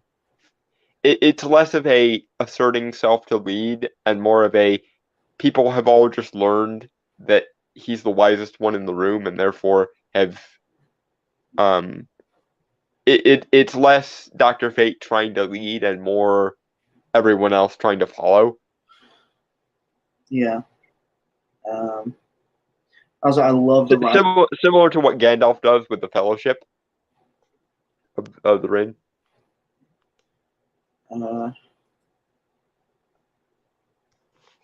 In fact, I wouldn't mind an exchange where like the Justice Society is talking and Kent says something to the effect of "I do not want to lead," and then probably Hawkman says, "But we will follow." My God, you are such a nerd. Would that not be cool? Would that not be cool? No, but still a nerd though. You're goddamn right. Yeah. But don't tell me you wouldn't think that was awesome. I didn't say I didn't. I just said you're a nerd.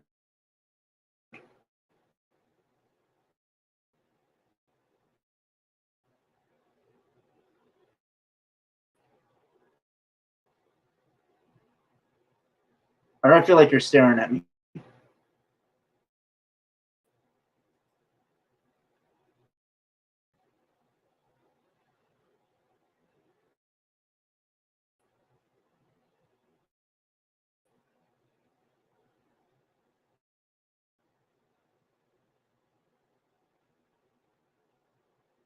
And he's gone again.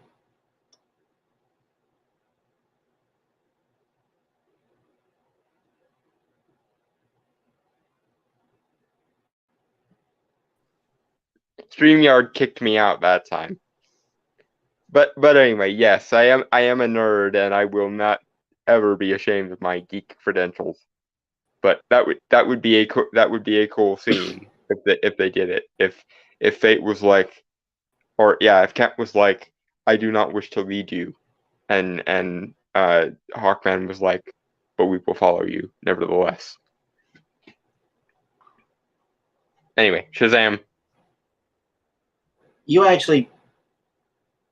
We lost connection with you, man. What now? Yeah, we lost connection. God damn it. Basically, after I called you a nerd, then that's where you cut out. Well, yeah, StreamYard kicked me out. Yeah, but anyway, yes, I am, and don't you ever forget it. But anyway, Shazam. Right. I mean, if you want to, if you want to reiterate your point, please. I'm not going to stop you. It was just the thing about the scene that I want in relation to Dragon Turtles query about Fate not being a leader. I would almost want him to insist on that, and then have everyone else insist on following him anyway. Mm. Because if you're truly a worthy leader, you don't even have to desire to lead. People will follow you anyway. Yeah. All right. 13 seconds left. Yep.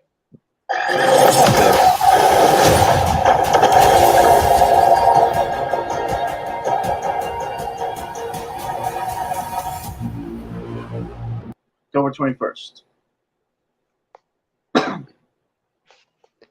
Yeah, I hope that both Black Adam and Shazam 2 make a bunch of money. And more to the point, I hope they make about as much as Aquaman did, so DC can learn to embrace their comic bookiness, and also Marvel can learn to embrace their magic side, because I don't want Doctor Strange to be tied to the multiverse forever. I want him to be focused on magic. Yeah. Because he's a sorcerer. Let him deal with the sorcery problem. Magical cures for magical ails and all. Sorry. Okay. I don't have anything to say. I'm excited for a lot of DC stuff. So next week we're going to cover Marvel, a couple articles, the trailers, obviously. Yep. And then miscellaneous stuff after that, and maybe some things if they come up. Yeah, but I think if we shove all the miscellaneous stuff into its own week, we'll have all 4 slots handled, because you've got the Dragon Prince stuff, you've got John Wick. The Samaritan, Samaritan trailer, Sly superhero movie. Yes, Samaritan, and then the D&D. Right. Almost forgot about that one.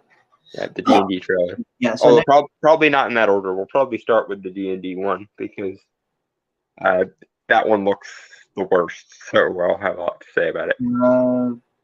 That's going to be an interesting discussion. Anyway, so yeah, with that, folks, want to say goodbye, adios, aloha, wiedersehen, sayonara, peace, cheers, and Fuck off.